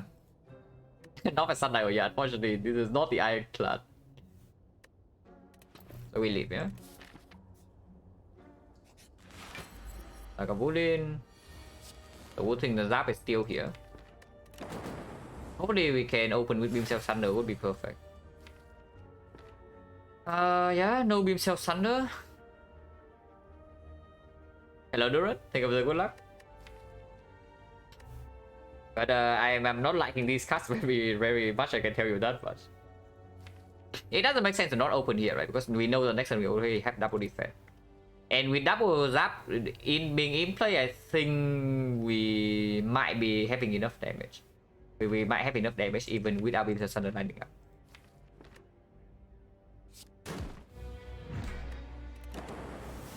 I very much do not want to use this potion here if I can. And this strike is just more damage than dual cast, so we of course with strike. Hopefully next turn maybe leave go for the eyes. Yeah, perfect. Go with the leave. Yeah, 6 not updated. Ironclad on 1, defect is on 0. So if I definitely play this zap here, but am I allowed to play defense?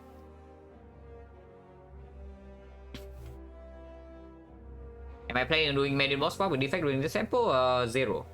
Is how many I plan to do.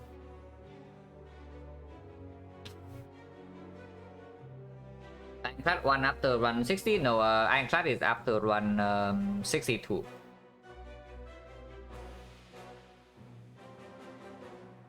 Okay, so lightning. Next turn we just have off turn and we just play thunder most likely, assuming I don't draw into beam cell.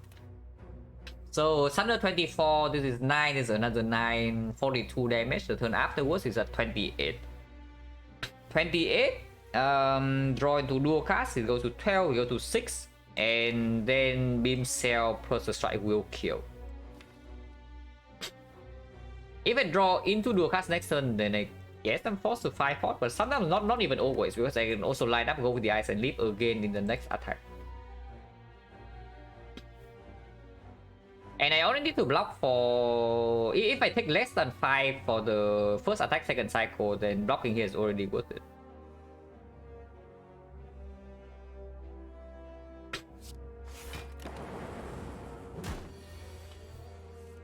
Come on.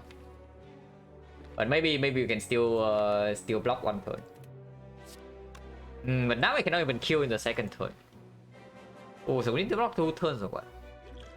If I need to play this 5 pot even after picking the leap is really bad, because the next fight the knob has the knob's freaking owning us, man, without the 5 pot. This is still more than double strike dual cast, right? Right, the thunder. Double strike dual cast is 25 and then we lose 3 damage. Next turn is already 22. This is 24. It's just better because that also still deals 8 if we play it next turn.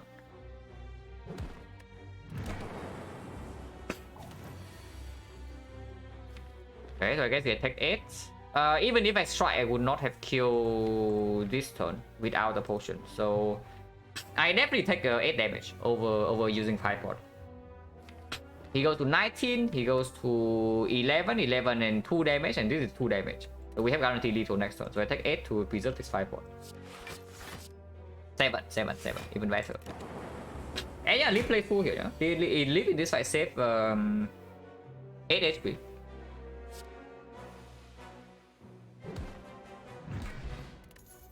Okay, second 5 pot. So the knob is probably dead. And very good to buffer. And you see, this is why I don't like beam cell floor 1, you know. We are on floor 6. And our deck already has 3 casts and 1 upgrade. So, yeah, interesting. Yeah, beam cell.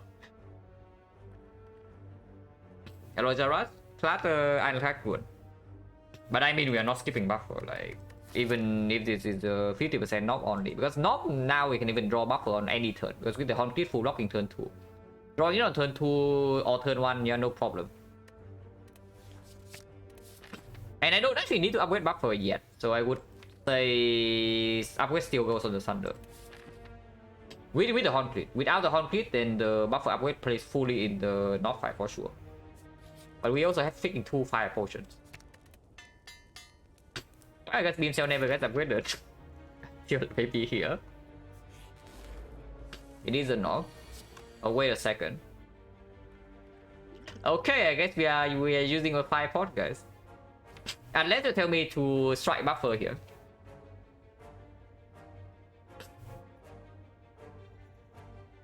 Beam cell Thunder has never lined up. Yeah, I'm just telling you. And instead the Thunder is always drawn in the most awkward time. But potion change at the moment is pretty high. We took 4 fights so far and we dropped 2 potions, so 40% still, which means I am very willing to fire pot. So 32, 35, 55, 55 plus 16, 71. Yeah, we have enough. We have enough. If I just sunder here.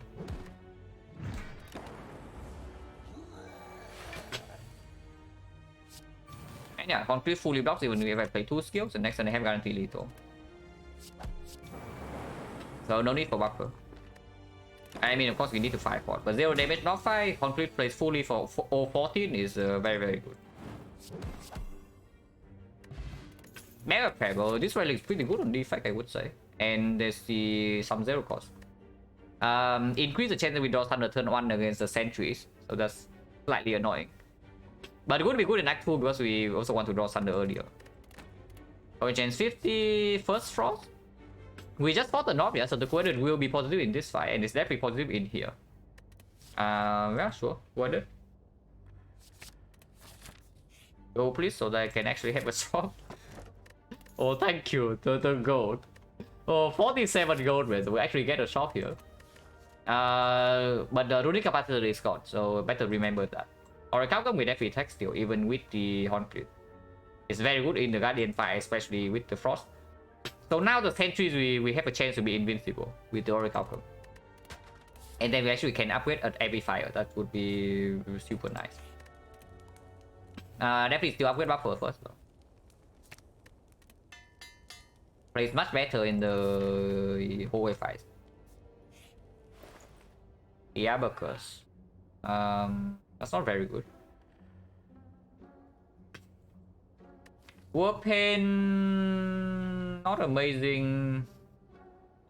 Like some energy upgrade is actually quite decent with the bag of prep, but probably not worth this much gold. On the other hand, I can also take blind. I can take blind. I can also take master strategy.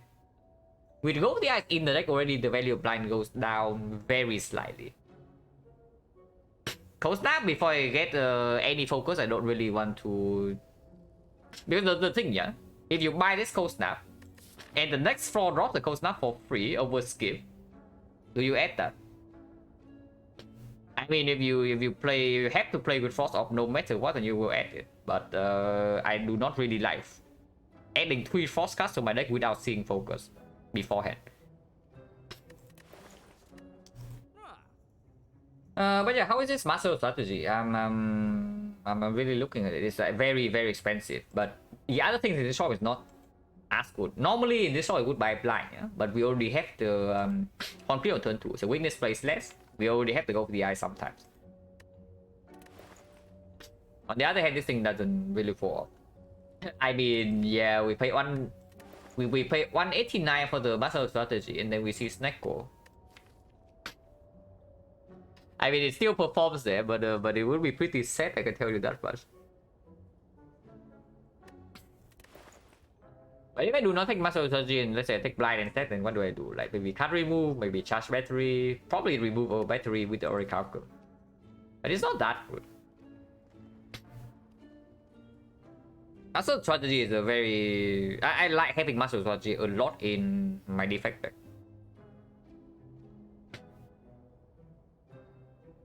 Already set up the good artifact sweep against hard. That just speak 4 against the blind, because I think it speaks both ways, you know. If you are forced into fusion hammer, then of course it speaks for the blind. But otherwise, I'm not even sure. Like, does it speak 4 against?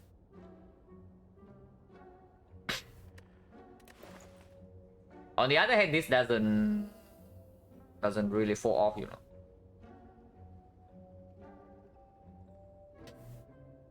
Second cycle early is just good, but what about this master strategy? Do you think this is not like insanely good for defect or what?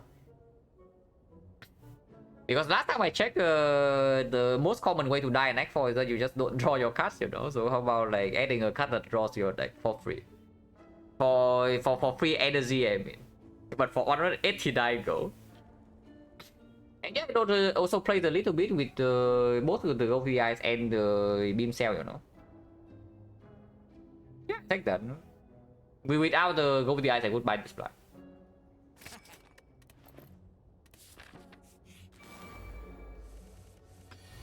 Like, why not have front load in when you can? Like here, for example, suddenly now next turn we might have the Thunder. So expensive when I have a short knife too. You think that we are not spending more gold if we buy the blind? Because I think if I buy the blind, I also take card remove, you know. Or you think that you don't remove a card and you just leave with like 90 gold. And how important is the early IQ shop? Just look at this. We have front load, bear prep, we have front load, the horn fleet, we have front load thunder, we have front load buffer plus. Honestly, even this is front load. So I would assume that we are decently strong for early act 2, you know, as far as the defect is concerned. That doesn't mean we cannot get wrecked, but the chance that we get wrecked is a little bit lower than usual. So if I can delay the act 2 shop, I also want to delay. I talked about it like a couple of streams ago. That if your early game is already good enough, you don't really want to go to a shop with only 200 gold.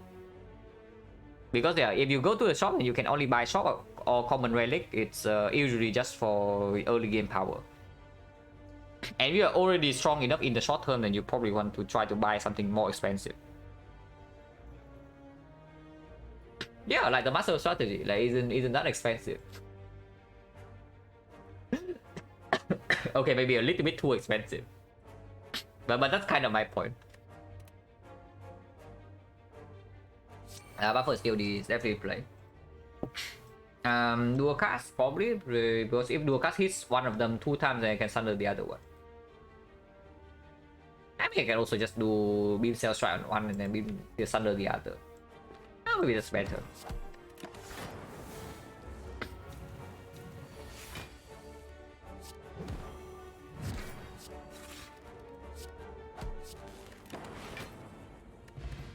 Counted potion, so Guardian is dead if we are really scared of that.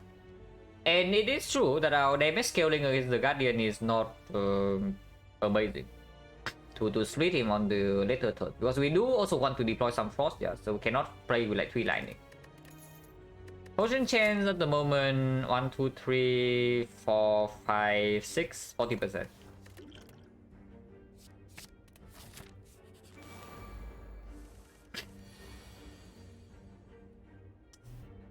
Yeah. I mean Byron just right, guys. Like Thunder is a freaking mortal in this fight. If your Thunder is not mortal in this fight, then you are pretty skillful. Every time you bring Thunder plus the sentries, I draw a third one. Like what the hell is that? I mean, at least on 2 we don't take damage, yeah. So now I can think, like, because potion chain is still 40%. And we do have another 5, so it is possible to also just use the 5 pot. We have the horn fleet, we have the bag of prep, we have master strategy, and we have the buffer as well. So splitting Guardian on turn 2 should not be a huge issue. Unless you say that 5 pot is so strong, right? Too, because I do think that this fight is pretty soft after. The value of 5 pot is actually decently high because we can Thunder and then still play Quetted. Like deploying 2 Frost ASAP is pretty. It's going to save a lot of chip. But it is pretty high, it doesn't matter. The only thing I care about is, first of all, we need to kill one of the outer ones. And then I deploy 2 Frost and then we are invincible. But yeah, right now without the 5 pot we cannot actually do all of those. And then it gets weird. So yeah, the potion, the chance to throw away a potion if I do not use any here is the chance to not get any potion drop would be 16 to 50, 30%. So 70% of the time we waste potions if I do not 5 pot. Yeah, sure, I 5 pot them. Now, if we are extremely confident in our ability to redraw Thunder, we can kill Middle. To set 2 HP, that seems very stupid, so let's not do that.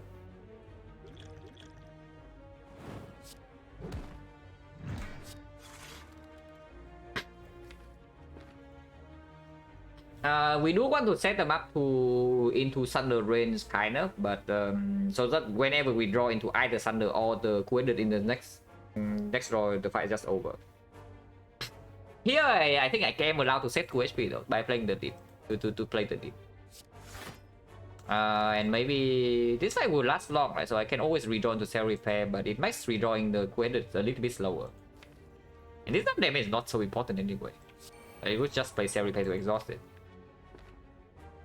Beam cell here, so that maybe turn 3 we can have go to the eyes lining up. Because next time we don't need to block with the horn tree.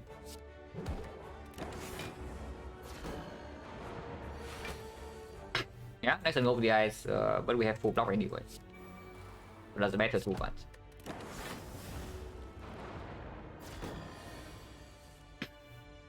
First to shop, we get considered. Yes, I consider flash of steel, but I decided against it so that maybe we have a real shop here.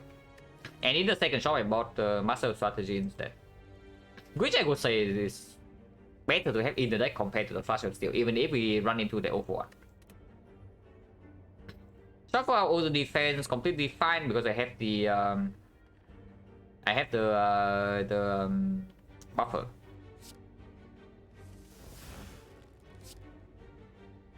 And yeah, this one I don't even lose buffer.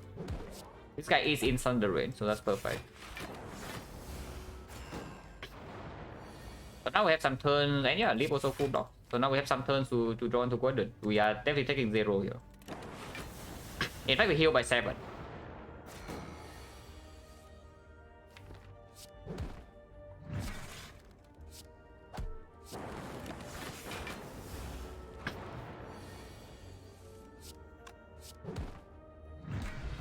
No potion, so potion is 50. Close the neck, so any defect comes up with it, yeah. And I would definitely pick a defect plus.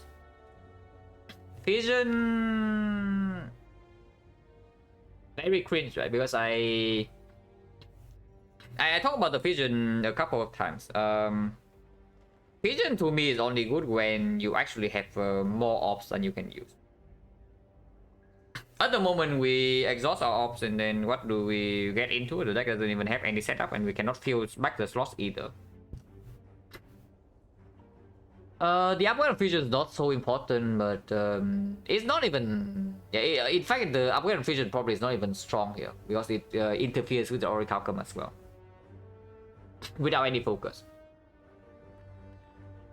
But yeah, again, we don't have anything to draw into at the moment. And even with all this 0 cost, XecnaR is still potentially on the table because we do pick Echo Form for sure. And we also do pick 0 for 1 with these things, and both are very, very, very strong with XecnaR. If not fusion here, then it's a skip. Fusion way too early, don't think, and we don't have off slots for it. Don't have compound rival either. And stack also again way too early. Doesn't play with Horn Clip, doesn't play with Orichalcum when the deck is still very small with no hologram. And yeah, I don't think Vision is actually better than Skip here because I still want to upgrade my Beam Cell into Act 2. In particular, Label stuff it. Or maybe into this fight. So yeah, interesting fight here. But what do you know, guys? Why do we draw to the Thunder? Yeah, exactly, because we spent our go on the muscle strategy. I really thought though it probably would not make a difference because then we would still buffer this hit. Next turn we draw to the Thunder, and then we have complete full blocks. Turn afterwards we buffer again. So yeah, that doesn't actually make a huge difference. It's just like we're not frail, but not being frail doesn't matter at all because next turn complete full blocks. But yeah, buffer is still worth playing. Yeah? I play buffer. Oh. Okay. Sanadu, yeah, I know. I just talked about it. This is probably good for us, actually. And this is probably just good for us. Because now we have a chance to preserve buffer again, so even the vulnerable comes, it doesn't actually matter. So actually heal 7 in, and then yeah, here's what I told you about, like with all of these fat, what do you think we're actually so weak in early game? To buy some cheap stuff and then go into like early Act 2 shop. Because we just took Sentries fight 0 damage, of course 1 potion use, otherwise we take like what, maybe 4 damage. And then we ran into Exodium Tux, Like red slaver plus the slime, and we storm that fight, taking 0 damage again. So at least for the very early game, I think we are decently strong. That might change the moment we step into Act 2 after the boss relic, but for now we are not so undercurve. Okay, so how greedy am I? Because if you are talking about extreme greed right here, there's an aggregate. Aggregate, extremely greedy, but it does synergize with backup prep and the master strategy. It competes with the beam cell for the upgrade, yeah. But beam cell upgrade is not super urgent into the Guardian fight at least, because Cultist Potion just solves damage for that. If we run into Snackball, I would definitely prefer to have the aggregate to be green. If we have Pyramid, I also would prefer the aggregate to be green. Yeah, it also plays well with the relics. Cannot be so bad. Yeah, synergize with Thunder too, absolutely. Yeah, cut draw here, cut draw here, cut draw here. Cannot be so bad to pick up like the best energy card for late game. And yeah, it probably is the upgrade instead of the beam cell then, because we know that we are using Cultist Pot in the Guardian fight. I don't expect it to play super early. Even if it does play, it doesn't play so much. But middle of Act 2, it should perform. Maybe late Act 2. If we are alive. Oh yeah, definitely use this. Zap dual cast, go with the eye strike, yeah? We either draw Thunder, or we draw Buffer, or we draw Master Strategy. If we don't draw any of those, then we can take some damage. Yeah, we get actually still go great +1 here. Ah, we can split this turn. We draw Master Strategy.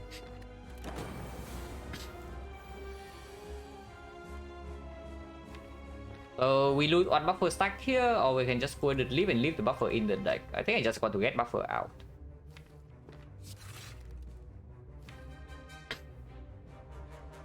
Ah, but then I lose another stack next turn.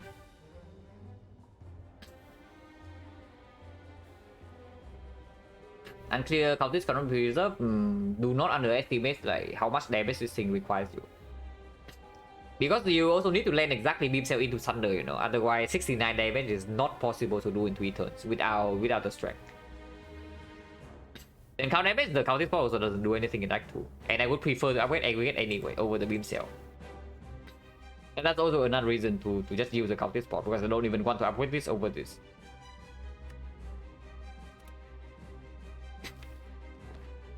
And yeah, do not underestimate this thing. Like 69 damage, how do you think we are doing that in 3 turns? Because we cannot neglect block completely on the 5x4 either, you know.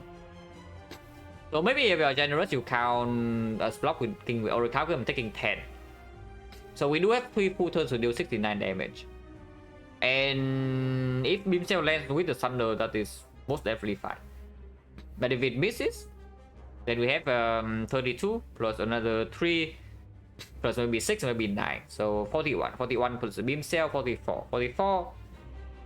No, 45. 45, and then we still need 24, yeah? So we need to draw also 3 strike with that, and it also needs to not interfere with the Thunder. Or the lightning is in front, and then maybe we can dual cast.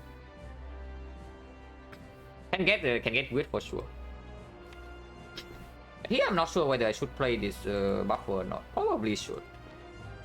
But if we let go with the ice 2 turns for now on the 5x sword, then it's also good. And yeah, here we just use the second buffer, it drops exactly 8.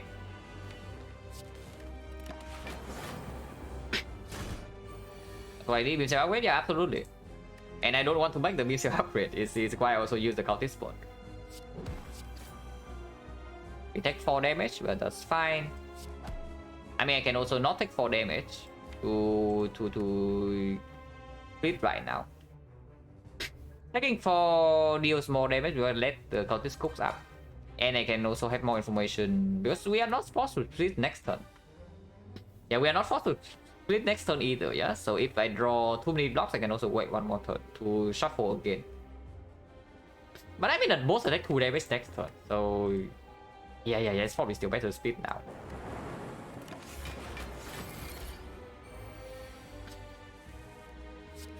Attack 0.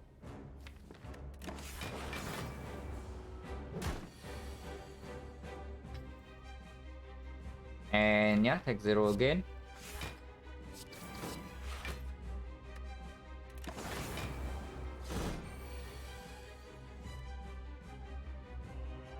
Definitely want the maximum lock in here.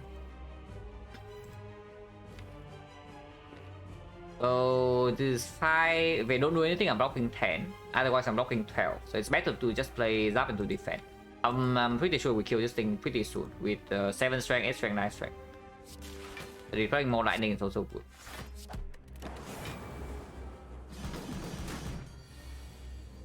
Yeah, Thunder comes before beam cell. Splits now. I guess it's fine. Maybe we take 2 more.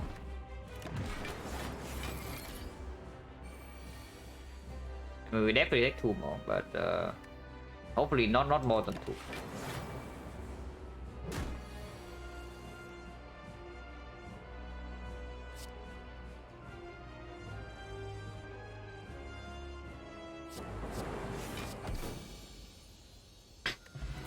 No potion. Electro plus Meteor Strike for our aggregate.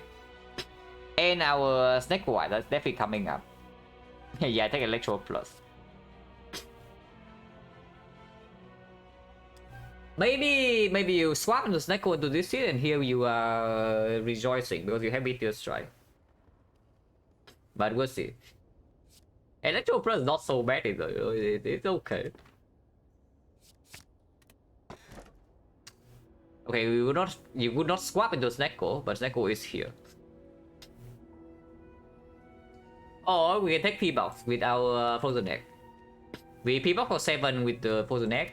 With the Orichalcum, with the Horn Crit and the Aggregate Plus, I don't really care too much about the Silver Scholar.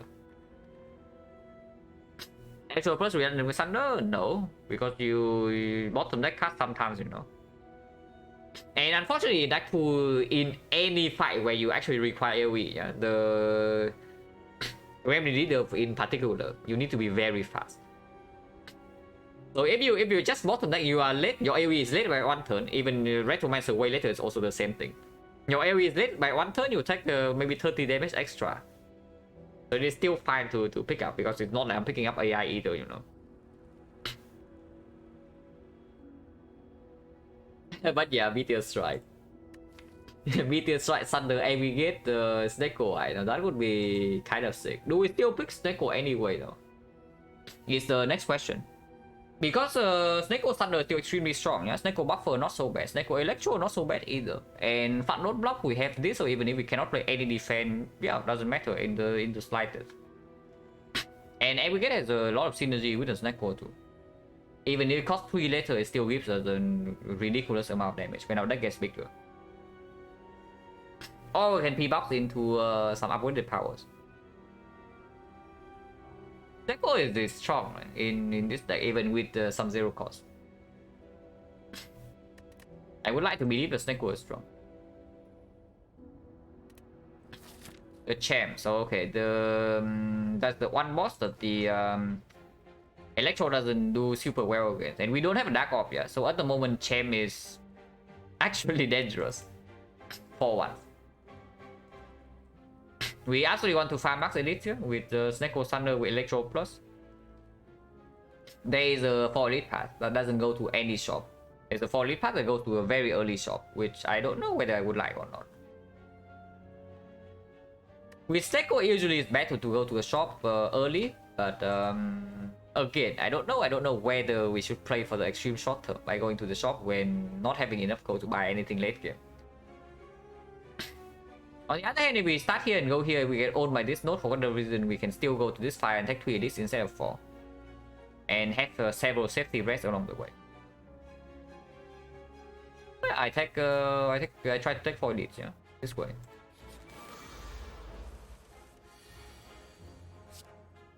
Yeah, we get still not so bad, you know. But unfortunately, buffer gets eaten immediately.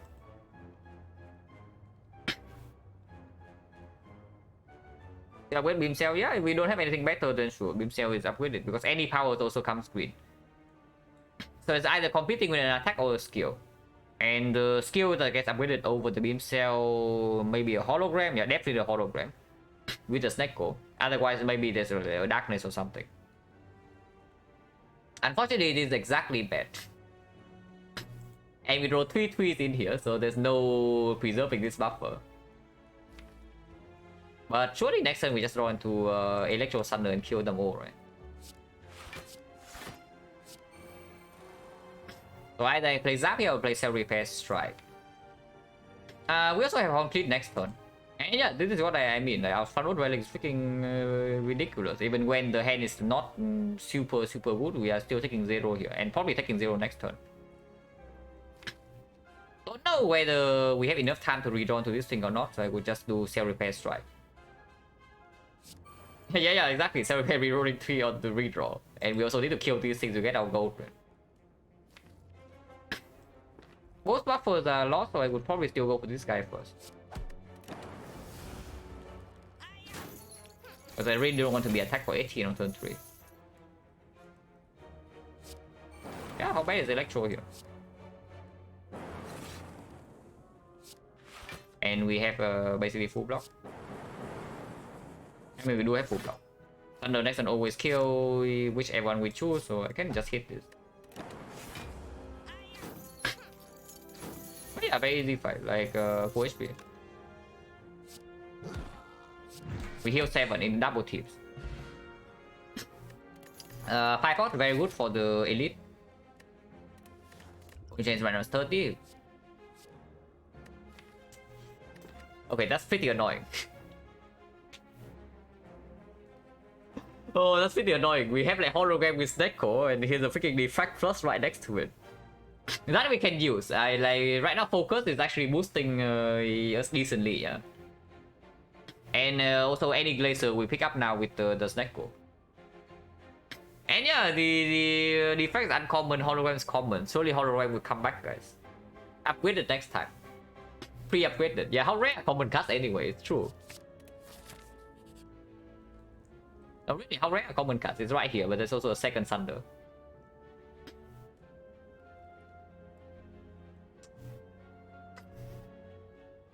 How bad is 2 Thunder anyway with XecnaR? And yeah, hologram is common. It will come back after this.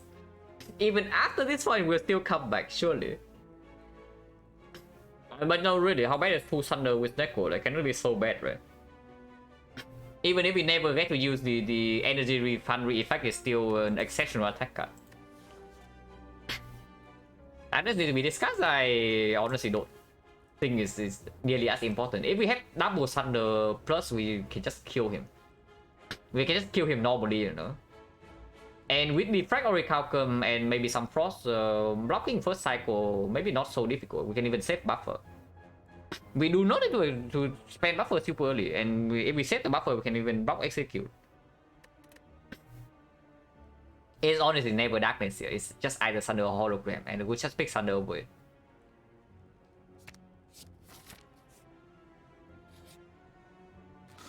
Oh, free red mask. And yeah, I guess XecnaR is just like kind of super sick. Unfortunately, we don't have a lethal here on bear, but I guess we can kill Pointy instead and deploy buffer. Next turn we have complete block. So buffer blocks for two full turns really. And then we have Electro Plus coming with defrag. We have another Thunder coming. So I just kill this first. If that's the case, then it's better to play this. Go with the eyes into the Thunder. How I kill Romeo? Maybe killing Romeo is fine too.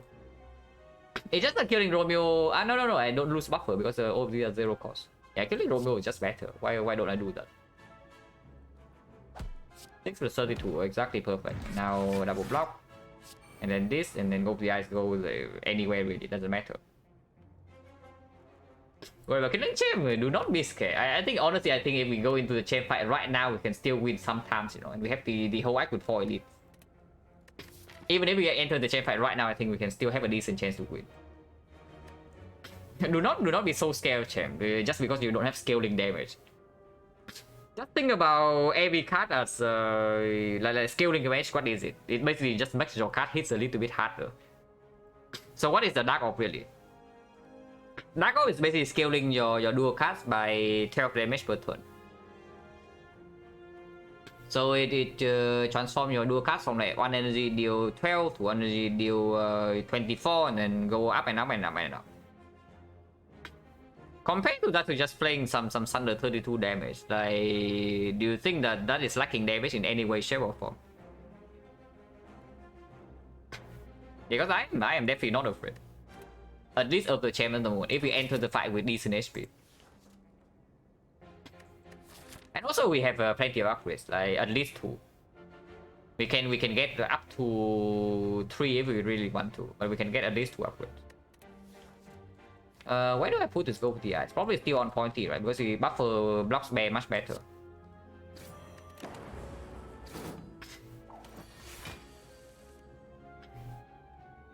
But with our beam cell upgrade, I think we block him fine, no? With like defect plus the, let's say we even play 3 frost orbs. Even assuming we never get off lost, yeah, or better block card, and we never even play our block card. Even with just triple frost, it's still blocking 18 passive per turn, you know. So buffer doesn't need to be played. So then we delay buffer. We have 2 Thunder in the deck. Our deck is like not super big, and this probably also get maybe get upgraded, maybe get removed at some point. Maybe not in this actor. But how bad is it if you fully block execute with the buffer, and then you still have 18 passive block per turn with the double Thunder with Snecko? And it's not like without the beam set upgrade it never land. Can still land.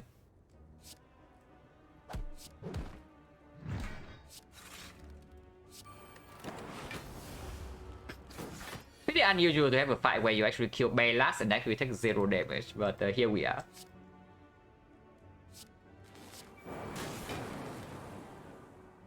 Good job, Master of Strategy, but I also don't need you.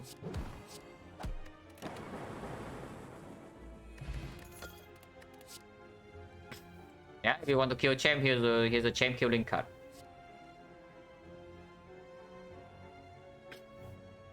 The quality, yeah, but that's the thing. I am not scared even if we cannot split him, even if we cannot kill him right away.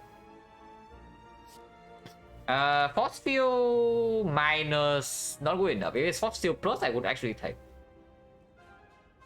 Because I random cost block hell basically a lead plus. Like, would we take a lead plus here? Pretty freaking fishy, right? On the other hand, the loop is performing against the champ, and we already have the defect plus. And again, yeah, we have fat load already, so we can afford to be slightly greedier. And it's not even like this thing's so terrible, you know. Don't worry, I'm a little bit weird. Yeah, it is a little bit weird. Because it only gains you like 2 blocks if you never play block cards. But it is still a loop plus. And sometimes I can also loop lightning. Because I don't even think I take the... I don't even think I take the force field, you know. So maybe I do. Force field plays in short fight. So force field is actually a good fun load card. Because it rolls random. But if we play any power on the turn, it also gets counted. So usually, you say average cost of force field is 1.5, but with 4 powers in the deck, I would say it's probably closer to like 0.5. And 0.5 block tail is definitely above average. For very short fights, that is. For longer fights, not amazing.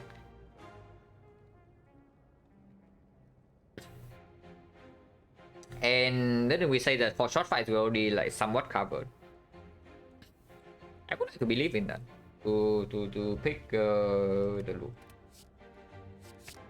And look at bronze, I don't take over these things. Potion change right now 30%, 20%. How bad wind powers? Yeah, you give me a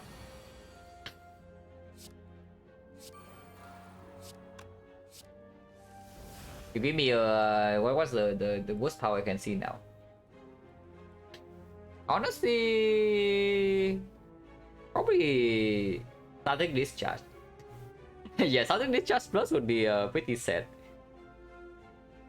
Honestly, even Storm can play, you know, but Discharge I'm not so sure.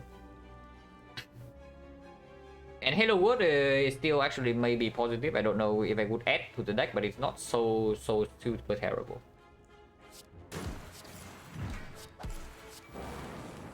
Look at how high our damage actually is. Pretty sick, yeah?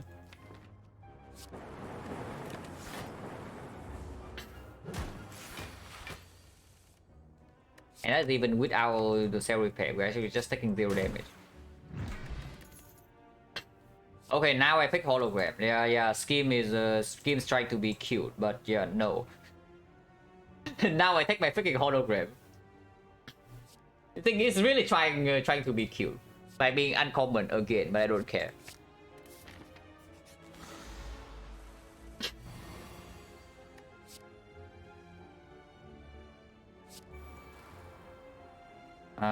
Yeah, got it.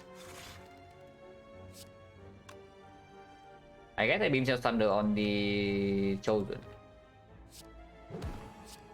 Because it's not a kill anyway. And deploy this for Electro Draw.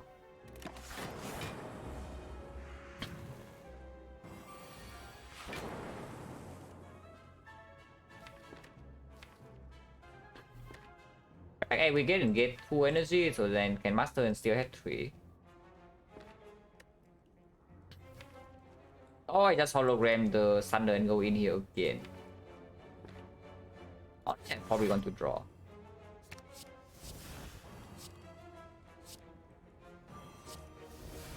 Buffer. Sure. Bottom deck Electro and Thunder Plus is a little bit annoying, but should still be fine. Yeah, very easy.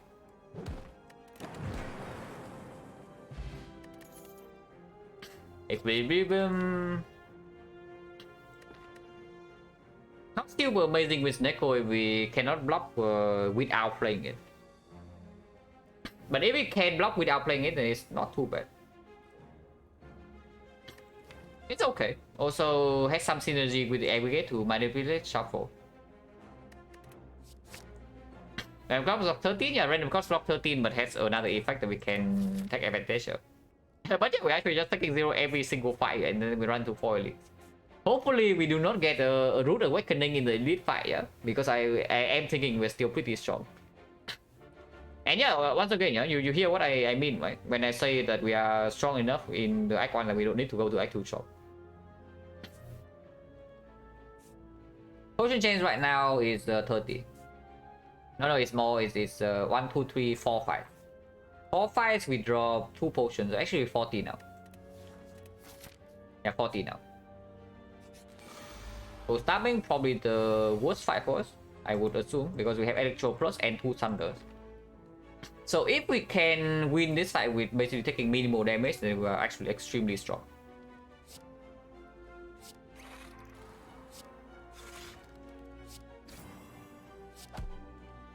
And yeah, looking not too bad. You know? We already have full block with the Frost. Next time we have full block again with the Horn Clip. Turn 3 we have full block again with the Buffer. And then turn 4 this thing should die. In fact, I could even play this up with Cell Repair.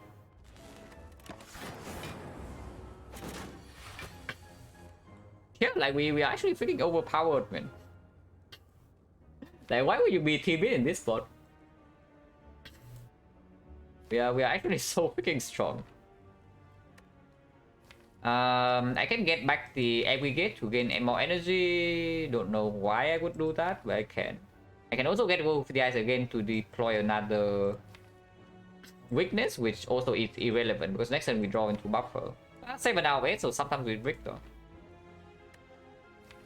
If we break next time, we're taking like 12 damage, which a little bit annoying. Yeah, sure.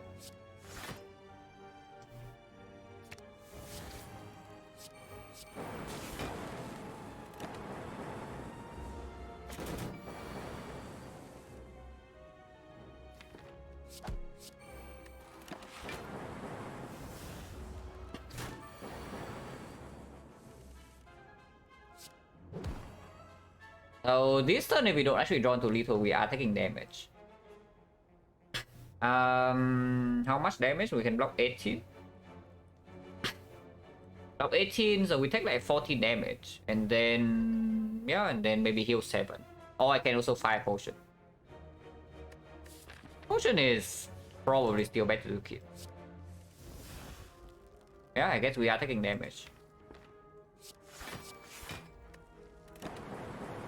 That is fine. I -7. Oh, where is it? More than 7. Oh, this is actually annoying. Yes, if I play Cell Repair, I cannot actually kill him. Because everything in here costs more than 2. And except the Go for the Eyes, which does not kill. So, yeah, I don't potion for 7 HP, right? I guess I just Thunder and get the hell out of here then. Slightly unlucky at the end, but sure.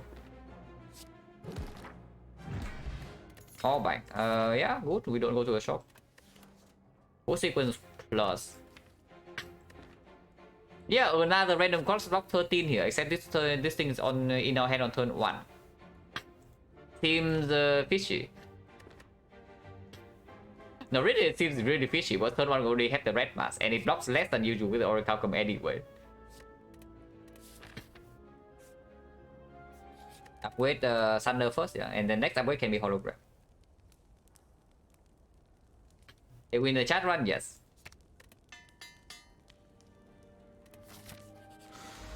Play first.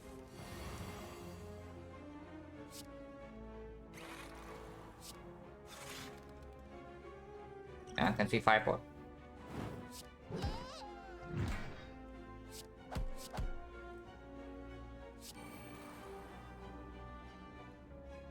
Sure. So we are going to heal 7 from this fight, but still having to use the potion a little bit sad. It's fine, a potion chance 50. Win the struggling defect run? No, I died in the heart because I wasted the potion in spear and shield, unfortunately. It was close, but one misplay. One big misplay at the end, and then I just died. This does not kill, right? So I do have time to play my Cell Repair. Does it kill? 10 into 15, 25, 25, 35. Okay, it doesn't kill. It kills this though, which is good.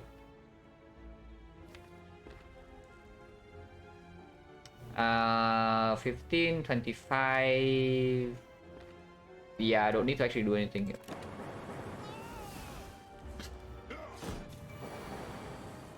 Okay, Cell Repair very good. Yeah, we heal 7 and Snipers. I mean, of course, we did use the potion. Oh, Lantern's quite good with Snecko and Mega Prep. Drawing 9 cast turn 1 with extra energy is quite nice. Hello Wood plus, yeah, no thanks. Second Equi, a little bit good. With Snecko, usually I only like 1 copy of Equilibrium, not more than 1. So this is already covering for that with skip, yeah. And then you can upgrade hologram.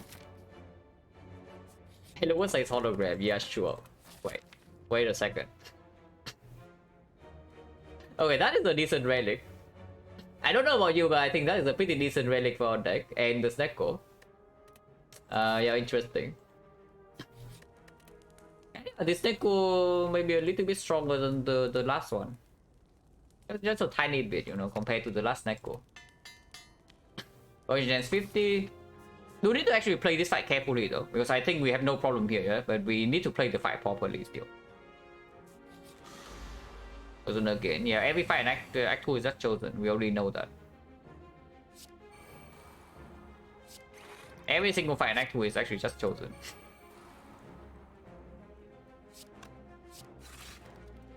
No cringe. And unfortunately we cannot kill here, yeah? So no Electro for this fight. But we have another Thunder and maybe we can hologram back the Electro. Unfortunately just a little bit off. But I mean we also have Buffer and Horn Cleat, so probably okay. And yeah, we do get to get it back.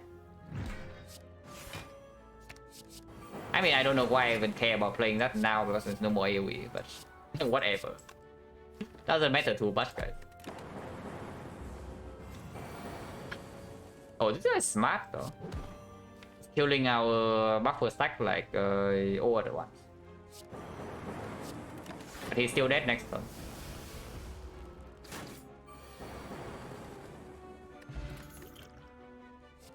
Garbage. Bullseye, very small consideration, not really. Stack. Now,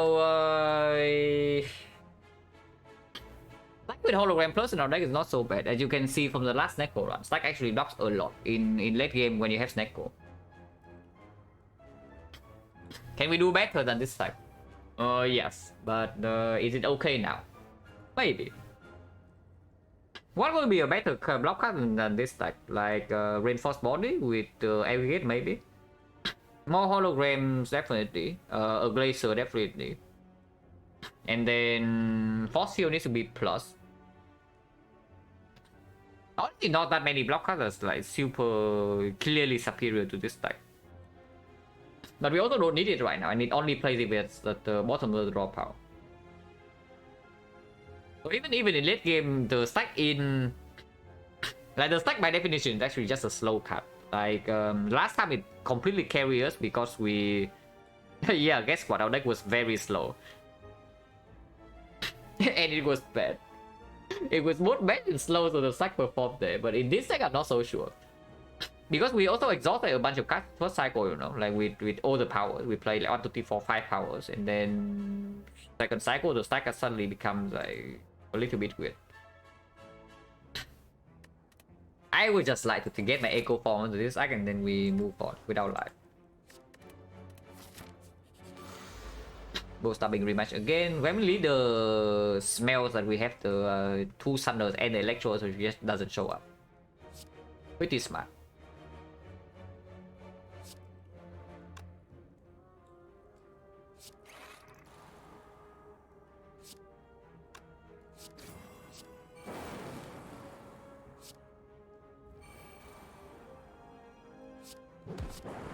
Doesn't matter if I play this one. Lose on buffer stack, doesn't matter. Still have on buffer stack for turn 3. And this thing should be dead like soon. Oh wait. Oh, it's outplaying us, guys. It really is outplaying us. But hopefully we are strong enough to counter this play. Hopefully I'm fine.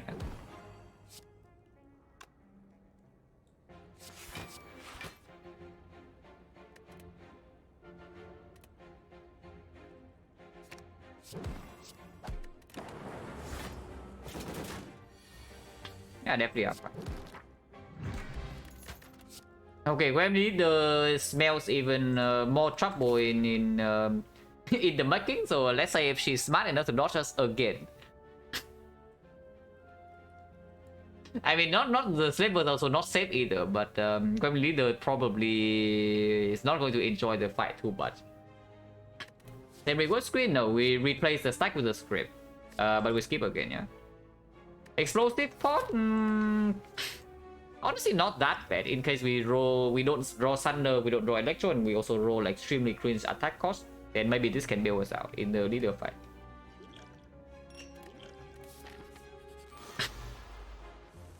Okay, is this going to be the strongest enemy in Act 2 or what?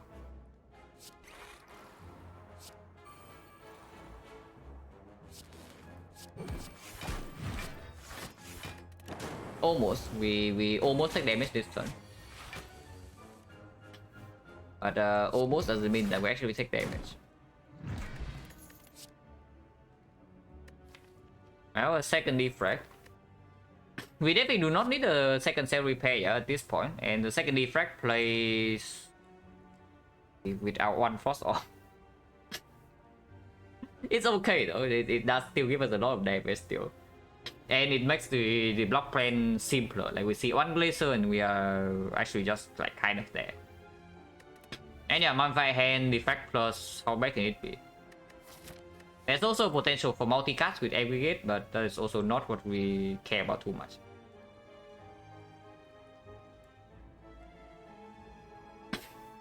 Different value hologram. I mean, hologram is just a very, it's just an ultra late game card basically.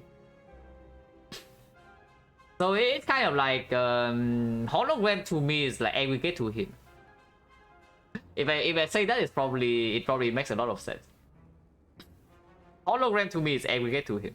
You can also see that he picks aggregate act 1, you know, even when it's like not even close to being good yet. And I do the same with hologram sometimes. The upgrade is the upgrade on hologram sometimes is useful. With Snecko is definitely good. But without Snecko, if your deck is like very big, then it's irrelevant. Like a few runs ago, I also had some hologram and never upgraded because the deck had 45 cards and it never shuffles. So it all depends on your how fast you're playing the fights, really.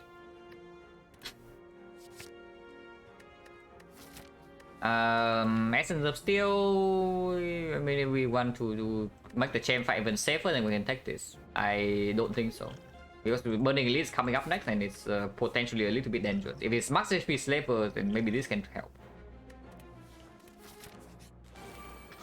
Okay, when Leader is actually showing up, and we actually don't draw our Thunder or Electro on turn 1 so far. So let's see whether we actually draw into them or not.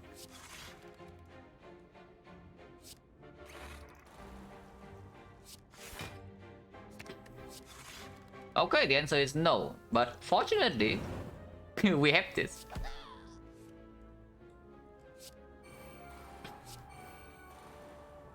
I already forgotten like what these things cost, so I don't know whether I want to retain them or not. I guess I can retain like 2 of them maybe, but yeah, I don't even remember how much they cost. Okay, this costs 3, this costs 0. It doesn't attack, so if she doesn't attack on the 1 turn which she can damage us, then we fight's probably just over.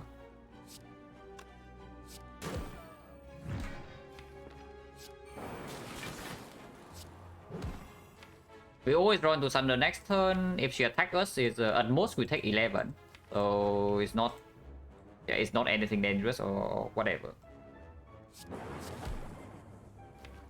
Oh, we can draw right now. Right now is not too bad. We also have loop too. So the new gremlins are just dead if they are low HP enough.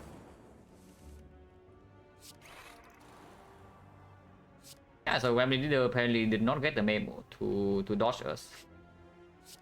Unlucky.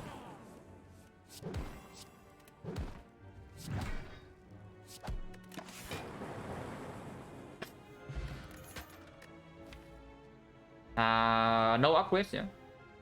Actually, they have no upgrades. I mean, sure, we can upgrade Beam Cell, but what about lifting? These are not very good cards. We definitely don't need this. Double Thunder and Electro already in the deck, then Sweeping Beam is just not doing it. Stack is back, yes, Stack is back. Are we afraid of blocking the champ somehow?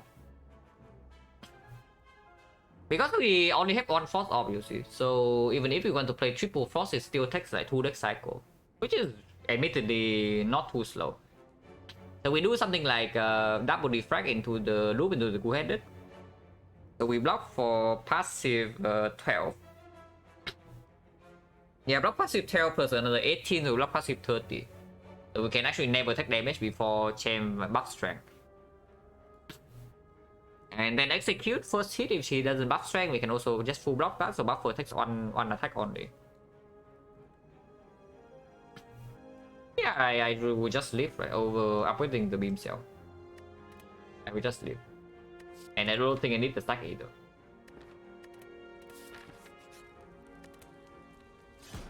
Also, we are very rich here.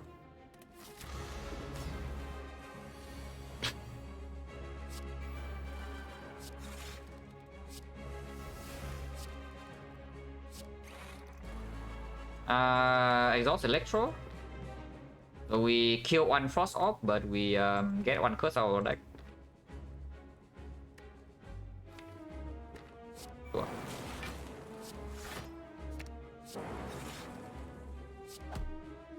Don't want to play this, so I want to play with 3 Frost in this fight. If it's squared upgrade, we have Snecko, like, and the quadrant is not guaranteed to be played every time we draw into it, so it doesn't matter as much. Hey, and yeah, why not live? Why do you not want Letters on strength? Because last time I checked, we are still dealing probably like more than half of damage is physical, you know. So how bad is lifting? actually play this. Next time we rejoin to dual cast, we can loop the frost immediately. He buffs on turn 1 though, so this guy is smart. He knows that if he doesn't buff, he cannot hurt us, yeah. So that's why he's buffing, trying to buff quickly.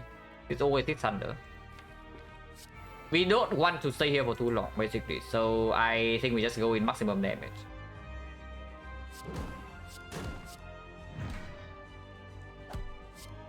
I play this though. That's why the defense was now I want to redraw into like frost orbs.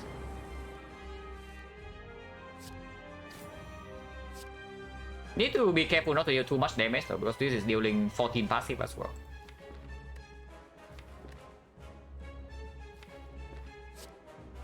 Upper part we leave for later, yeah.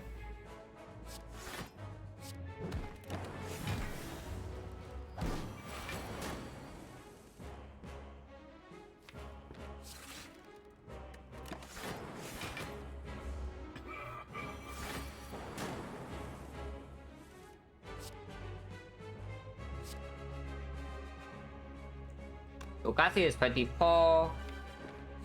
We're still fine. This can't really block 18, so we take 3, but we don't have buffer, so taking 3, no problem. Or we can just Equilibrium full block, which is fine too. So now we try to go in. He buffs again. Oh, then we line up the the turn we want to attack with like 34 block. That's a little bit rude.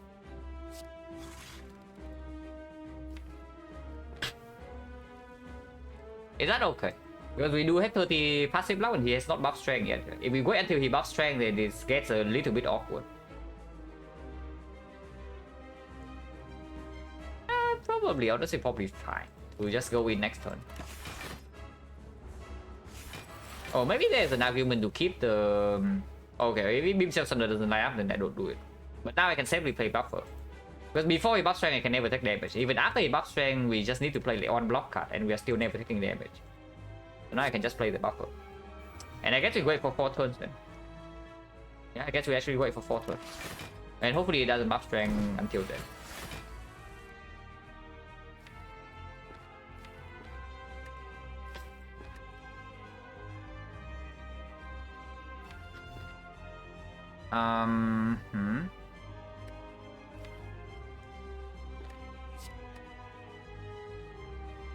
I'm not weakened, he has 14 block, so I deal 18, that's way too much. If I get back a beam cell, I cannot attack. So I cannot actually get him lower, closer to 220. Oh, I guess I just wait 2 turns then. Chem is quite smart. Don't think we are in so much trouble that I need to strength pot yet, yeah, but I can consider it. This game is quite smart. Yeah, he just continuously buff because he realized that we actually don't scale to the complete heavens here.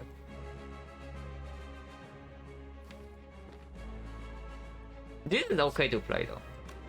Playing Thunder right now puts him exactly to 220, and 220 does not split, and we have no accidental damage.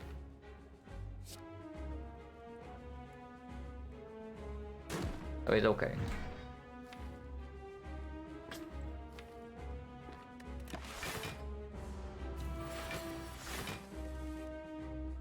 Yeah, this is actually quite good, right? I do EQ now.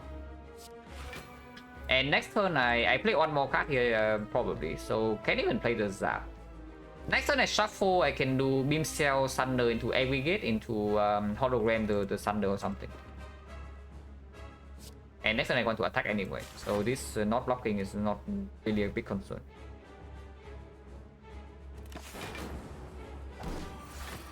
$33, no problem. Okay, it doesn't actually work as as I wanted it to, but sure. Okay, definitely you should have calculated that. Aggregate doesn't even give energy. We can lose on our first stack here, yeah? No big deal. Or I can also just dual cast this Frost. Currently blocking 27, if I play this I don't full block, but if I dual cast I keep both buffer stacks.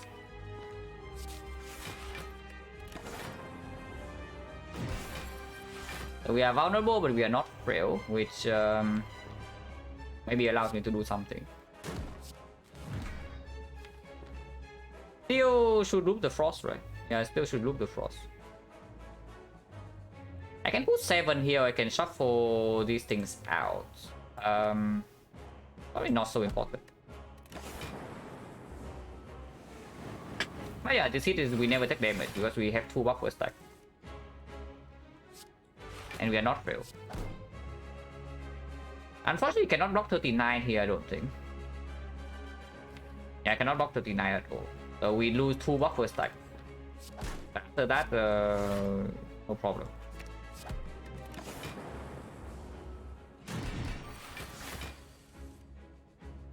Thunder is rolling pretty cringe, yeah, but even after the next execute, we still don't die. Seko decides right now to make things spicy, I see. But this buff doesn't gain more block, so we just kill him the next time we draw into Thunder. And yeah, like, easy fight, right? 0 damage. Even with the chain having a bad pattern. And the Seko rolling badly when we decide to go in, yeah? We still take 0 damage. These are not Echo Form, they are also not Meteor Strike. Creative AI with the Mumbai hand, then it eventually gives us 3 cost Echo Form that we cannot play. Or I can just take the Bioscope. Echo is behind. Yeah, Echo Form is behind the Creative AI. That costs 3 energy. That is not randomized by Snecko, so it's just bad. If I plus though, yeah, a curse. Why you going to add a curse to our deck? What's the reason? I thought curses are bad, or what is going on here?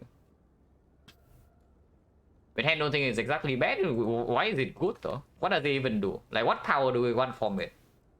Except Echo Form. The only thing with one form the Creative AI is Echo Form, you know, everything else is bad. And that Echo Form costs 3 energy, so it's not even as good as usual. Like defect minus, you want to generate defect minus. Yeah, loop minus, yeah, okay, sure. Capacitor, actually capacitor is decent. But after that one, electro irrelevant. Starting discharge, complete charge. Storm, yeah, okay, sure, storm. And hello world, yeah, okay, fine. And then machine learning. Hit things, yeah, we have infinite energy to play hit things or what? Because last time I checked, like, after we exhaust down, the aggregate doesn't actually give so much energy. It's only in the first deck cycle at the moment. And the problem is that every power that AI generates is going to cost energy. It never rolls 0. Echo is probably out there somewhere, yeah. I would say though, I probably have been low rolling quite a bit in the Echo Form drops. Because even if Defect sees less rare cards than Ironclad, I don't think it will see less rare cards than Silent, you know. And in 11 runs so far, I've seen 3 Echo Forms. So this one also doesn't see it, and it's like below 30%. That's really low. I expect the rare card chance on Defect to also be roughly around 50. Yeah, but why? Like, okay, why do you want a seeing red minus every turn? Because that is what it is. Seeing red minus is, as in, it's not even as good as a normal seeing red. It's a card that gives you maybe 0 energy. Yeah, why do you like that? The card that gives you 0 energy, and sometimes you cannot even play it, and then now you shuffle in like some complete garbage into your deck. Why does it make any difference with the Mumbai hand? This card is complete garbage. Don't pick it. If you never pick AI, you're probably more correct than picking AI like at all, you know. Sometimes it's correct. Sometimes you are in like a complete garbage spot, you have a lubrication potion, and then maybe AI is okay. Sometimes you have bird face on, suddenly Creative AI become, yeah, pretty sick. And sometimes you have no answer to Time Eater, but you can't afford to bring one curse into other fights, and then sure, AI is okay. What is this garbage? No, really, what is this garbage? Yeah, you got your freaking creative AI with this with this crap or what? That's perfect, not even close. We cannot block yet. Like you take crown here, you never find block and you die. So force back or what? Because I see it's probably just a force back. But yeah, what is this garbage?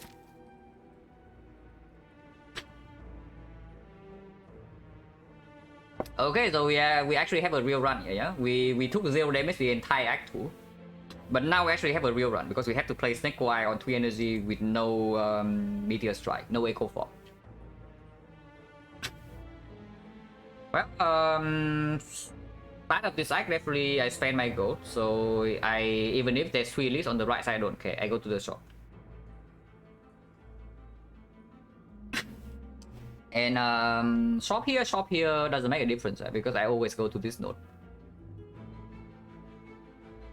Okay, it doesn't actually make a difference. Actually, no, there's a very small difference. There is that we roll 3% shop here, and then I would go here instead. Then I start middle.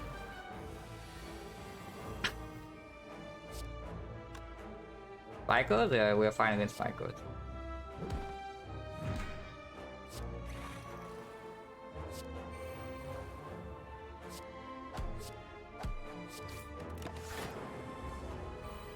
Sometimes, yeah, sometimes watch max 20, but it doesn't make a difference because it's always before the shop.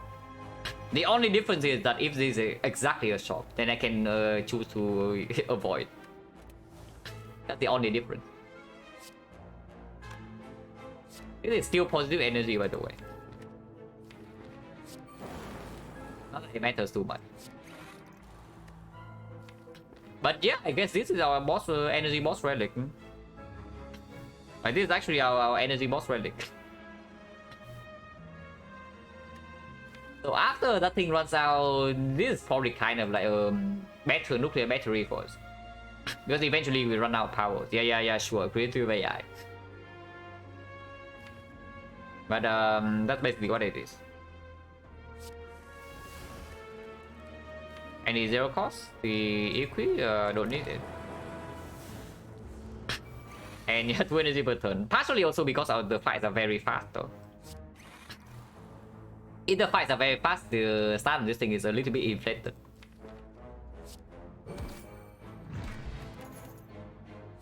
Chill. Well, that's the worst of the frost cards. Actually the worst one, but we probably still pick it anyway. Yeah, not reusable and doesn't have any additional effect. Like the cold snap has a Giria. The cold snap is reusable, has a Giria. The equator draws the card. The glacier is of course better than this. And here's the chill. And in AoE fights we already are kind of fine with Electro and Double Thunder.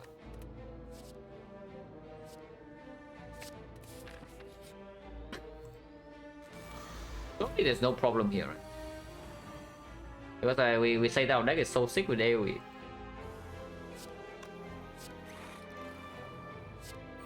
Oh, look at the chill, guys. Look at it. Okay, we are completely fine here. Like, this fight is already over on third one.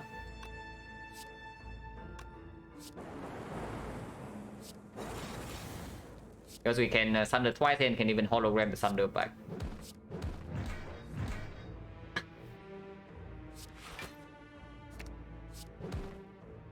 Okay, decent turn 1, yeah? But again, this is still the double walkers and the front road still has not run out.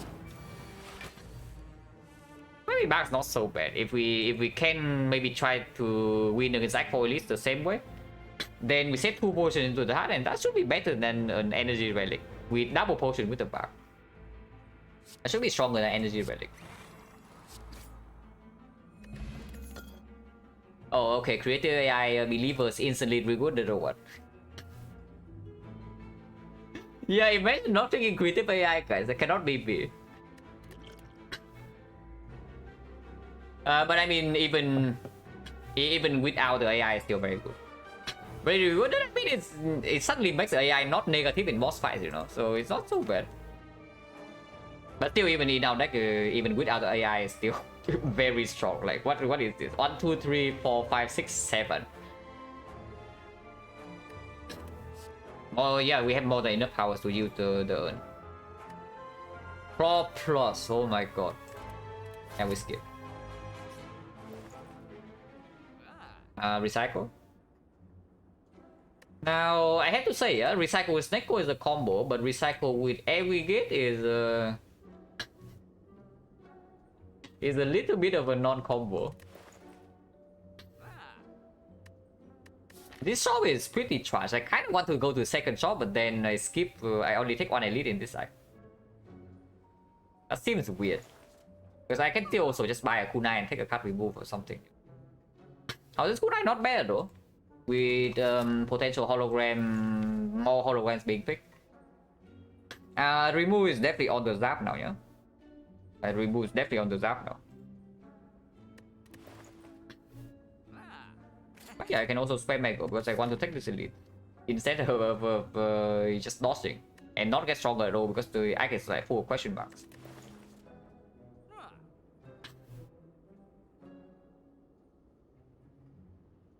Chắc vậy like kunai Snecko with hologram it definitely is good.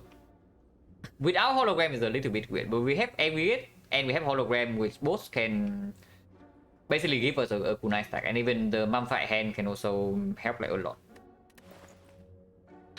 And more importantly, there's nothing else to buy at this shop. So there's that. Yeah, recycle probably still is positive.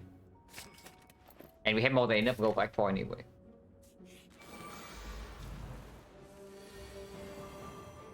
So I sure hope this is not a kind of run that we are full HP for the entire run. Into just dying in Act 4, because it is possible from this spot. And Tanty school hand of grid, it's just nowhere near good enough. I don't even know whether I pick a third Thunder, you know, and third Thunder is just better than a hand of grid.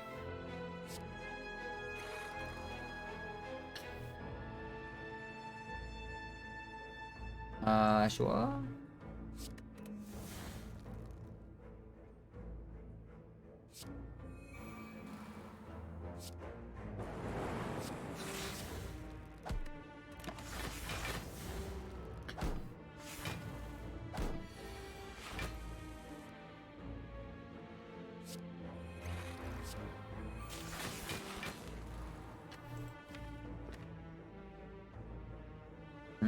Yeah.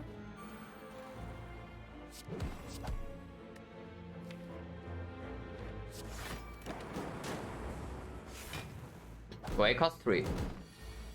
Okay, definitely need to remember the initial cost then.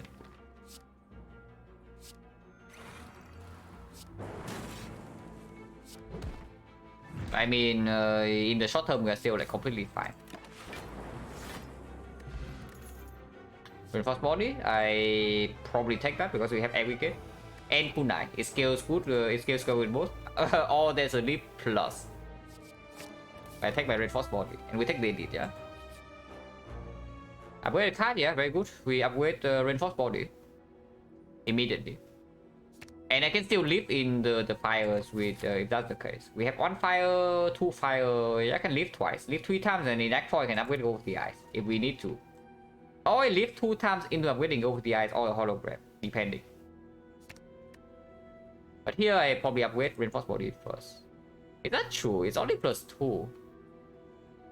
How about it's +2 on this reinforced body when we also have kunai? And the only big block turn would be to combo with the Aggregate. We have lantern so a little bit on turn 1, but it doesn't work with the mummified head. Maybe it's not that good.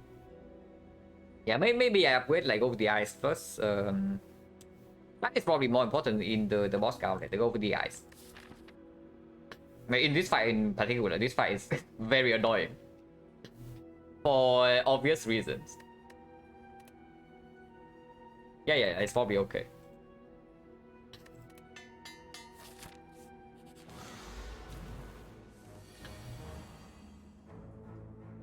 And now we see the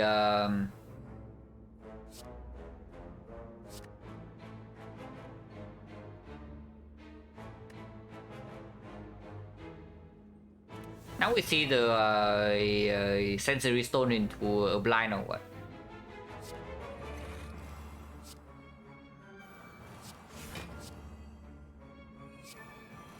Also, calipers will actually kind of play in our deck because we do, before we recycle down, we do have some potential very huge reinforced return.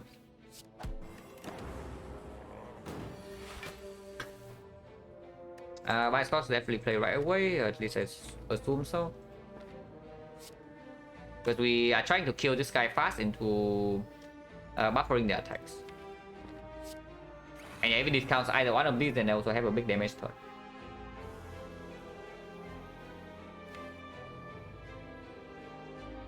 Dual card is okay to use.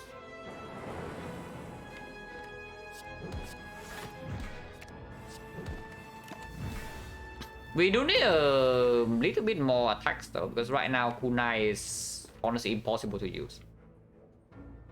And yeah, our damage output is also not exceptional in this fight either. We can output fat note maybe 100 damage, but after that we are slowing down like a lot.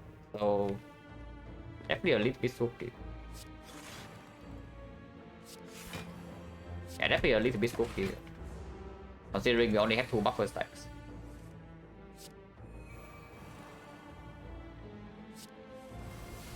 Like we cost 3, only +1.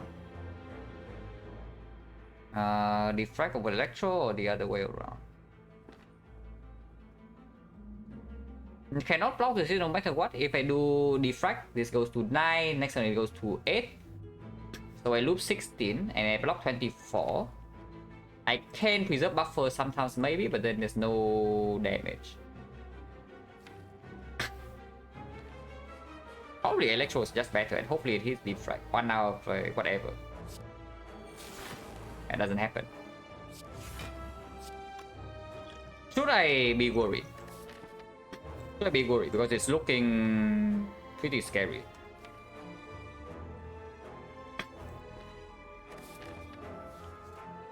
Maybe I should be worried. Honestly, I probably should be worried.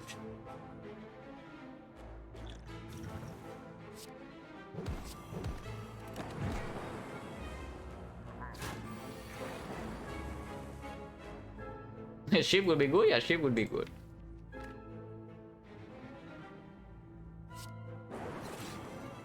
That will cost 3, that's cringe. And exhaust the leap, I guess. Oh yeah, buffer runs out now. Next turn we get oh no what.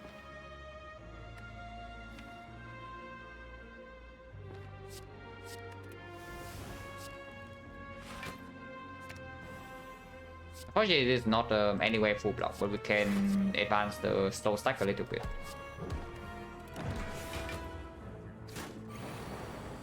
I'm glad that we have some healing, but can we die next turn? Holy crap. With this hand, we can actually die next turn from full HP. Oh, now I'm really scared. I was a little bit scared from last turn, but I think that we just take 1 hit and then we get out of here, you know. But with this hand, I am terrified. Yeah, with this hand, I'm actually terrified.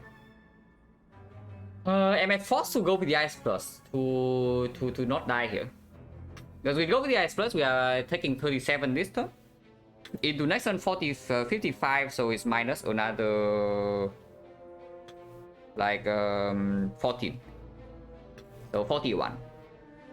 37, 41, 78. We never die next turn with this go with the ice, and we had 2 turns to kill.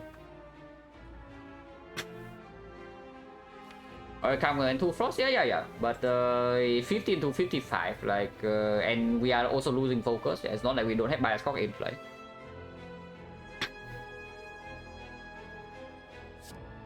I really want to play this Thunder. It's just that it doesn't even give me a kill next turn, so I do need to maybe even block 3 hits.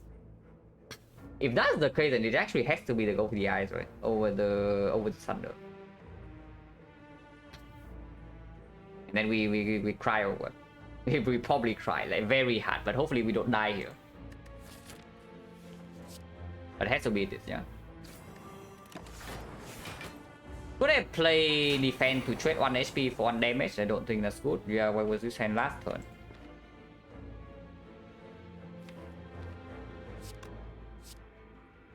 Equilibrium would be good on this hand.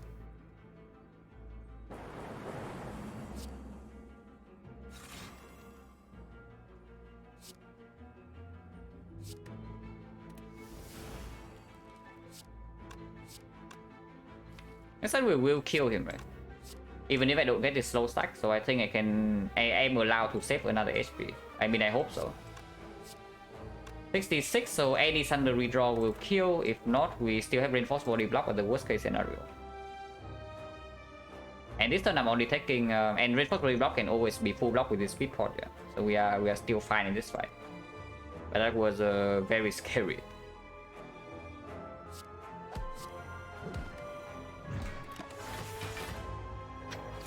And yeah, at least birthplace earn can heal us up. Holy moly. First 2. No more power, right? Okay, parry at the bottle. Insurance. Matryoshka, I mean, it could be worse.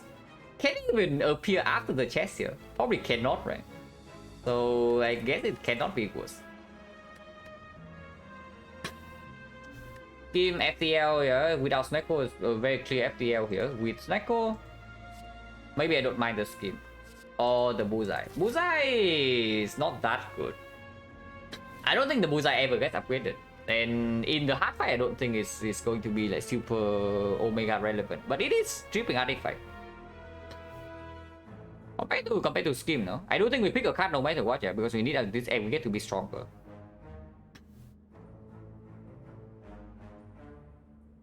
Was I gonna win great just Giant Head fight? Yeah, but would it be great afterwards? Because we do never fight Giant Head again, you know. That is the only Giant Head fight in this entire run. You would think it's super positive in the hard fight when we do not have any lightning whatsoever. The only lightning we have is from the Crack Core and from the Bias Core, and then if we see Glacier, those lightnings are gone very quickly. And I don't even know. Like maybe I don't even play the Electro in the hard fight. Attack, yeah, but what about this? You think this is not an attack? Attack skip, like, come on. Okay, Bullseye minus. No chance.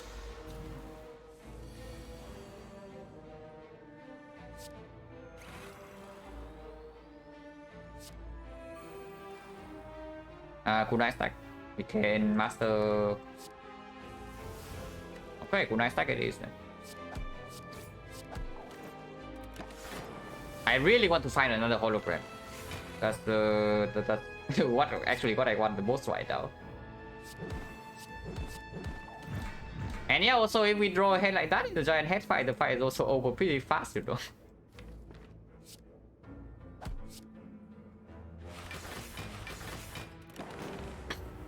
But Snecko is a combination of like Snecko being extremely cringe and hologram and attacks being drawn at the wrong time.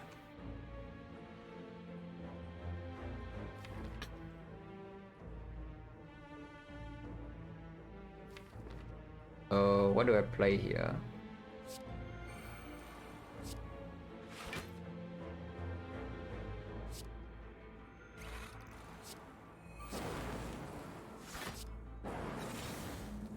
It dies next already, so there's no cell repair, but whatever. We heal enough already. Rainbow, that's... Okay, I would say that Chill is the worst Frost, you know? But that is not true. This is the worst Frost.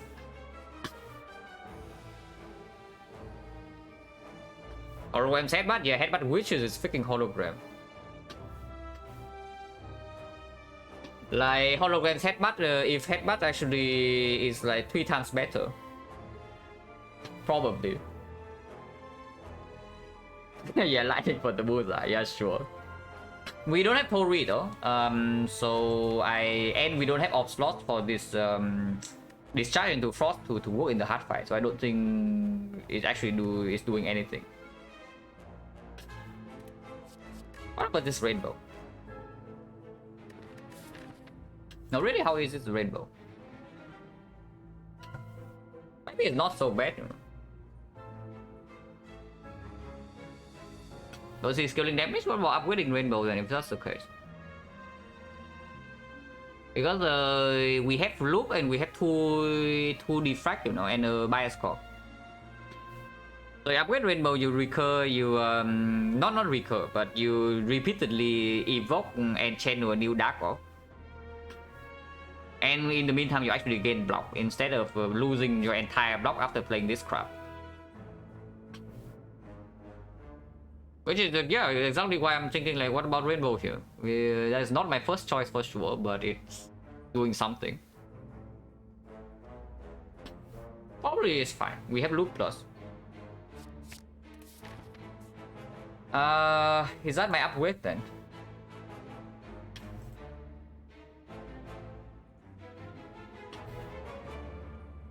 How the corner doesn't matter. With Snecko, you ignore this number completely. That's basically how you evaluate Snecko cost.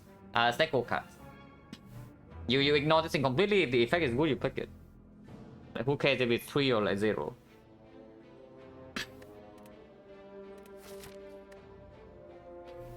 Two upgrades or some lift. Now I kind of want to. Honestly, I don't even care about the beam cell so much. If I have to choose between beam cell and rainbow upgrade, I would probably choose rainbow because rainbow is most definitely better in the boss outlet as well. And into the heart, I don't even know whether it's so much worse than the beam cell.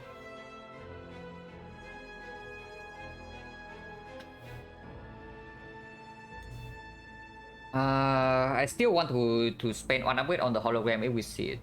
So all the upgrades and the hard fights will come. Hard fights, I don't think.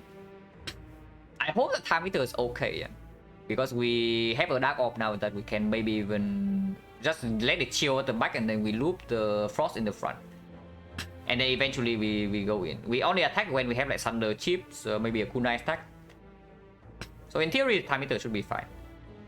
The awakened one, we can kill minions very quickly, and then maybe we can kunai ourselves up.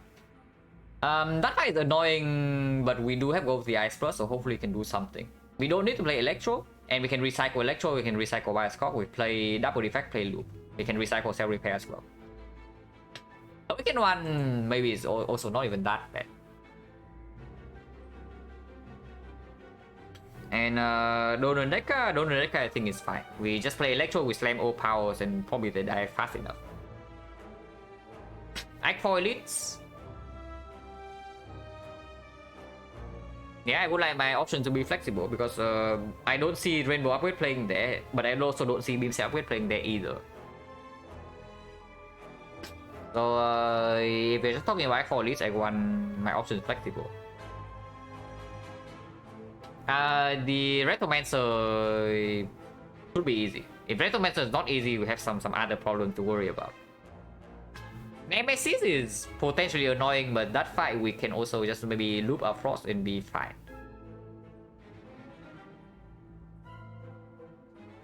Because if Giant Head stops at like 40 damage, we can also just block, you know. It's just that thing scales to 70.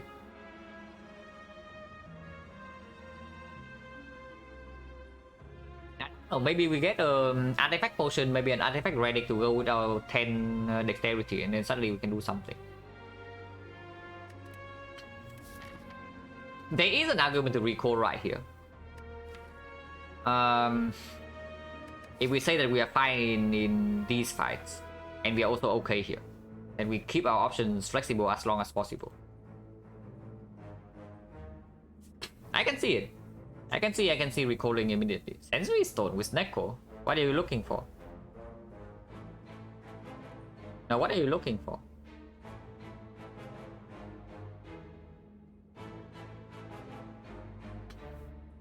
That's still why though. Like, is the bias cock not being a downside like so important or what? In Act 4 this. In Act 3 boss count, let's sure, yeah, but do you think that we actually need to negate this thing in Act 4? Not all. But yeah, I can see speed pot is strong. But looking for one specific card from Sensory Tone is not exactly a good strategy, you know. Because I tell you, I have been looking for apotheosis for like, I don't know, maybe 20 runs now, and I haven't seen a single one. So I don't know about looking for one actual card. Trip, I don't think I love too much. Do not forget, yeah, we are still playing on 3 energy XecnaR here, so it's not like every combo card we can easily deploy. Like, why do you love random, like, over 2 card rewards? How many 2 card rewards with XecnaR? That you want to go into like some completely random stuff instead. I don't like that.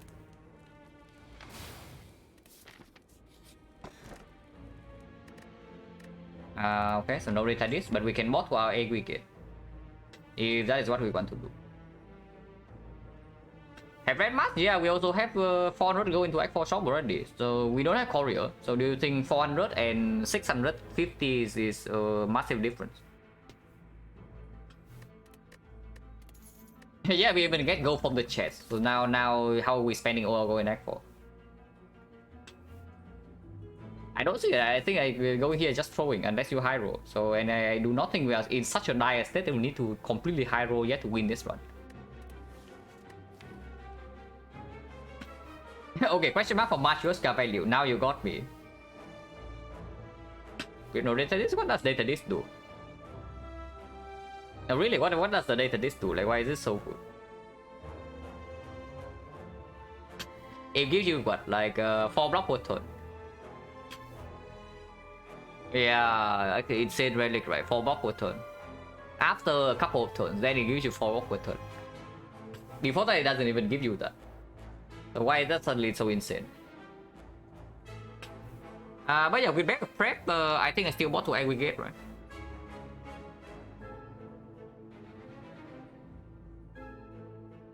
There's only my bloom left for rare relics, so hoping for like caliper some question mark is also not super realistic. Tornado, no, I love Tornado, but people hate it, which is why I use it as the example. Do you go for off stuff? No, I just answer my question. Like I asked you, how much output does the data disk actually give you? When we had 3 off slots, and we do not have anything to actually continuously evoke, yeah. So how much output does the thing actually give you? Convert everything into numbers. That is how you actually should think about these scaling cards. Just convert them into numbers. For example, like Thunderclap. 1 energy deal 4 damage and 1 vulnerable. So in order to evaluate Thunderclap damage, you just need to convert this 1 vulnerable into damage. Like how much is it? In that one is probably 6. So Thunderclap is 1 energy deal 10. Strip on artifact. And if it's get hit by artifact, it's 1 energy deal 4. So it's not a good card. It's terrible, which is why nobody picks it. At least nobody like really good at the game picks it frequently. It's just similar, like do not be blinded. I know we are blocking half with ops here, but what does the data disk even do for us?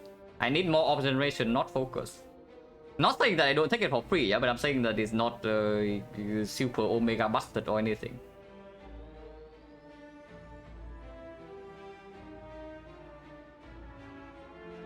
But yeah, what way we get, yeah? Question mark? Yeah, we can go here. I'm going here anyway. I'm going here anyway because maybe I want this. But question mark first, and then we can decide.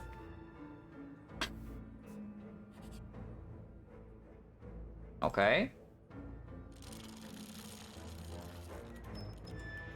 Thanks. Yeah, thanks. Yeah, so do you want to go here and get shrine again? Do you actually want to go here and get shrine again and into another shrine event, or do you want to take the fight now? Because I have a feeling I want to take the fight, you know. Instead of going to this crap when the madness is still in the pool, Century Stone is honestly half the time good. Holding is potentially extremely cringe. And I am looking for freaking common cards here. I'm not even looking for rare cards. Yeah, I'm looking for a freaking hologram. It's common. So why on earth do I go here? Yeah, let's not, please. Unless I die here, unless I die in this fight, then I should go, and then I should go the other way. But I hope that I don't die here.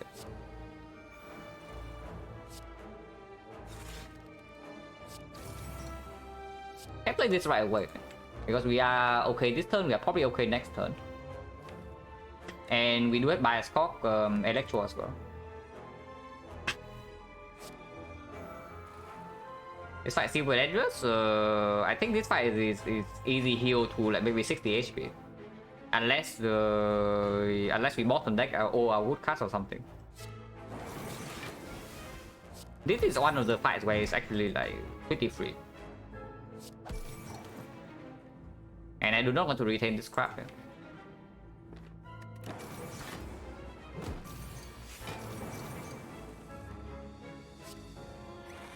I load this, we were healing like crazy here.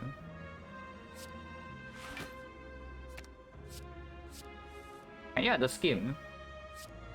Not so bad, right?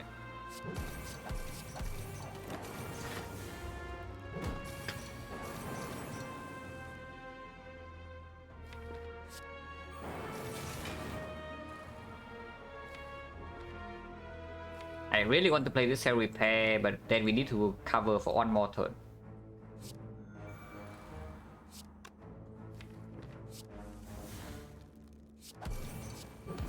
Be okay. I don't want to redraw this. It's almost equal to the lightning anyway.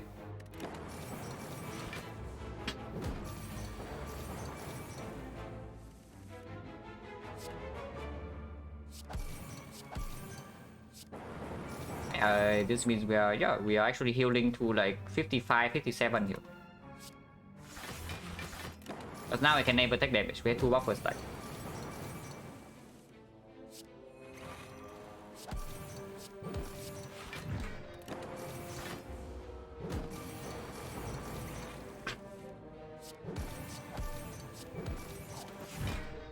We don't even lose a buffer.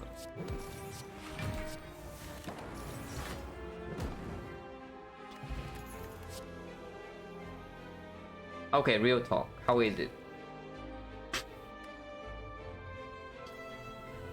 Seems pretty bad. The good best first should be fine. yeah. If Sneko allows me to deal damage, I get to deal damage.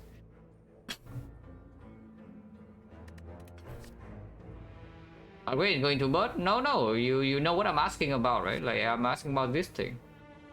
I'm not looking at the other two. So why is it betting to bird? It's like one of the best cards possible into the bird, man, because you don't need to play your powers at all.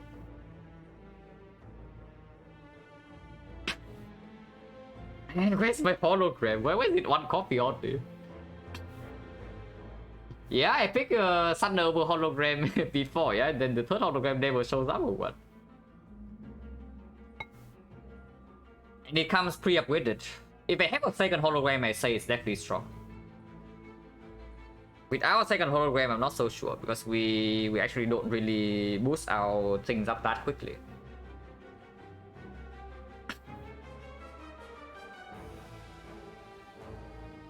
Kunai, why does Kunai matter for the reprogram? Once again, like why is there any interaction between these two? Only for the bird, I'm pretty sure that we don't have a huge problem against the bird. I mean, I hope so. Because with double thunder, we do get probably at least 2 free Kunai stacks. Because any turn when we play the thunder, we gain 3 extra energy to play more attacks. And it's not that these things are negative into the bird either, you know. Like we loop a single force, the bird gains +6 strength, so it gets 8 strength. 8 strength is only 56 damage, and we loop, let's say 3 frost. So 6 focus with 4 focus, so it's 6, 30 passive block. So we only need to block 26 once in a while. If we can keep Go for the Eyes on, it goes to 40. So we only need to block 10 every 3 turns. Every single other turn we don't take damage.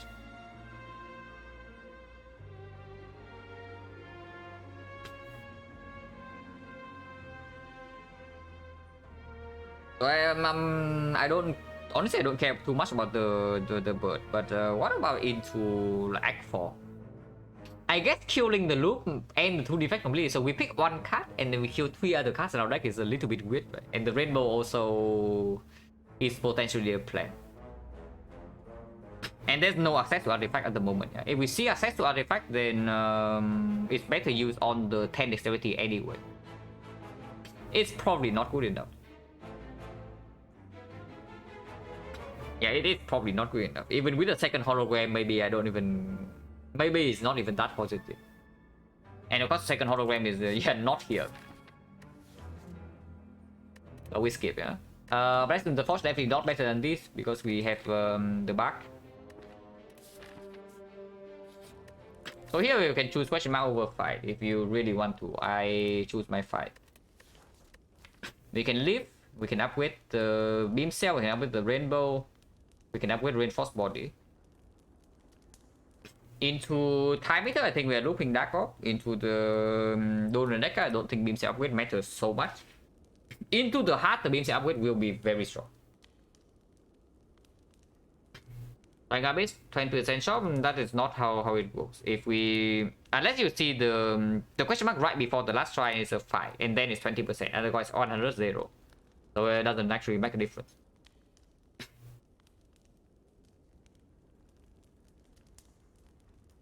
But yeah, this higher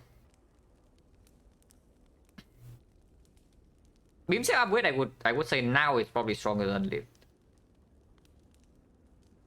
But what about the rainbow upgrade? Because rainbow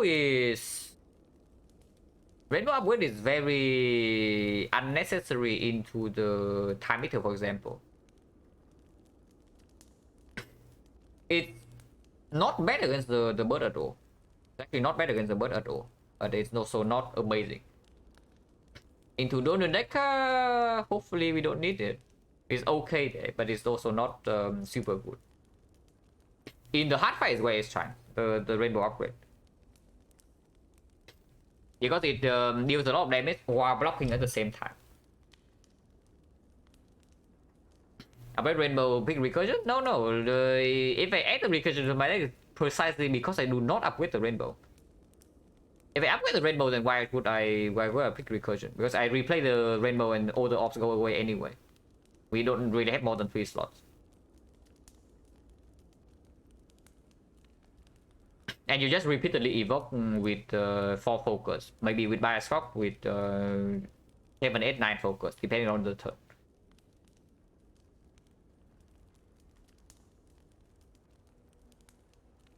If I upgrade rainbow, maybe it's Act 4. Because I think it's the only time where it really performs is against the heart. So now I can upgrade something else first. Which, yeah, maybe beam cell then. The argument to not upgrade beam cell right now is that, yeah, maybe we see beam cell plus next floor. Not even that unlikely.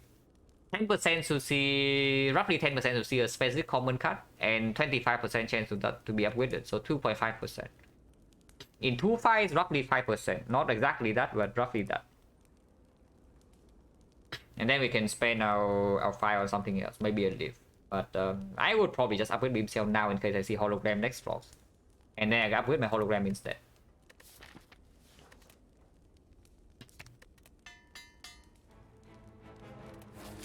And yeah, 5 question mark doesn't actually matter.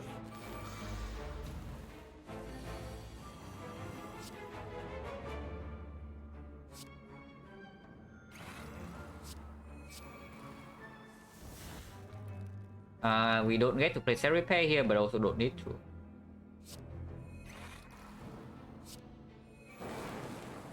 They all die. I can wait 1 more turn. Maybe I get to draw into cell repair next turn. Don't need to play block, but I can also play block. Imagine I play drawing by head of grid. True.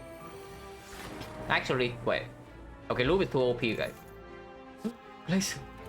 Oh, block card of the gods, man. Oh, that's actually like probably the best block card we can see in this spot. I mean, hologram is the best utility, yeah, but this is probably the best block card we can see in this spot. So that's very good. We are still in a pretty annoying spot, but now the rainbow upgrade becomes slightly slightly worse. If I have a second hologram, the rainbow upgrade is still good.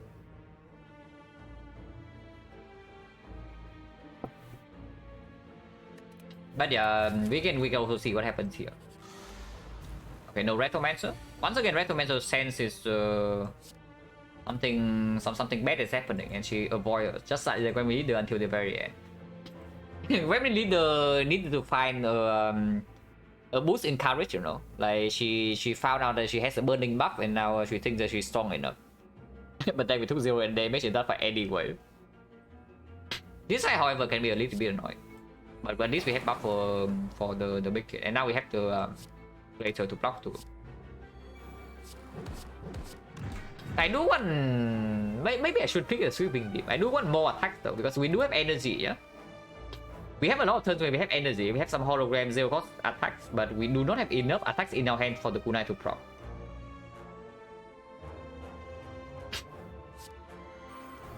So maybe I do also want to add more another attack to my deck.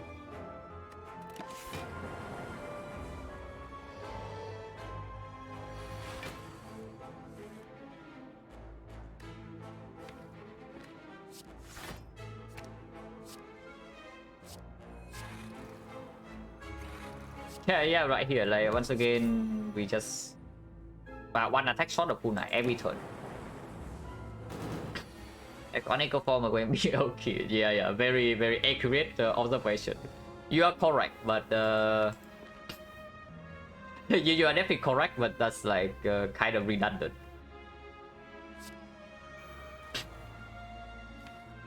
Frost is fun, and it also deals damage now.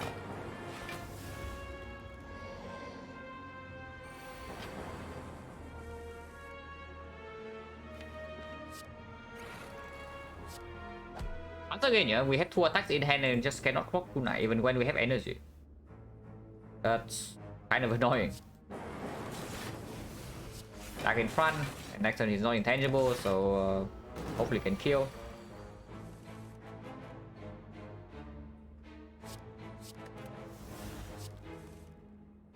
Well, cannot kill, but it's still a lot of damage.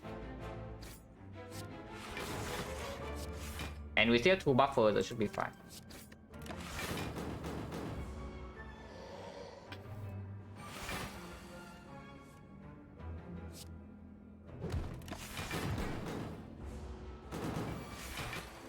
But yeah, damage is like very inconsistent.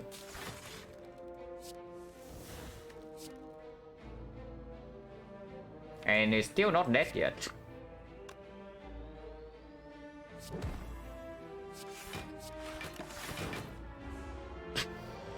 The mood will be good here, no kidding.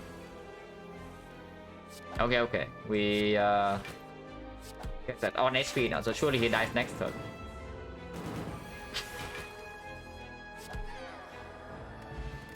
Fraction KO just in time.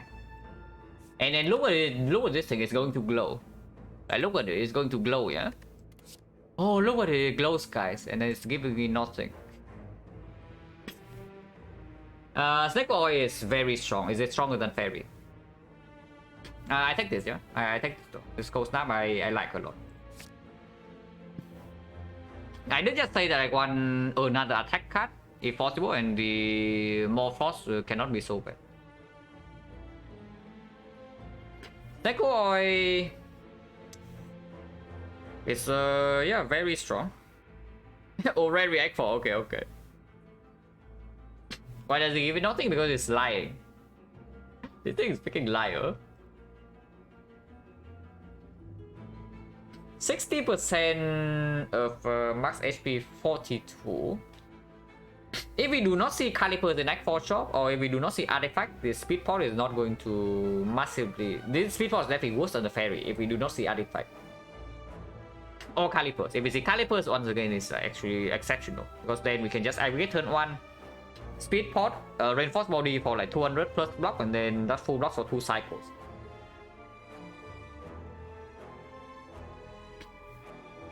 Stack Oil, freaking exceptional. It rerolls all costs in our hand, and also feels full hand, draw 10.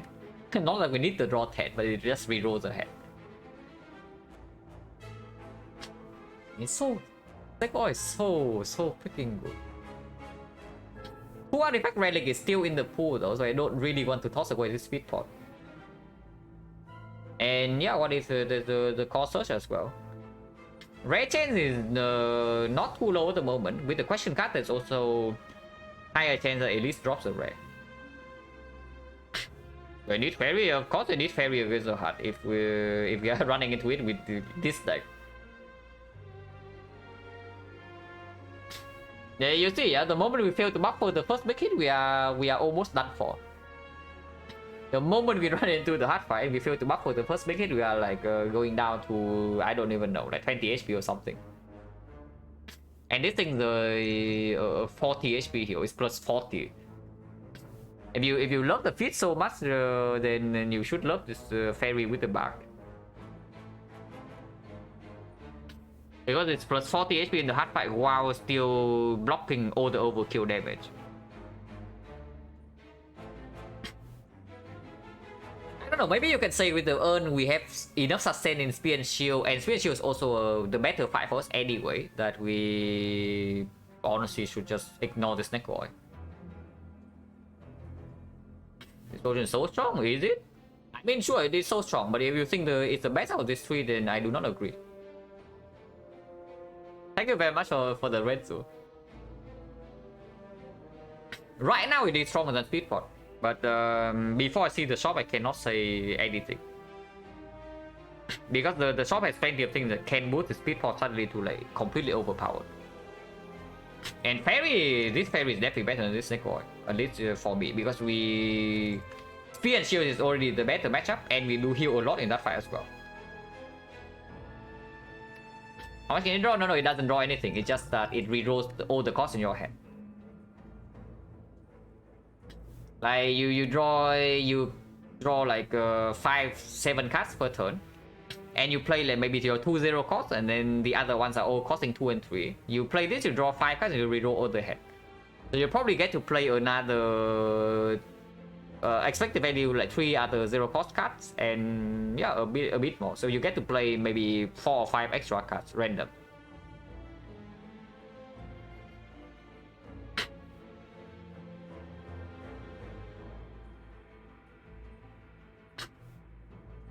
Says damage, says not kunai. You are optimistic.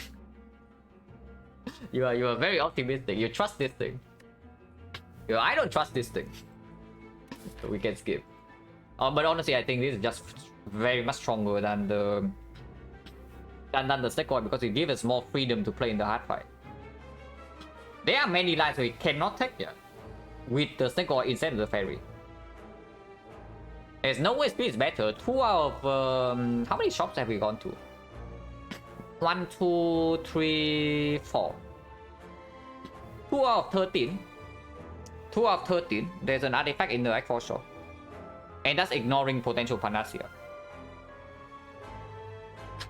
So why is speed so much worse than the XecnaR? If we do not need the XecnaR in the Spear and Shield. Not always, yeah. I'm saying that because sometimes we need the XecnaR, but I don't think that we need it so often.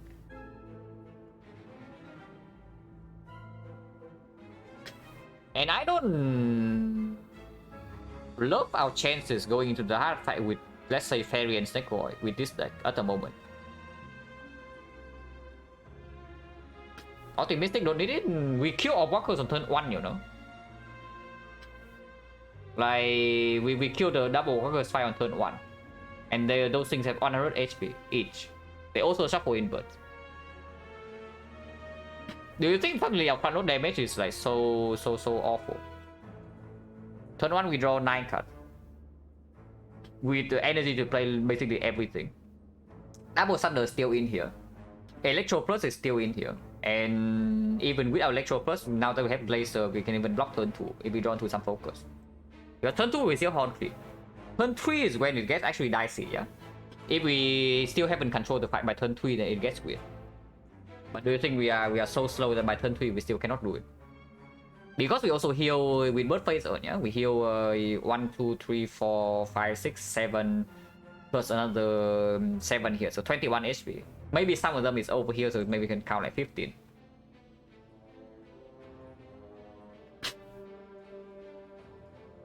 Only strong less than 25%. That's the thing. Because right now I think we are thinking different things in the hard fight. Right now I'm thinking that we have a very extremely high chance to die in the hard fight.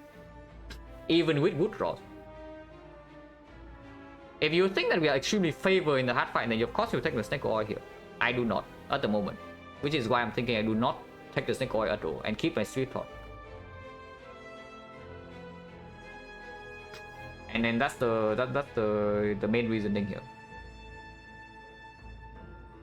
Don't think we are favored, need to bail out? Yeah, but then if you are extremely unfavored, then why on earth does the snake oil like help anything? Because you need to play the hard fight with like probably 4 cycles anyway. And do you think that one kunai stack makes a massive difference in there? Because that is what it is. It's one kunai stack. It doesn't give you 2 ever. Probably in hard 10x does nothing. Yeah, but if we always lose with snake oil, then why would we not take the potential out? I am not saying we always lose, yeah. But at least at the moment, I don't think that we win very often, you know, in order for me to take the consistency potion.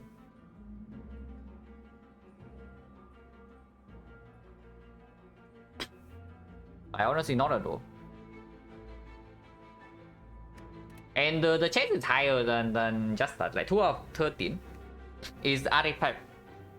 Artifact relic.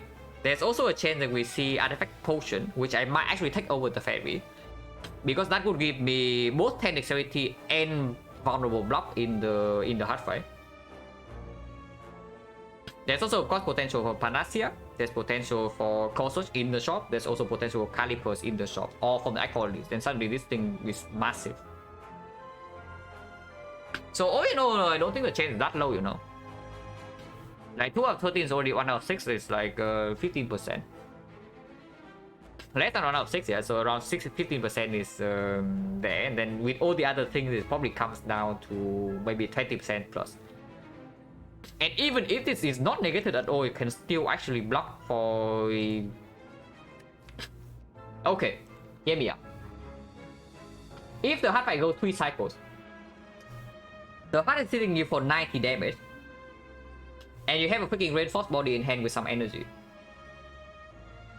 then is a speedboat better or is snake oil better? Even if we never get to keep our dexterity.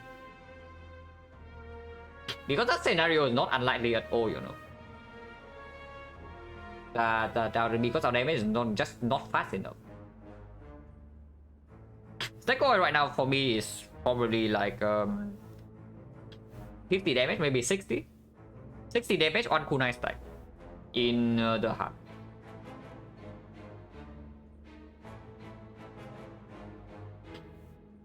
Oh, the Iceland can be huge. Yeah, everything costs 0. I can also agree. But do not forget, we are playing on 3 base energy here. Yeah, do not forget, we are playing on 3 base energy. And this is where I say that I do not trust the snake oil at all. Yeah, there's no way, I just skip. And here, rainbow upgrade doesn't actually happen now. If that's the case, I think we can afford to lift. In this screen, I would probably lift. And I don't know, between lift and upgrading the rainbow neck for now is a little bit weird because we have more frost. So keeping the dark orb around for maybe 1 or 2 rounds is not that easy. But we only needed to be in front for like 1 turn, right? So for example, we played rainbow, and then we do glacier, and then the dark orb is in front, and then suddenly the turn afterwards we have a dark orb that's dealing 50 damage.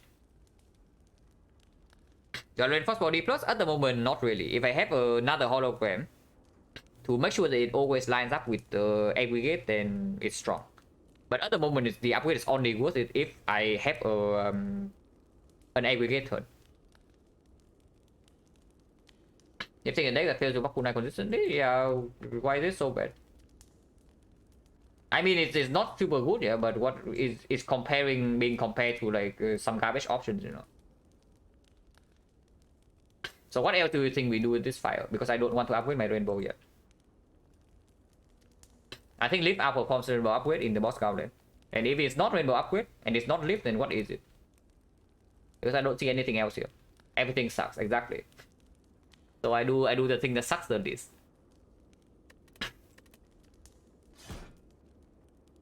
Because I don't know, maybe we see I say even like so the scheme reinforce, I just talk about why reinforced body is not the upgrade. And again, yeah, we have one aggregate and no one hologram in our deck. So how much do you think draw matters? Like plus positive draw, that is. Oh yeah, by the way, nice cost. Fortunately this thing's overpowered, like look at that. So we can still play our cards. Now we can get one kunai stack and take a little bit of damage here. Or we can also just play the glacier. I do think I play loop no matter what, but whether I get kunai stack or not is a different story. Because it is still weakened this turn. Maybe I play this first to see what it discounts. If it discounts one of these four, then I can do both. Okay. It did not discount the one of those four. So if I get kunai stack, I'm blocking... I don't block with this anyway. So I'm blocking 8, I'm taking 10. On the other hand, I can also just do Cold Snap Glacier, get Frost in Fun immediately. Because I'm never playing Electro in this fight, and I think I want to play with 3 Frost the whole way through. Maybe I play Rainbow at some point, but then I want to get back to 3 Frost ASAP.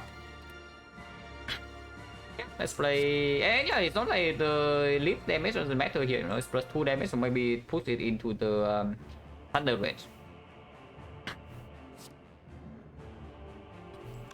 It makes sense better. I'm just slightly worried that if I don't loop Frost immediately on turn 3, I get owned. Because if I do not loop Frost immediately, I need to play one of these two the moment I draw into them, and there's no more aggregate. So we deal 16, Thunder's 34, 16.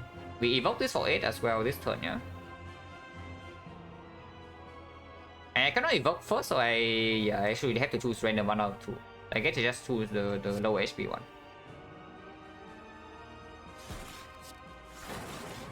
Okay, chose the wrong one apparently. And yeah, we full block this turn, yeah. Probably should still hit this. Okay, how's the Snecko? How has the Snecko been doing? Not that bad, but also not good. Unfortunately, we also draw another extremely cringe hand. Like what? Yeah, unfortunately another extremely cringe and I cannot even get the Thunder kill here. And now I missed another Thunder. So turn 3 I actually need to play for real. And if I Thunder in here to prepare for the kill next turn, I cannot go for the ice.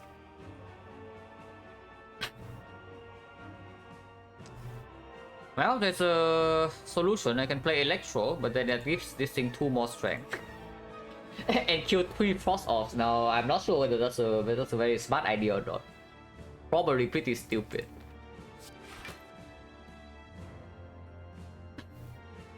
Oh, that's so bad. I mean, heal a lot, so and then if we have to use Fairy in the boss gauntlet, then so be it. Oh yeah, that's another thing. Like, what if we need to use the Fairy in the boss gauntlet? Like, what then?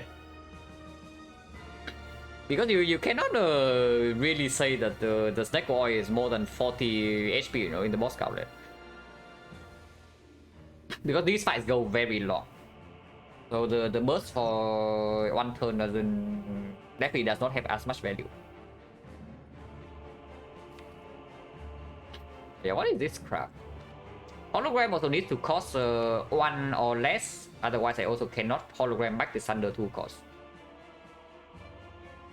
But I guess I still hit this guy. Because then any attack kills next turn I can maybe get Gremlin Horn.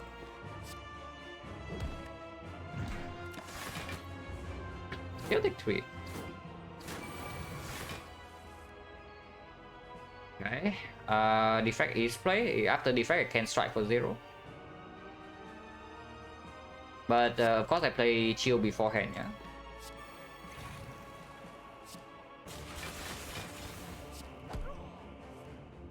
himself for 3. That's not exactly ideal, but sure.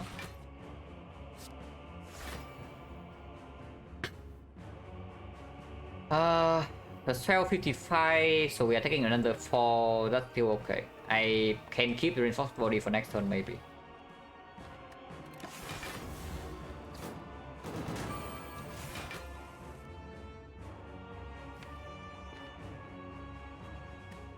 Oh, yeah, these are some absolute garbage rolls.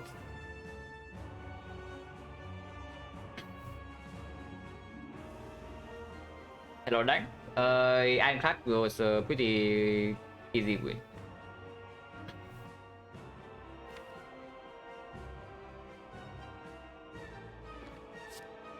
Do I want to shuffle in the defense? Probably not, but I also want to play master strategy like now.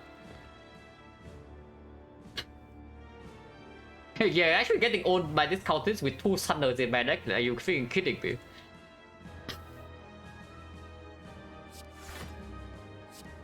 I do shuffle, yeah. I can hologram back the Thunder, doesn't even do anything. And if I master right now, I can maybe recycle this 3 cost cell repair.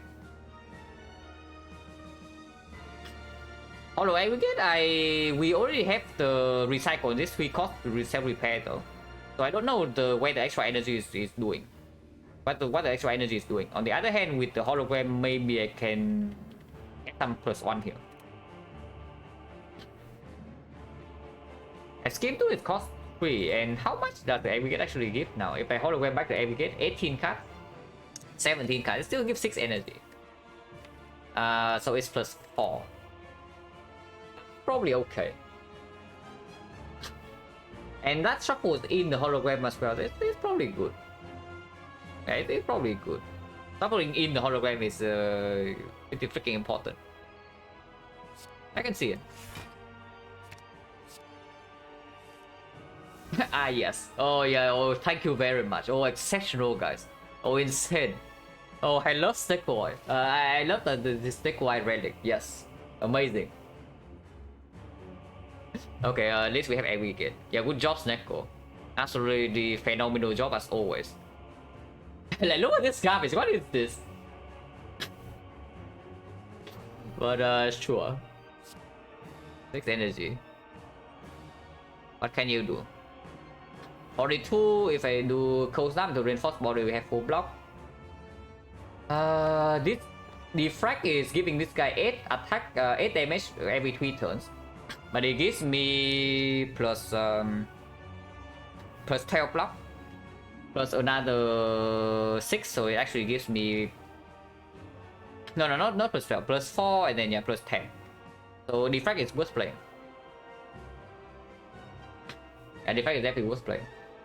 If it hits recycle, perfect, again 3 more energy. If it hits anything else, if it's self repair, I don't really want to recycle buffer.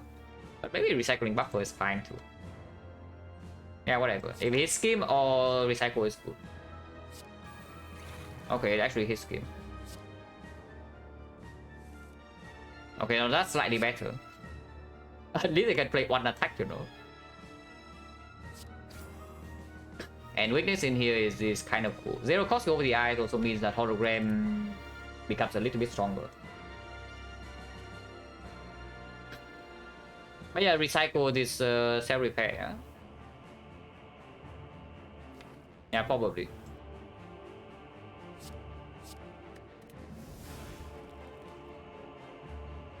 Now 37, we are blocking already 36, which means cold snap can be played over the reinforced body.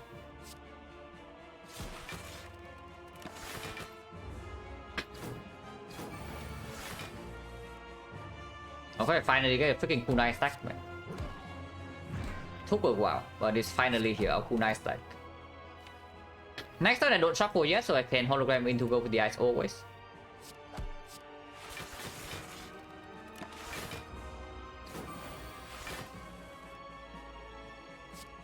Yeah, or all 3s, but whatever. Doesn't matter too much. And we full block here. If we can keep weakness down, I think we have control over this fight. It's just that, yeah, weakness needs to be down constantly. Okay, another cool nice stack. I don't recycle anything, I don't think. These are decent cards to draw. And recycling also makes the I only want to recycle powers, basically. Or maybe if we recycle and get the kunai stack at some point, then I can also do that. Could have equi. Yeah, could have equi, but doesn't matter too much. Because this turn is not the multi anyway. The turn after is the turn where we need to care. Go there, cost 3, hologram cost 3. Now that's not very nice.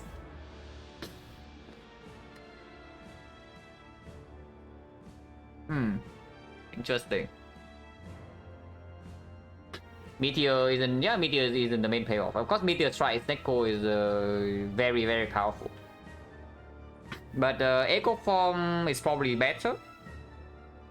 Hologram O for 1, O for 1 is probably also better. And Hologram O for 1 is, yeah, just infinite. Thunder is very good, but Thunder at some point also falls off, as you can see right here. Weakening this, we are taking 10, yeah? And there's nothing in here that can actually help. But I mean, I still draw 2 anyway, right? If I hologram into, let's say, the cold snap and set how much am I blocking? I'm gaining 16 block. The other is also blocking 16, but on our weakness for turn after. So I guess we go for the ice and take 10.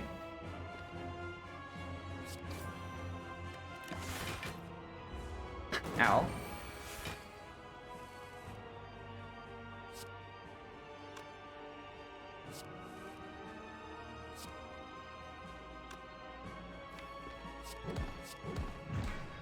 I'm taking hologram, so hopefully we draw into the go of the ice and it's freaking playable.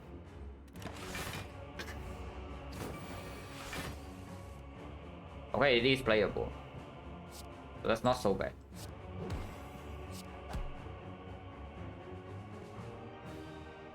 And then I can play leap after. So one more kunai stack and then we can leap for 12, and that is full block.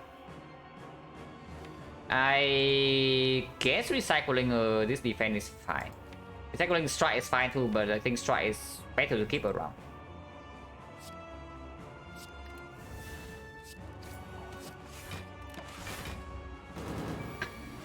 At least for now.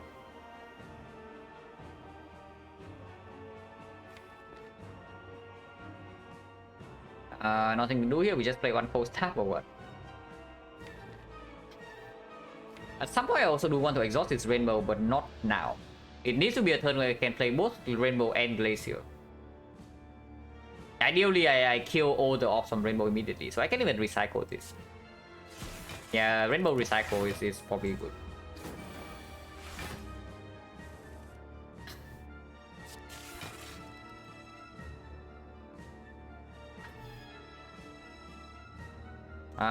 Equi now into Thunder is probably fine. Thunder strike. No kunai stack, but next turn we can maybe recycle something. Maybe that's stupid. I do want to keep the zero cost defense around, but we do draw one less card. Yeah, recycle Electro.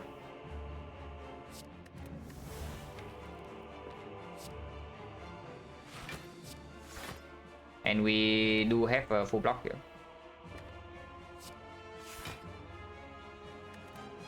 This is better.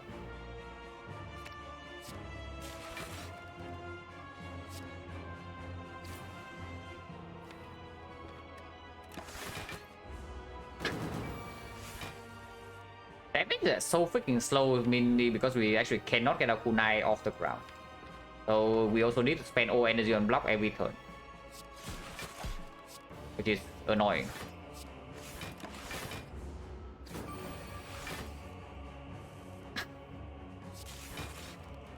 Oh, zero cost aggregate, finally, maybe a big turn.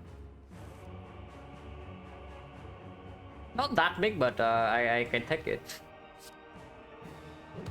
Another kunai stack is good enough. Bias Fog, we can leave it until the end to heal by 2, because no cell repair in here, yeah? And recycling right now also doesn't make any difference anyway. I will just keep it around. Because playing buffer, yeah, keeping buffer around is good as well for the second half. I think it's gonna be good here.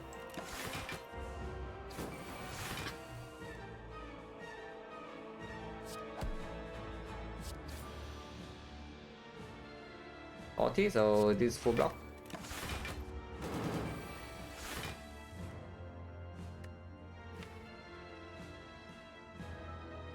ODI is 2 cost unfortunately, but we can get another kunai stack here.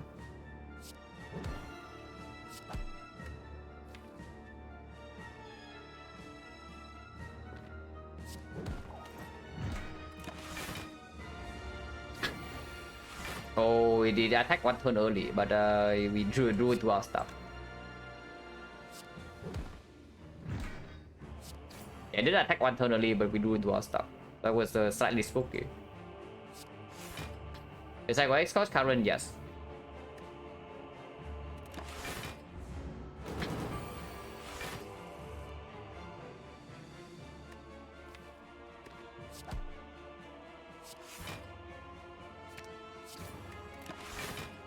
Okay, we are making progress.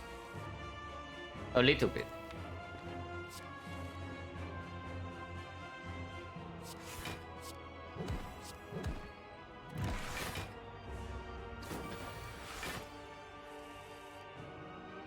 Yeah, he's dead, and then we can play a free buffer.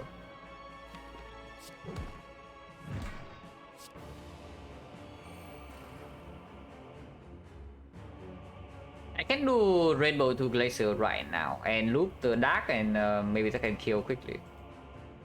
Because next time we know that we don't take damage. I don't think I can even equip it. 36. Yeah, I can do cast this now, I assume. This unfortunately doesn't give any energy. And this is actually full block. Yeah, sick every good. Don't think I'm allowed to play this by Cock yet, so... Oh, 5 dexterity is probably enough, so now I can actually recycle my strike, yeah? I'm assuming.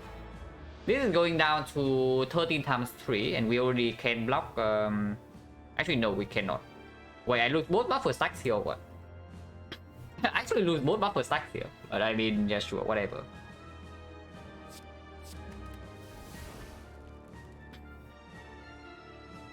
Cannot actually save to stack no matter what, right? Unless I quit it into a 0 cost hologram. And then I can hologram back the leap and full block. But here probably not. So is it more important to get his 6 block next turn and the turn after, or is it better to prepare for the case where he's doing 54 again next turn, because he can do that? I would probably just play this.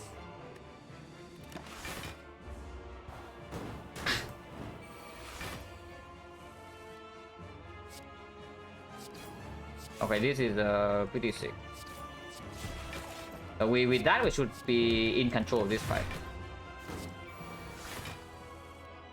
Now, I say that, but this thing shuffling voice in is a pretty big issue.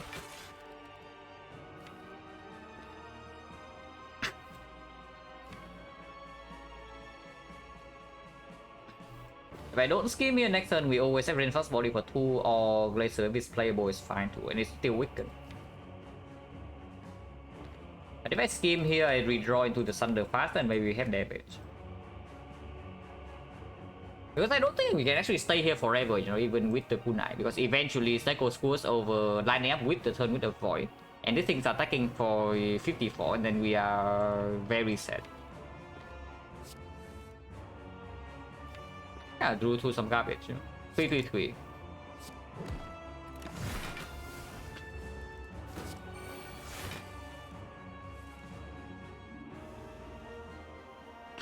Toga still useful? Not really. So it can be recycled, it just doesn't line up yet.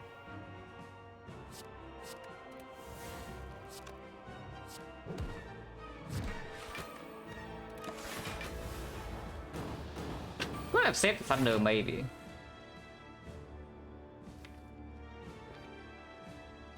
And now the aggregate is falling off because we just recycle our cards.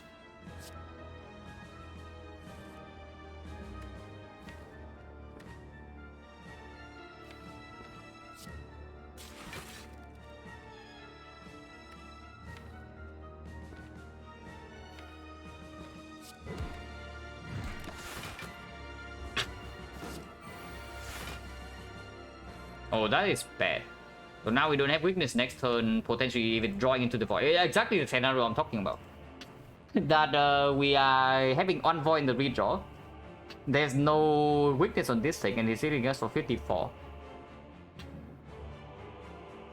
Your damage in hard fight come from? Yeah, I don't know. You tell me, but maybe from this. But real talk, though, if we can actually consistently block in the hard fire, damage also comes at the same time. The upgrade might be helping. Yeah, I talked about that like I don't know 20 minutes ago. That the rainbow upgrade is our actual upgrade. It's not now because it doesn't actually help in the boss counter. But in the hard fight, it definitely performs. So you are correct there. I mean, a subboy also need to draw some stuff. Yeah, it really lines up. Yeah, it really actually lines up with the void on the garbage turn. So can I block this without, let's say, recycling the Thunder or playing the bias card? Can I play the run scheme? Why? Why shouldn't I? Is there a reason not to?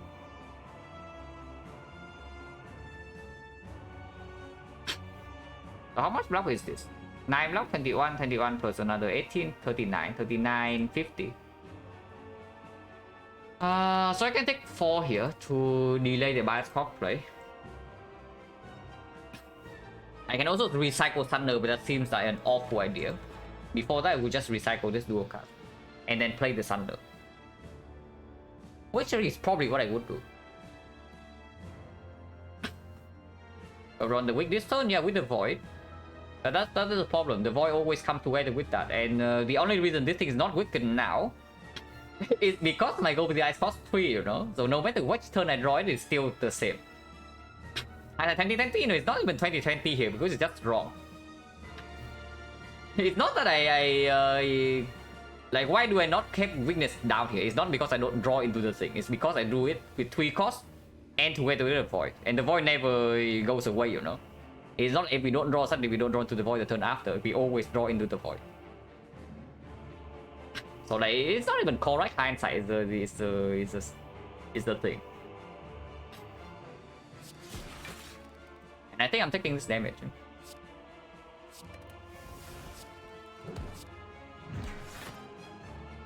I don't think I'm allowed to buy a Scotch yet. Our damage is way too inconsistent.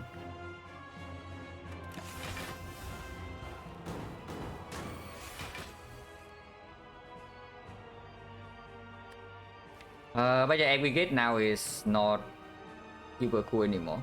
There's nothing to do with this hologram. I mean, I can hologram Cold Snap and then scheme to shuffle, but the shuffles are all my best block cards. Seems quite bad. And unfortunately, this thing costs 3, so I cannot even hologram the weakness. I guess I can hologram Beam Cell, and maybe that can kill. I think Equi this turn just seems really strange. I probably don't do that.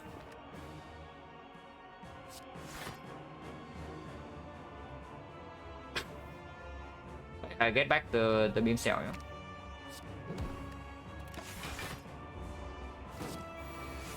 Okay, 63, and we draw into the void again. Unfortunately, fortunately this time the aggregate costs 0, so I can still play my card.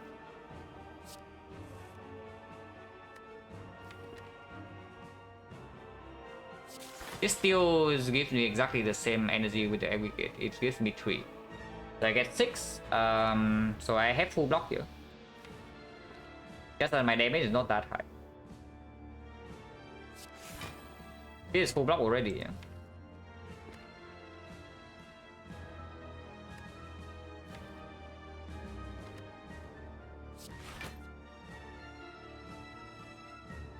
doesn't even actually matter, but I make one more hand space for next turn. Otherwise I'm retaining everything. I don't even draw.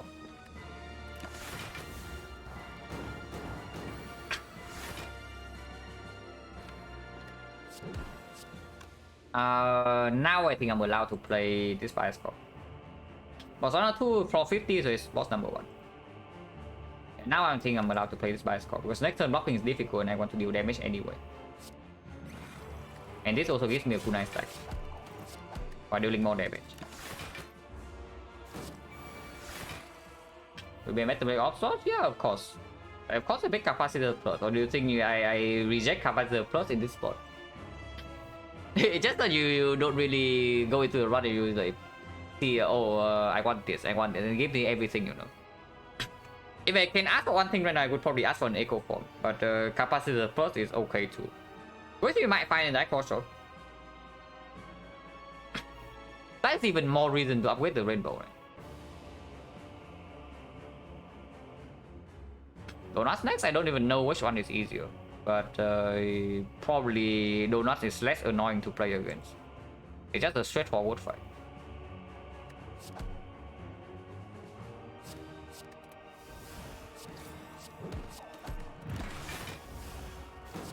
Yeah, this fight should be over next turn. And no more powers to heal, yeah? And I mean overall not so bad, right? We only lost like 13 HP. But it's not the donut.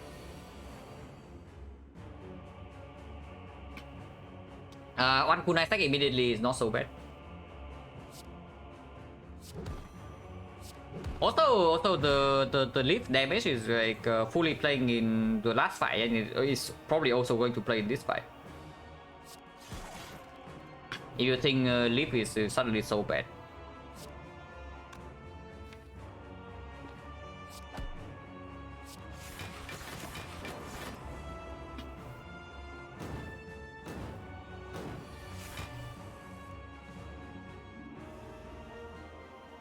This is to be played.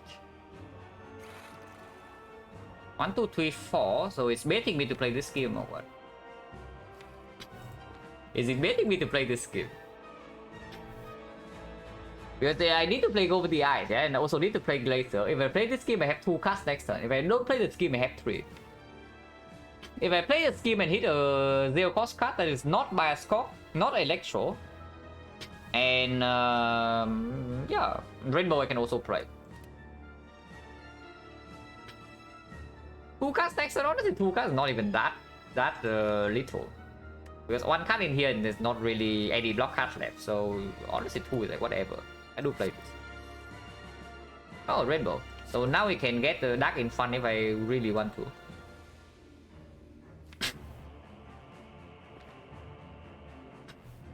There is no way to get Frost in front of the Dark, right? Unfortunately. With no recursion.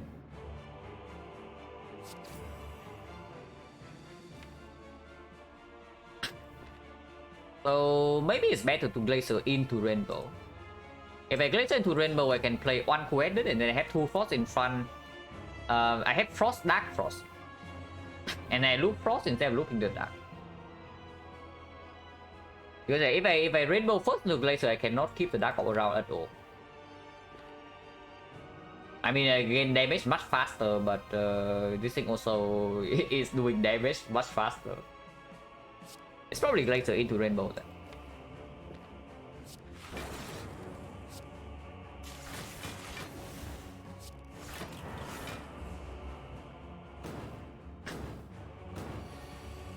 Oh, debuff turn, yeah. And no loop is in play yet. Am I allowed to buy a Scott Coeded here?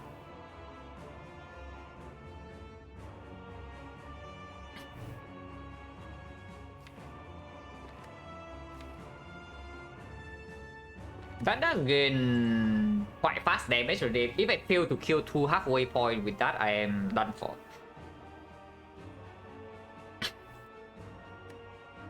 The other line I can also maybe hologram the Go for the Eyes or the Glacier and then equi that. That also works. And I would assume the Glacier... No, Glacier that I put Dark in front. So I can never preserve this Dark while blocking with the Frost. It is still 18 passive block though. While with Loop Dark in front, it increased by 10 per turn. So with the Loop, it's going to increase by 30 per turn. It kills pretty fast, right? Maybe it's okay to do that. Yeah, maybe it's okay.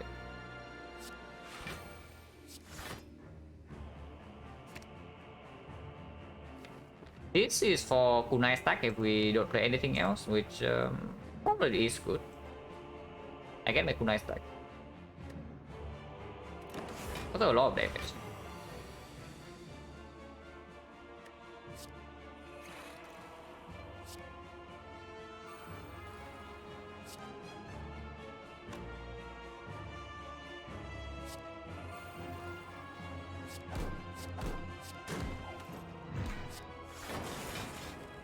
Taking a pretty big hit if I don't buy a stock here, but it's fine.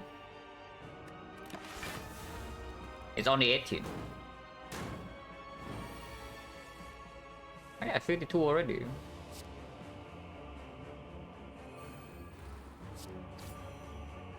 This is better than Orichalcum. How much does this thing hit for? Plus 4, so it goes to 12, goes to 9. If I'm doing nothing, I'm blocking 18, so playing this defense or not does not matter, which means I should play this for 8 damage.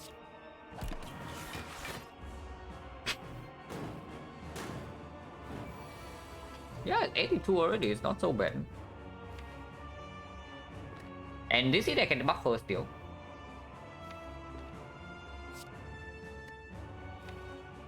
So I can reapply weakness here, or I can go in with, let's say, Beam Cell Thunder. And next on this thing becomes 112, so dual cast is 200 plus, and it's still vulnerable, potentially even get into the Thunder dual cast. Even if it's not weakened, it doesn't kill me with multi-hit, you know. So I can see that.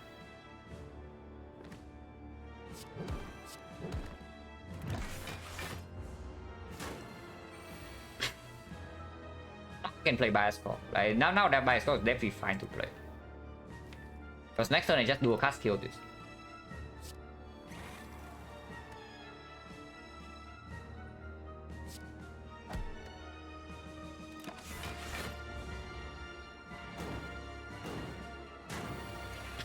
Selva, thank you very much for the sub and the 9 months. Appreciate a lot.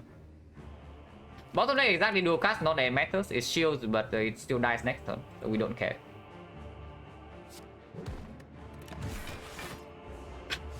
Not so bad, right?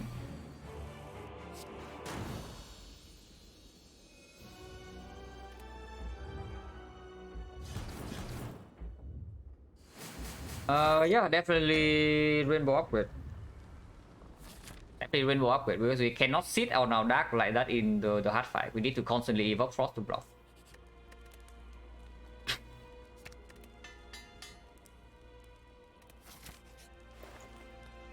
Hello Work Plus, yes, but here's Panacea. Here's more artifact. Toolbox is definitely good enough. Now, next question, do we want to play with 20 dexterity? Yeah, probably not. So, toolbox Panacea, cut remove maybe, or you can take maybe more go the eyes. Opposites, bottle opposites, or it's costing 2 though. But I mean, sure, we do have bottle aggregate. Unseeing Top of the gods, yeah, with the recent Steko cost, you want the Unseeing Top, yeah? Okay, I know you don't want it, but Unseeing Top is going to absolutely pop off here.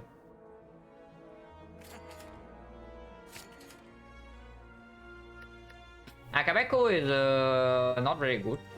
So remove, and after removing, I always go for the ice minus. I was playing go for this because that's not so bad, but what about the go for the ice as well? I mean, I think I remove over buying both of these. Remove right now. I can see on the strike and then we replace it with cold snap maybe. If we... Yeah, we only have one hologram, yeah? So streaming artifact is going to be difficult unless we get like more stuff in. Maintenance strategy, yeah, absolutely. Wait, hang on. What about Halo World? No, really, what about this Halo World? I'm not even kidding, like what about the Halo World? Because I see stack being super extremely good. It can give us random holograms. Any random cold snap play, random coordinate plays, the Goldie Ice plays, because it always costs 0. Beam Cell Strip artifact also costs 0. Compound Driver with the Rainbow maybe plays, but not that much. Turbo is actually always costing 0 as well, yeah? So it gives energy for short term. And what on cost card? No, it gives a common card. It's not bad, right? It's not bad, right? Like how bad is it? Like all the defect commons. The only thing that might be a little bit cringe would be, yeah, Claw. But even Claw maybe can give us kunai stack sometime. It's also very good with kunai. It's another thing. The Halo World. Streamline, yeah, Streamline is pretty cringe. Yeah, Streamline is pretty cringe. In the first draw, in the second draw maybe it's okay, but pretty bad. Yeah, honestly, it's not bad, right? The Halo World. I take it. Yeah, sure, it's green. It's always in my opening hand, but opening hand I can play a lot of cards with the aggregate. And cold snap I just remove. Remove now, I would assume it's on strike. And do we have enough frost? I would assume so, right? 1, 2, 3, 4, 5. And maybe hologram, and Halo World is in play on turn 1. 6. 6 frost already with no slots at all. Yeah. Don't think we need more frost. Yeah, I count, yeah, I just counted. Like 6 without rainbow, 7 with rainbow. It's not so bad. And if we say the Halo would give us some kunai stacks already, then leaving strike in the deck to stack kunai is not even a thing anymore. So probably can just remove that.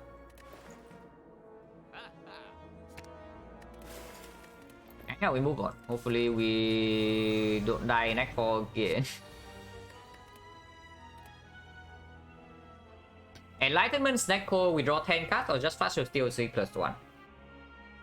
Our deck has 34, we are drawing 9. So it's 25. We faster steal 24, so aggregate gains 8 energy. We have 4 base, aggregate gains 8, it goes to 12. Assuming aggregate cost 3 is still 9 energy to play the whole hand. So I do not believe that we actually need this enlightenment for this turn.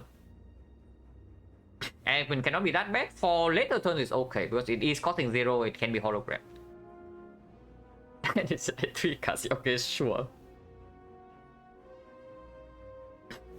But yeah, fast to still see one more card. If the Snake Core cost is any reasonable at all, we can actually have a massive turn here. Because Mummified Hand with the Halo World being plus is also discounting 1 card already.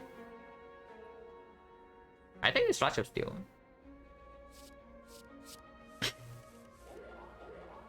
Yeah, it's not so bad, right? And maybe I even get this to be 0 cost.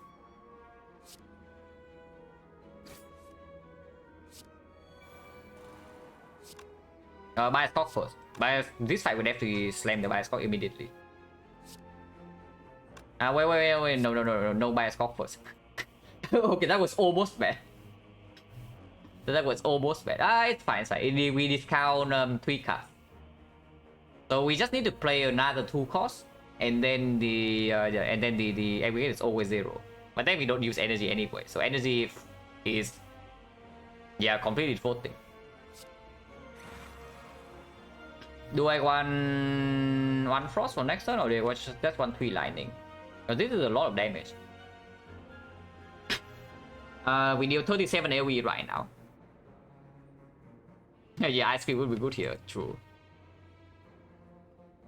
Possibly end would mean actually full block this hit. Because I block 13. If I evoke immediately, I'm blocking for only 10. So I would actually proc one buffer. So yeah, cold snap last is just good.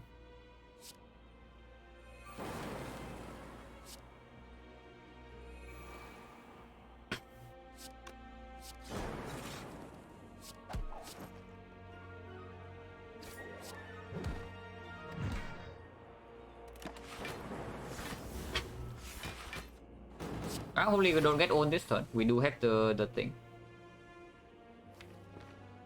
Not that bad. Could be way worse. Could be better. But could be way worse.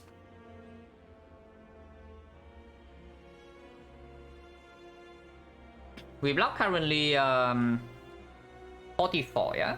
44, so we are losing this 20. 44 is exactly bad. 44 is exactly bad by 1. That's pretty annoying. So yeah, 44, 20, 25, so we go to 19, so we proc about for number 1, we actually take 10 damage here.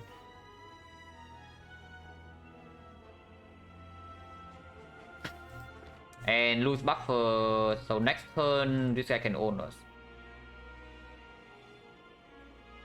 If I turn around, is there anything different? Probably not. Yeah, definitely not. And turning around, just blocking 7 here, but giving this guy 10 damage to block more, so I just get -3. Which is still the same amount of damage, to be fair. So maybe I should turn around. Just in case they cannot turn around next turn anyway, because I do want to face this guy next turn. Unless you tell me this is real damage, which is 17, this 1 damage. If I do Beam Cell Strike here, we deal +1 here. Don't know how useful that is, but there is something. What about playing defect? That's probably stupid, right? Yeah, playing defect goes to 8. It discounts either defend or the scheme. Maybe discount the defend, then if we discount defend, that's actually fine. If we discount scheme, then we are crying. So probably not. Yeah, 1 damage not really, right? So I would just turn around. Double check the turnaround, I still take the... no, if I turn around, I take 15 and not 10. So that cannot be. Yeah, I don't take 5 extra for like no reason. Because the Hello World can also give me something to turn around next turn for free. Also deal +1 damage here. I could have stripped artifact here, maybe I should have. Yeah, I definitely should have stripped artifact here instead of dealing 1 damage.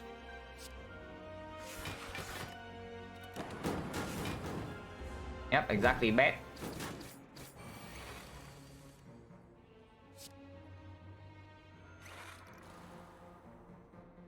And I can turn around while also blocking a decent amount.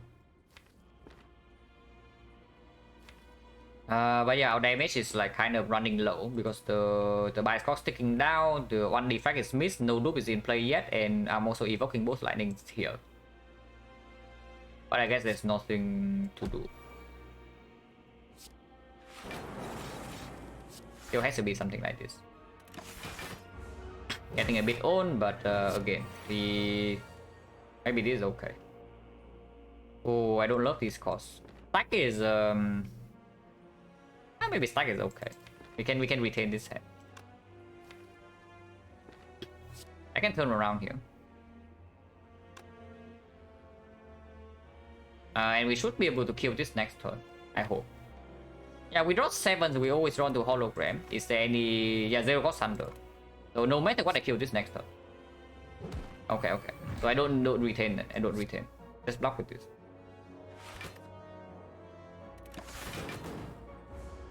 And now we heal back up the... Now we try to heal back up with the powers.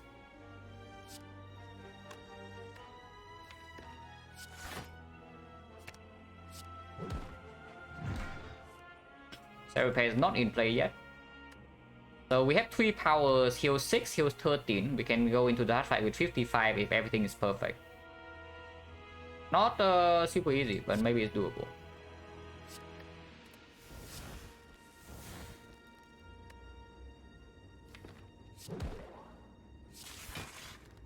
I can kill it right now as well, which is okay. Don't know why we would do that, but we can. If we say that blocking next turn is impossible. Leeching Fairy? No, but why though? The fight's not over yet. I mean, I can end the fight right now and miss this HP, but I don't want to. And we have 2 kunai.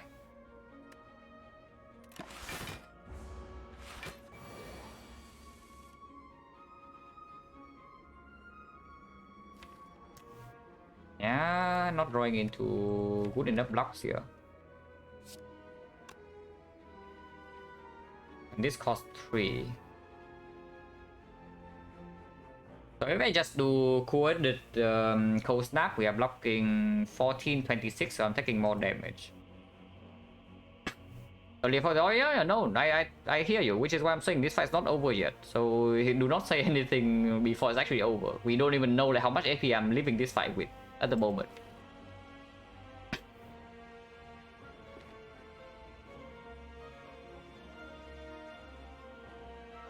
This is a tough turn. Not drawing into aggregate as well. yeah, Peter to heal back to full would be good here. It's not even wrong. It's true.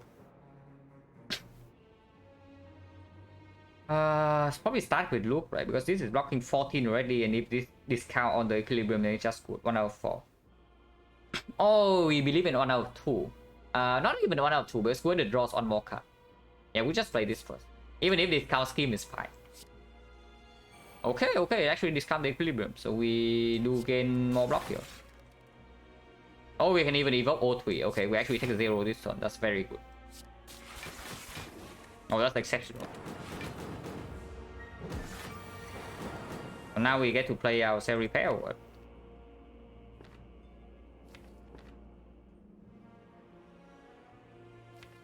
Next turn is still the small hit, yes, so we are in no immediate danger yet.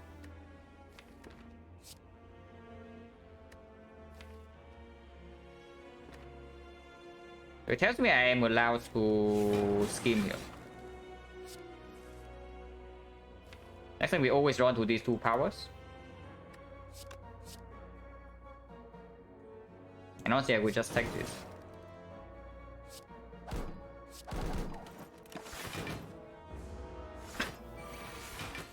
Now, next turn we need to kill though. Next time we need to kill it from 12 HP, and there's going to be 2 voids in the redraw. So that can be a little bit dangerous. I can make it 1 void. Yeah, if I flash a steel right now, it's going to be 1 void, not 2. Yeah, I definitely do that.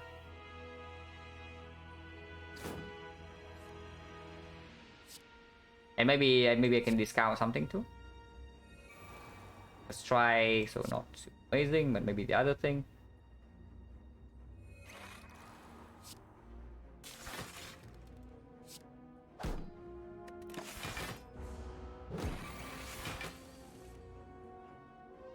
Really? Oh, really? I mean, we probably are fine here because this is blocking 24 and he is weakened. So God bless freaking Halo Wood, because otherwise it would have been very sad. But God bless Halo Wood, man. We actually have full block here because of the Halo Wood. But that was almost awful.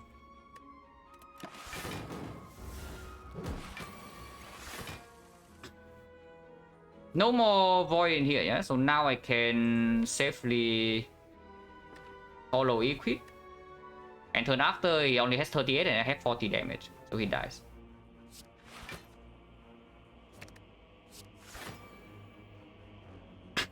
And this has been a roller coaster, yeah. But now we actually get to enter the hard fight with 55. That's good enough.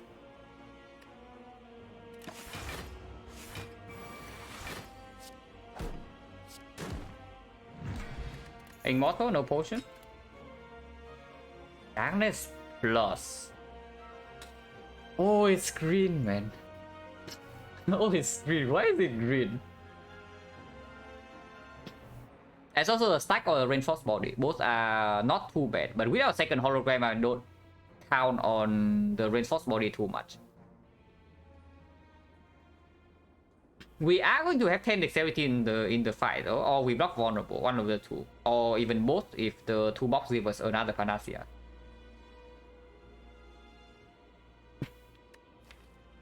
So is our concern actually dealing damage? Because if it is, then I should pick this Darkness Plus. It probably is. It probably is. With the fairy, maybe I don't even block vulnerable if I can, and then just take the 10 dexterity. Yeah, fairy and the horn cleat as well.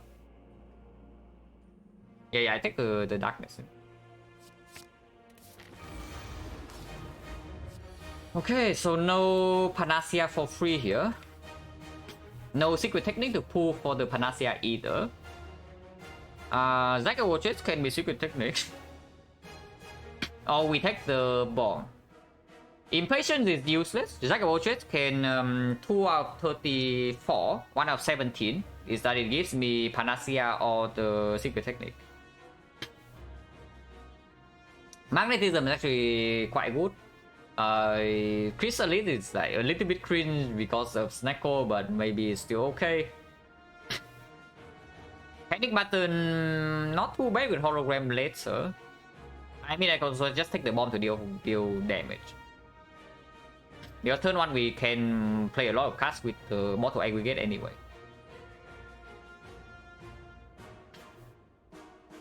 But with the Darkness Plus already, I don't know how much this bomb is really doing, you know. I take the Jack.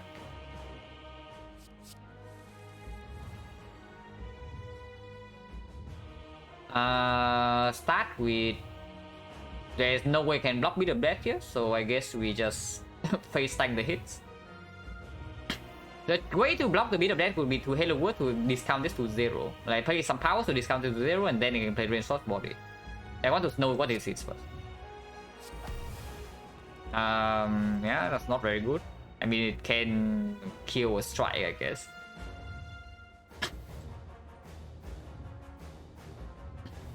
It can also kill this Cell Repair, but Cell Repair refunds its HP, so it doesn't actually matter too much. And it advances Immortal by 1, so in the Cell Repair is good to play.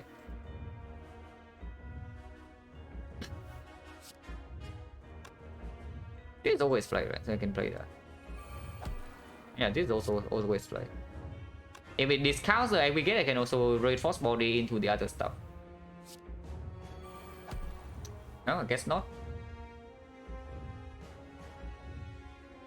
This is one cool nice stack though, so Purity is a little bit annoying.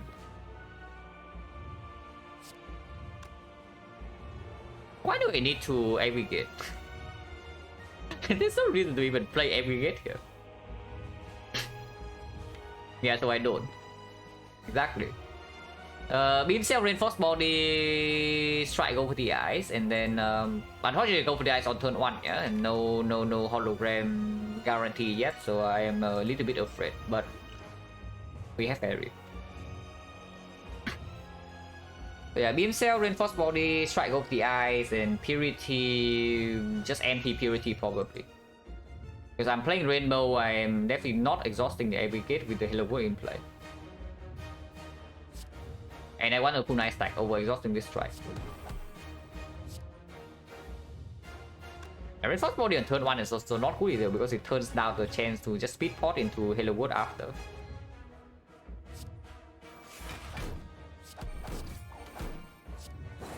So toolbox is giving me basically nothing in this fight.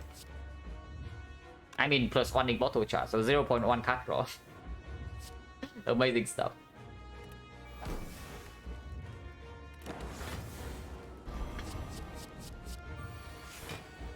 Okay, this is first. Buffer is in my hand, which is not what I want to see because it means that next turn we cannot do the buffer.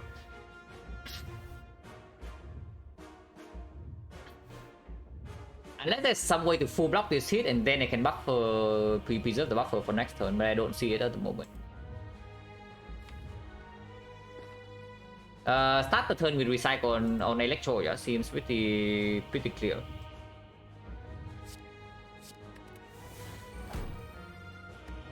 Yeah, 3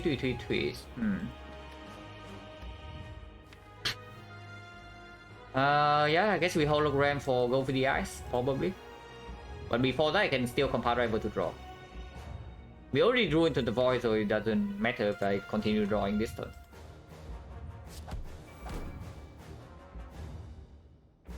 Ice cock. Too early or what? And it also cost me the hologram on Panacea.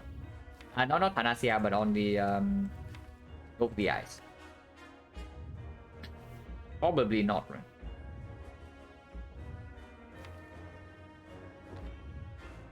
I waited to advance a little bit, and then Glacier will kill this Froster if I play the Guided, but the loop is slightly better. And I mean, with the Darkness Plus, I don't need to keep this around forever.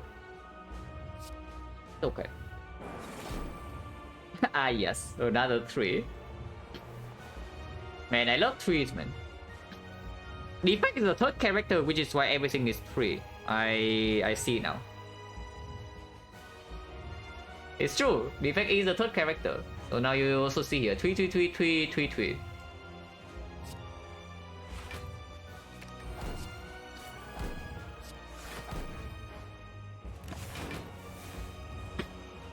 Like 15. Next time we use fairy most likely.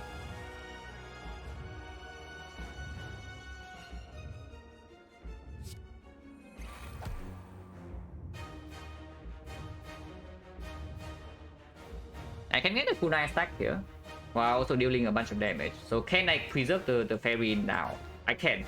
With 36 HP I definitely can. Open the turn with dual cast. There's no more void here, yeah? So I can dual cast Thunder Chill and then draw 1 card, and then I can see if it's an attack that doesn't cost 3, and then maybe I can play that.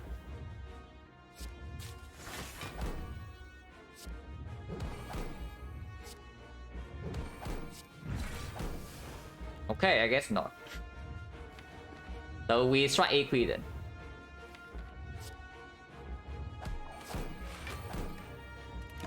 Harry preserve for now. Oh, a hologram. Bottom decking of Panacea, yeah? Now 10 dexterity doesn't actually come yet. Believer, or you better believe that we can win the 50-50 next turn, otherwise we are in big trouble, I can tell you that much.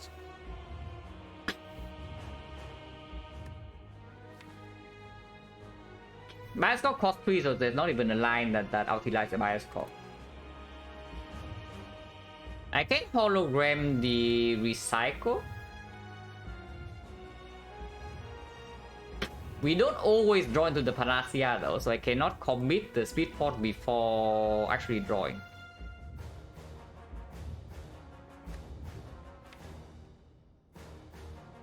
So like hologram, yeah, hologram recycle the cold snap, or the slime, probably the slime. Then we have 5 energy left, so I can skim.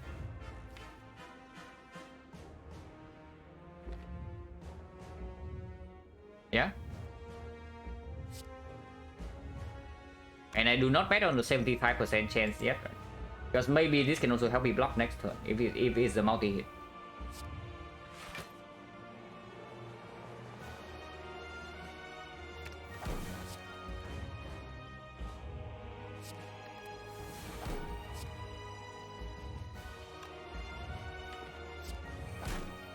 Oh, Panacea has 0 cost. Okay. So now we are getting somewhere. Bottom decking the loop is unfortunate, but with this being 0 cost, I am getting 10 dexterity now. And I can still deploy the defect and maybe even get something else to play this turn. I play the defect first, if that's the case. Darkness plus. Yeah, sure. Get the frost in front, so maybe next time I can evoke. But exactly bottom decking the loop is not super cool. Order doesn't actually matter, so I can honestly do whatever.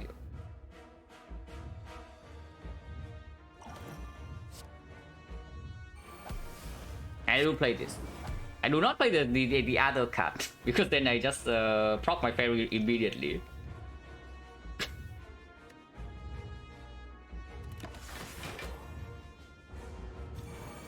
Okay, I lost a 50-50. Is that a problem? It is. Because now we actually waste a lot of fairy damage. Fairy HP, I mean. Nice block card, yeah, thanks. Okay, the good thing about losing this 50-50 though, if there's even one, is that I am allowed to play aggregate first. Would I draw card? No. But if I'm losing fairy resistance either way, right? Then why don't I just play the aggregate first?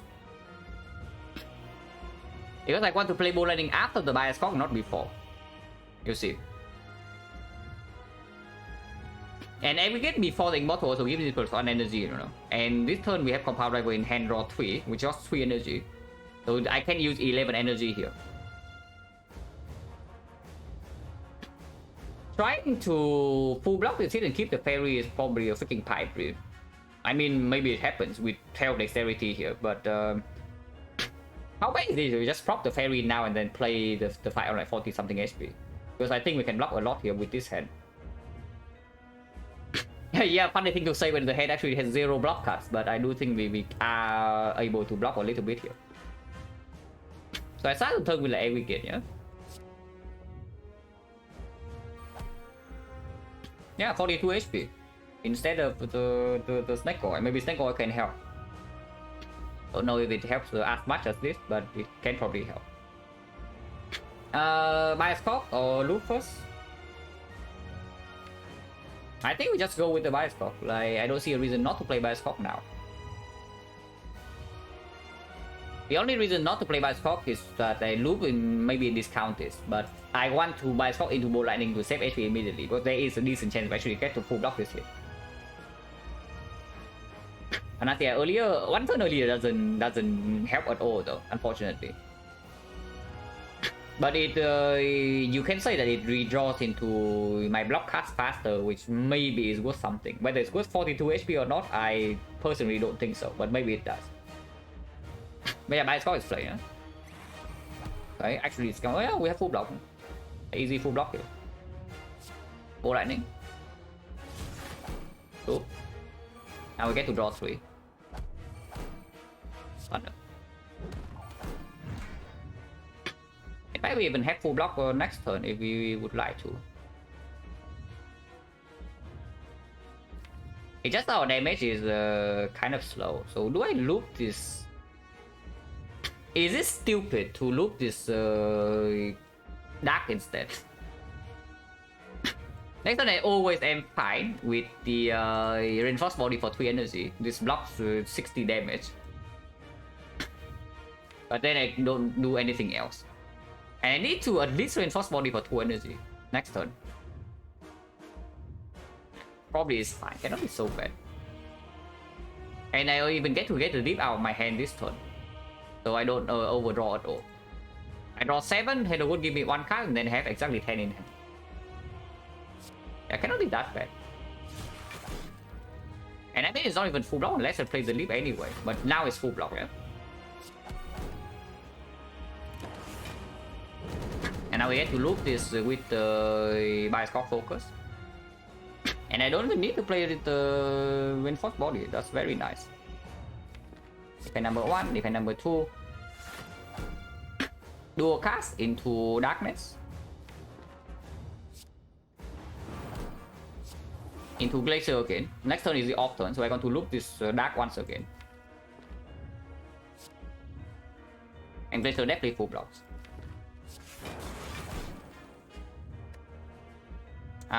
Play this for immortal. Okay, so now we need to survive third cycle.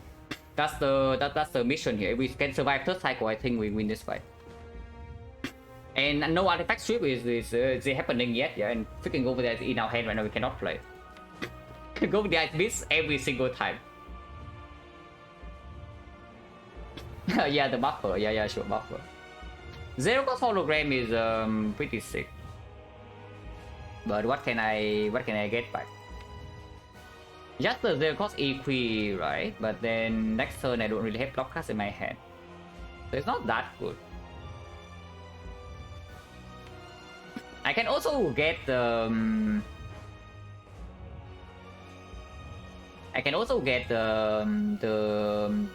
dual cast instead and deal 100 damage this turn now, and then play the rainbow to get a new dark orb, and then get to loot frost as well at the end. Or 3 orbits, yeah, why not both? A good question, it's true. What if I get card draw now? Like, is there any super premium card draw I can get back? From power cost 3, this cost 2, unfortunately. Yeah, how bad is it to just get back dual cast? And then loot frost in front, yeah? So next turn is 8. So it's passively 16 block. 16 block plus another 2 frost. It's going to be frost, dark, frost. So 16, 32. 32, we have this is 76. 76 with 1 defense already blocking 18. Yes, it's not so bad. It's not so bad. So I think I want to deal plus 62 damage right now by getting back the dual cast. Nothing else in here is dealing 62 damage. I mean, sure, I can get back the Thunder to get the... not even a kunai. Yeah, like, why not that? It seems fine to me. Hologram dual cast. Can play buffer now, I guess. No, I recycle the strike first. Get energy. Dual cast. So now rainbow, yeah? And then co-edit. Loot frost. And we can even get to sweep artifact. Not so bad. Unfortunately, I drew into the co-edit here with the immortal. So next turn we cannot guarantee an evoke here. But it's fine. Probably okay. Unless we got to go all in. If we say we go all in and we co-edit instead to loop this dark again, then we only need to yeah, and then we definitely win in 2 turns basically. If we don't loop this dark, next turn it only goes to 19, so it's not super, it's not that clear. It's not that clear whether we can kill it before the next cycle or not. But once again, if I put it right now into like the defense, for example, then I'm not guaranteed to have a blocker in my hand next turn. And if I do not loot this frost, yeah, minus 16 block, then I only have 62, so I need to block for 30, which is well, not very easy, is it? So maybe I let it like 272. We are not that far away. Pick it first, so we buffer this hit completely. But now next turn we have a pretty high chance to die if I kill this orb. And apparently this hand is extremely cringe. Yeah, apparently this hand is extremely cringe.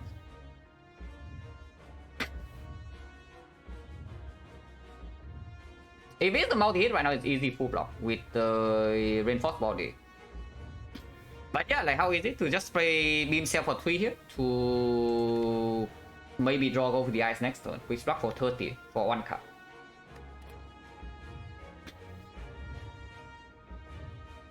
Because I don't see that we are allowed to play this ball lightning. If I play this ball lightning right now, we loop this thing, but next turn it attacks 90, there's no weakness, and there's only 1 frost not being looped. That's probably just kill spear. So I probably just play beam cell and end turn. And we buffer this hit. Ooh, go for the ice melee first. Oh, go for the ice melee first, guys. It waited until the very end. It waited until the very end and then it appears like a freaking hero. And I can even beam cell. I can beam cell, Thunder, go the ice, and then do some other stuff. That's exceptional. So we can even get to loop this dark because I dual cast the frost to block instead. And yeah, let's do that. Like beam cell, Thunder, go the ice, and then the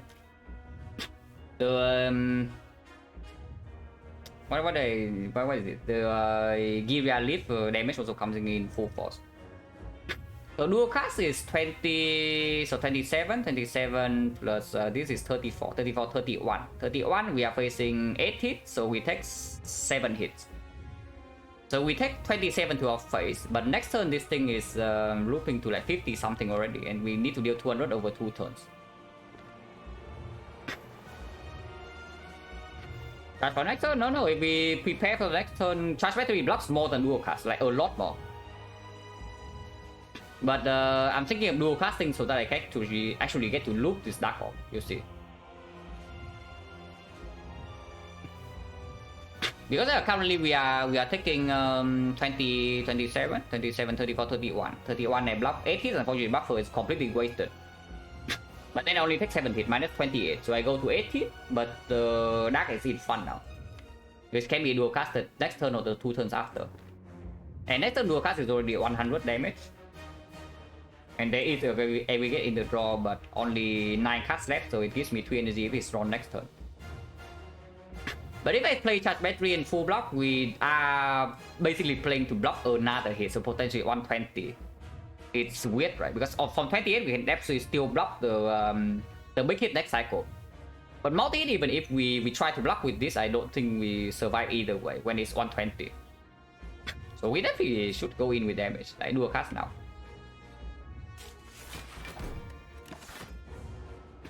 Unfortunately, yeah, the buffer exactly is the best spot. Hologram now and not next turn. Oh, and Thunder cost 3. 124, but there's no Thunder next turn, yeah? On 128, I mean.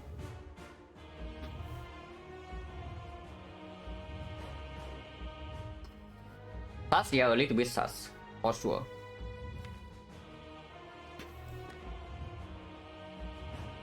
But still, it has to be hologram dual cast, right? Unless you tell me to get this loop another turn and we deal 100 damage somehow. Because next turn I can evoke it. I can always evoke it with the rainbow. So what if I use hologram on damage cards instead, like something else to deal damage? What can it be?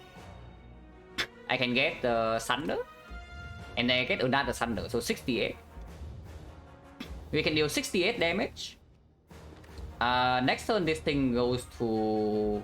My shot goes before loop, so it goes to 9. Goes to...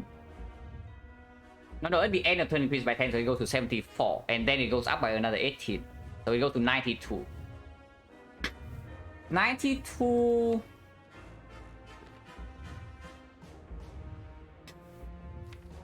92 plus another 68, we are 30 damage off, but the lightning is still dealing with 3 focus is what?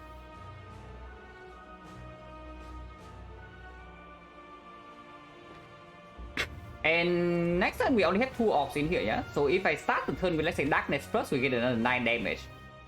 And another Dark Orb to evoke, so it gains like 20. Yeah. Getting dual casting this turn is complete nonsense. Like, I definitely hologram the Thunder Plus here. Yeah, I definitely hologram this Thunder Plus, and we just go in.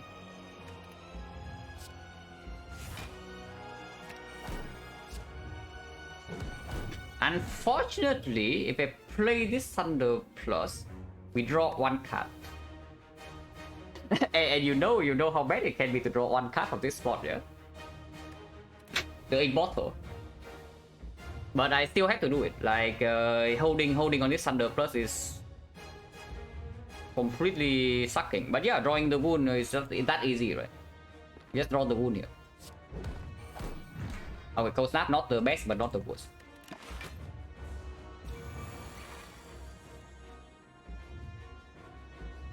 Yeah, I think it's dead. I think it is dead, guys. Oh, and yeah, you say that the leaf edge, the leaf damage does not matter. Oh, you said the leaf damage does not matter, yeah? Okay, but what we need to play in the proper order still, because I do think I need to Compound Driver into the Aggregate afterwards. So Darkness first into Compound Driver 2, Shuffle, and then Aggregate into Rainbow. Yeah, I mean I can also Compound Driver first, it doesn't make a difference, because redrawing into Darkness is not even good. So double check how much damage do I have. With this Darkness first, go to 103. And the Dark of Industry starts with 15, so we deal 100 and 18 damage plus another 9, 127 plus the lightning. Yeah, is dead. Exactly so. That means we can play 6 cards, no problem. We only need to play 1, 2, 3, 4 here to kill. So that's no problem. Yeah, Compound Driver. We have no void, right? We have no void. Okay, we have no void in the draw pile, so nothing can go wrong here. So Compound Driver into Aggregate, yeah?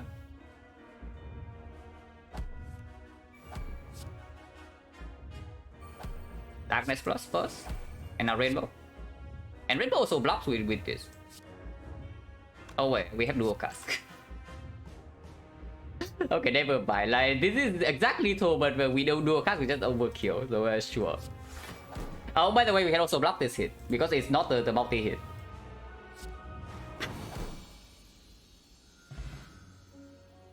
Okay, that was good. That was actually very nice at the end. Like, this one was very overcooked until yeah, this crap happened. And then it stopped being overcooked. But yeah, the rainbow, right? Like at the time they were rainbow doubters. Like when I'm thinking of picking the rainbow, there was something else on the screen.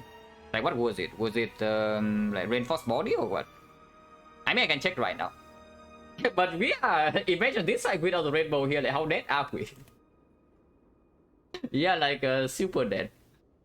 And that's even with 10 dexterity from the potion, yeah, once again, like 10 dexterity from the potion and the fairy as well, we barely have enough resources. So unless the snake oil mega delivers, there's no way it's better than what we had. And you also see, even with 10 dexterity and the fairy, how close is this fight?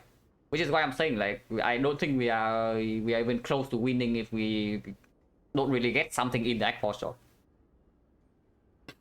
And you can see exactly why. Where that with even with the 10 dexterity preserve and the dark orb being like super mega big, we are still almost freaking dead here. That was good.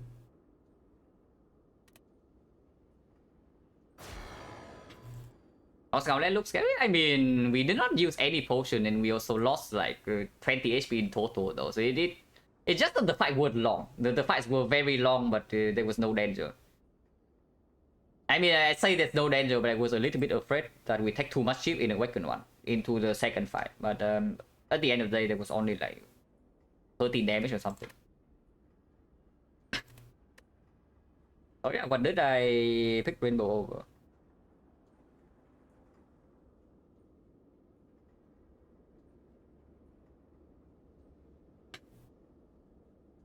Return I kill the heart. First attack of the third cycle, so 1, 2, 3, 4, 5, 6, 7. Yeah, turn 7. Because we won the 50-50, we could have lasted until turn 8. Rainbow was like very late. When was it over? Oh, starting discharge plus. Or the... yeah, starting discharge plus. Yeah, just it doesn't. I mean, maybe it happens. With the fairy, we can. With the fairy, we can absolutely use it. Without the fairy, it was not possible. But with the fairy, we did like 7 hits. We did take like 7 hits from the multi-hit at some point. So and before that we take like maybe another 5, but we also need to draw into the discharge. If it's replace the rainbow, then it's at the bottom of the draw pile kind of. Then rainbow channeling 2 dark orbs dealt on the final turn. It could have dealt 103 damage, 118 actually. Plus another lightning is 6, so 124. And the dark orb before that and the lightning orb before that, I would say that the rainbow was worth honestly probably like 200 damage, maybe slightly more, and also a bit more block. Compound Rebel also draw 3, yeah, which is important. It was actually important that Compound Rebel gets to draw the card. So starting discharge is probably also around 200 damage. But it kills the Frost Ops immediately, and Compound Rebel doesn't drop. Yeah, I'm pretty sure it doesn't outperform the Rainbow. If it even outperforms it at all. If it even performs at all, I mean. But it probably performs with the Fairy. 102 damage this fight. Wait, it's actually 11 turns. Oh, right. We survived third cycle. Right. That was the fourth cycle. Yeah, that was the fourth cycle, not the third one. Third cycle, we drew it to go with the eye, so I was thinking, yeah, we dropped 60, but 60 was the third cycle, so it actually was the fourth cycle that we killed. Yeah, 1, 2, 3, 4, 5, 6, 7, 8, 9, 10. It says 11 here. 1, 2, 3, 4, 5, 6, 7, 8, 9. 10 is the off turn. Okay. 10 is the off turn. So 11 is the first attack of the fourth cycle.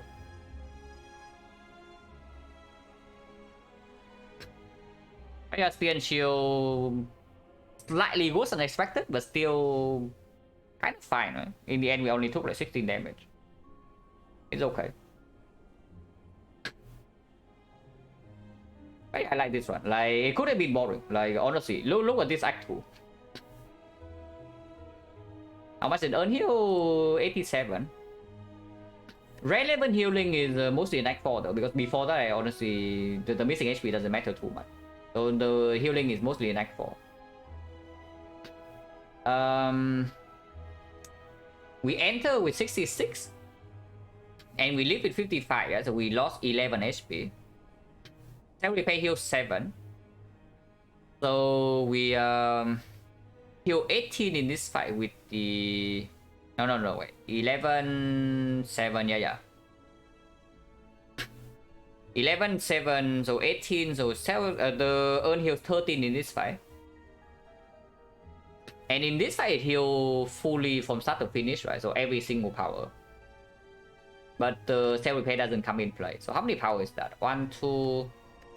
Not the Electro I recycle. So 1, 2, 3, 4, 5, 6, 7. So 14 in the hard fight. And 13 in the elite. So in total in Act 4, 27. But yeah, Hello World, right? Like, why is this card overhated? Why do people hate this card? We are playing freaking Snake Eye and buy a Hello World Plus in Act 4 and it plays insanely well. Yeah, just look at how much it did in the hard fight.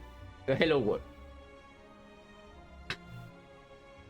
And that's not even when it's giving us like ultra premium cards, like, not like it's giving us hologram every turn.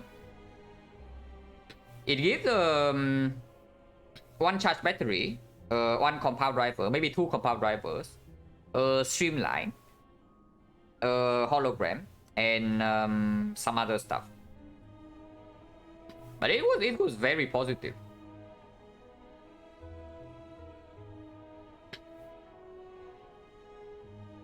But yeah, like just look at this Act 2.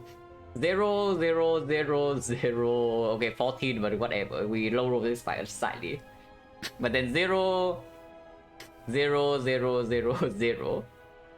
We found 4 elites in Act 2. Like 0 damage the entire act, even in the boss fight.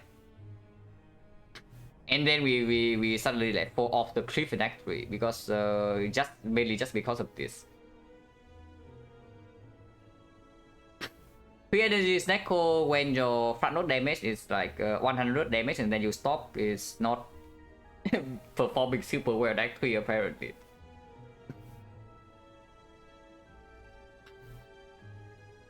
But I'm kind of happy that it turned out to be difficult in the end, you know, because it's going to be like very boring after this. Only because I won, of course. If it turned out to be very difficult and then I lost the hard fight, then I would be slightly annoyed. But winning difficult runs at the end always feels like very nice. But yeah, that's definitely all for me. So I'll send you guys somewhere.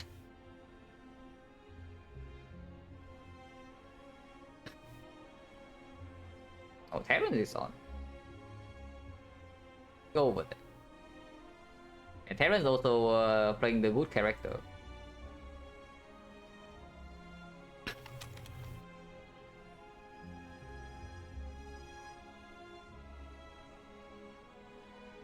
Boss going to Acto first really oh coin, yeah. Yeah, it definitely happened. Was Silent? No, Terran's playing robot. But yeah, thanks for watching guys as always. And see you later.